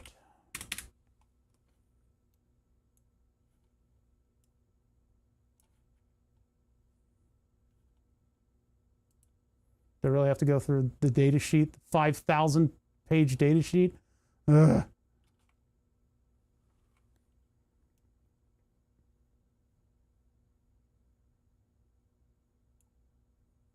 PD2, PC2. I thought this would be, is that port C? I guess that might be port C. PC int 18, int 0. Huh. Okay, maybe not. Or maybe I just leave it alone, leave the code alone just the way it is. But there's nothing, it's like, okay, so this initializes, it's like this is where it breaks down and it no longer is understandable to me. I kind of know what they're doing, but not really.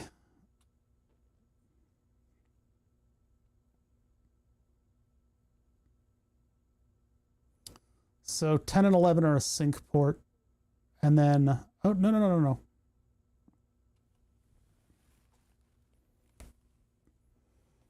Buttons port 0. They're using like the weird function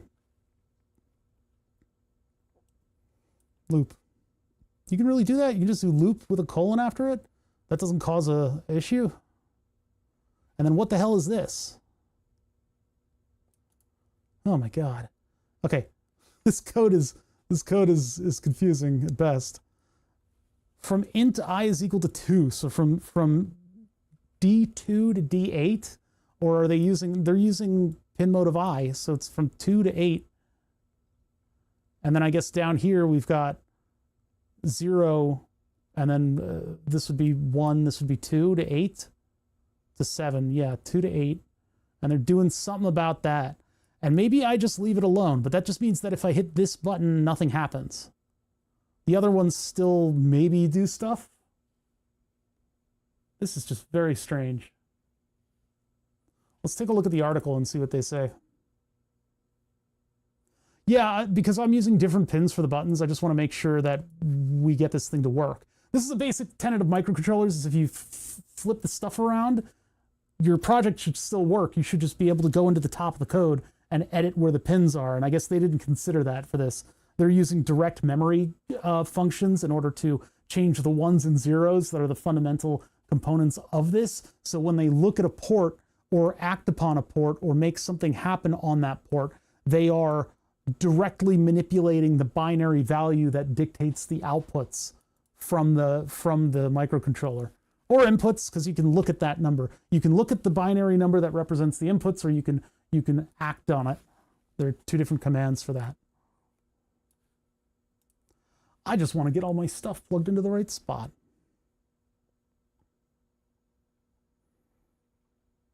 So just keep going here. 3D printer base for levitator. Include that step. We may have to do another stream on this. It's going to have to be next week too, because I've got people coming. They're descending upon my house, and I need to make sure that I don't look like a complete slob. Mark the polarity. So this is all the testing of so we already did all this stuff. That's why I thought this would be way quicker than it's been.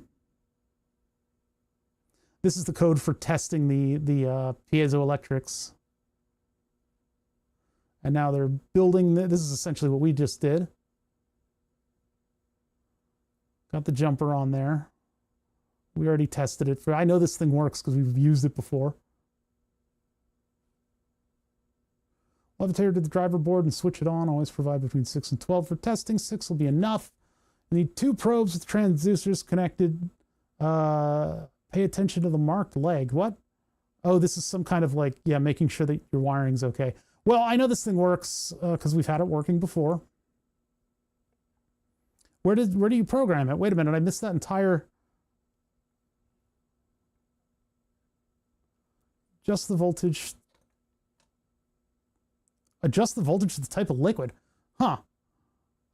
Too high and the droplets will pop. Too low and they'll fall. For water, around 9 volts is enough. For alcohol, around 8 volts. It's important to place thin fabric on the bottom to absorb the falling droplets. They can damage the transducers. Yes, yes, yes. Big Lev half, signal 40 kilohertz. If you want a more powerful levitator, you can use 16 millimeter transducers. The process is exactly the same. You need to 3D print the levitate base. Blah, blah, blah. You can use instead of... Okay, so that's those files for making the big ones. And I guess, I think we have the 16 millimeter. Mid lev. This lev is mid. Blah, blah, blah, blah, blah, blah, blah. You can use this 3D printing case. This is like, okay, that's the end of the article. So what did I miss? I feel like I missed something with programming. Programming.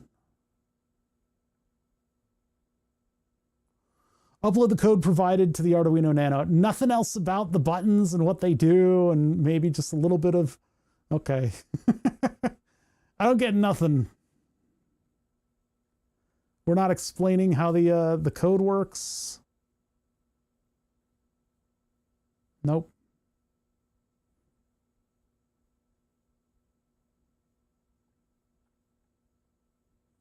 Nothing. Use acoustic waves to hold midair samples such as water, ants, or that would be hell for an ant. Tiny electronic components. This technology has been previously restricted to a couple of research labs, but now you can make it in your home. If you want more background and details, you can check out the open access. More details, supplementary information about the levitator, how tractor beams work, acoustic delay lines for compact track. Nope, none of those are what I'm looking for. Do not forget to watch the attached video. No, I don't want to do that. Blah, blah, blah, blah, blah. Okay, well, we may just do another stream on this. Maybe I'm going to look at that code a little bit and maybe watch the video and learn it, because they're doing a lot of stuff very quickly. And for some reason, they've got all this baggage on the, for some reason, all this baggage on the, what do you call it? The button sensing lines. I don't know what's going on with that. When we do a lot of microcontrollery projects, we'll usually catch a couple of microcontrollery people, and they'll help me get through some of this stuff. But if I upload this code directly, we might not be able to do with the buttons what we're supposed to be able to do, even though the article doesn't really explain what the buttons do. So I need to go learn. I need to go learn what the buttons do. But yeah, we're ready to go. Our hardware is ready to go. We're all hooked up, and you know, maybe I can solder my way out of this in the interim. But we will be doing that next week, or I'll just have it ready to go, and we'll just spend a whole stream doing a victory lap, and we'll see what kind of stuff we can actually get this thing to hover, because I did this very haphazardly. The printing of the base, it is sort of a fixed distance, but with the buttons and a microcontroller that's dedicated, and maybe a hole. Oh, I didn't realize that I might need to make room for a hole right here to put the laser pointer in this thing to help me position the center. But we can deal with that. That's fun stuff. I can get the rest of this thing working and see. Find a mosquito and put it in pain for his crimes. Oh my God. Well, what does Papa Twitch say about doing stuff like that? I don't know if they'd be too happy about that. Torturing bugs. Prison, not pain. Look, man, I can't make that determination for the mosquito. How would you like to be acoustically levitated? I don't think you'd like it much. I'm going to lose the screw. Oh, it's my little vent panel. See, I thought I would try to cram all the electronics in the top so that I could have a little fan cool them off, but we decided to screw it at the beginning of this project, and I'm just going to put it all together because we were trying to clean up the shop, and I found this project, and I was like, this is a cool thing. We're going to do a couple streams on this. Should have been done this a long time ago, and maybe I should have initially built this, you know, with the stuff on the top the way it is, but here we are. So we're going to finish this up next stream. He has no ears. He must be punished. Oh, Miguel Oz. How's it going, Miguel Oz? Miguel Oz might have been present for the original stream where I got this thing working and levitating stuff. Levitate this. If I print it on a little piece of paper, actually, I think it'll be the wrong size. I don't think that'll really fit. Let's see who's around. See if we can raid into somebody, because we'll finish this next stream, which will be 1 week from now. So I will not be around this week. Yol is doing Donkey Kong. Ghost Freak is doing Tarkov.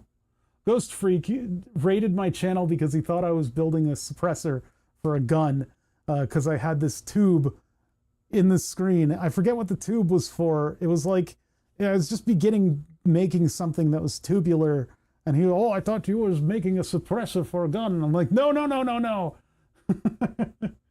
No, that would be illegal. I think I have to register myself as an FFL in order to do that.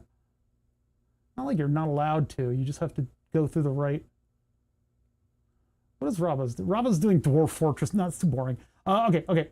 We're just going to end. I'm just going to end, which is unfortunate that we can't continue on this sort of snowball user effect to get thousands of people watching tech. A whisper pickle? I don't... That's what you call a suppressor? Wait a minute, I've never heard that in my entire life. That would actually be kind of funny to put like a pickle skin on the... anyway, getting away from funniest shit I've ever heard. Okay, yeah, so I didn't set up the command. Let me set up the command. I'm not going to be around. You learned that name yesterday. It like made like a record scratch noise in my brain. Okay, I will be back on Tuesday. Unfortunately, I have to miss an entire week of streaming. I hate that I have a ton of viewers right now, and it's like, you know, nice, but I gotta go walk the dog. I've got obligations, and then I need to clean up this shop. The shop has gotten way out of hand. So I will be back on the 12th, which is... I gotta get to the Twitch window, and then I gotta... 6 days, 19 hours, 15 minutes, and 9 seconds. Surprise Thursday stream if things go extremely well, but I will not make that promise because it hasn't been going well. I've been trying to clean things up, and it's just not been working. I don't know why. So I am going to spend tomorrow absolutely cleaning this place to within an inch of its life, and then I'm going to spend the next day cleaning, as in wiping dust, getting rid of dog hair. So I will catch you guys on the flip. You guys can always, you know, join in on the Discord.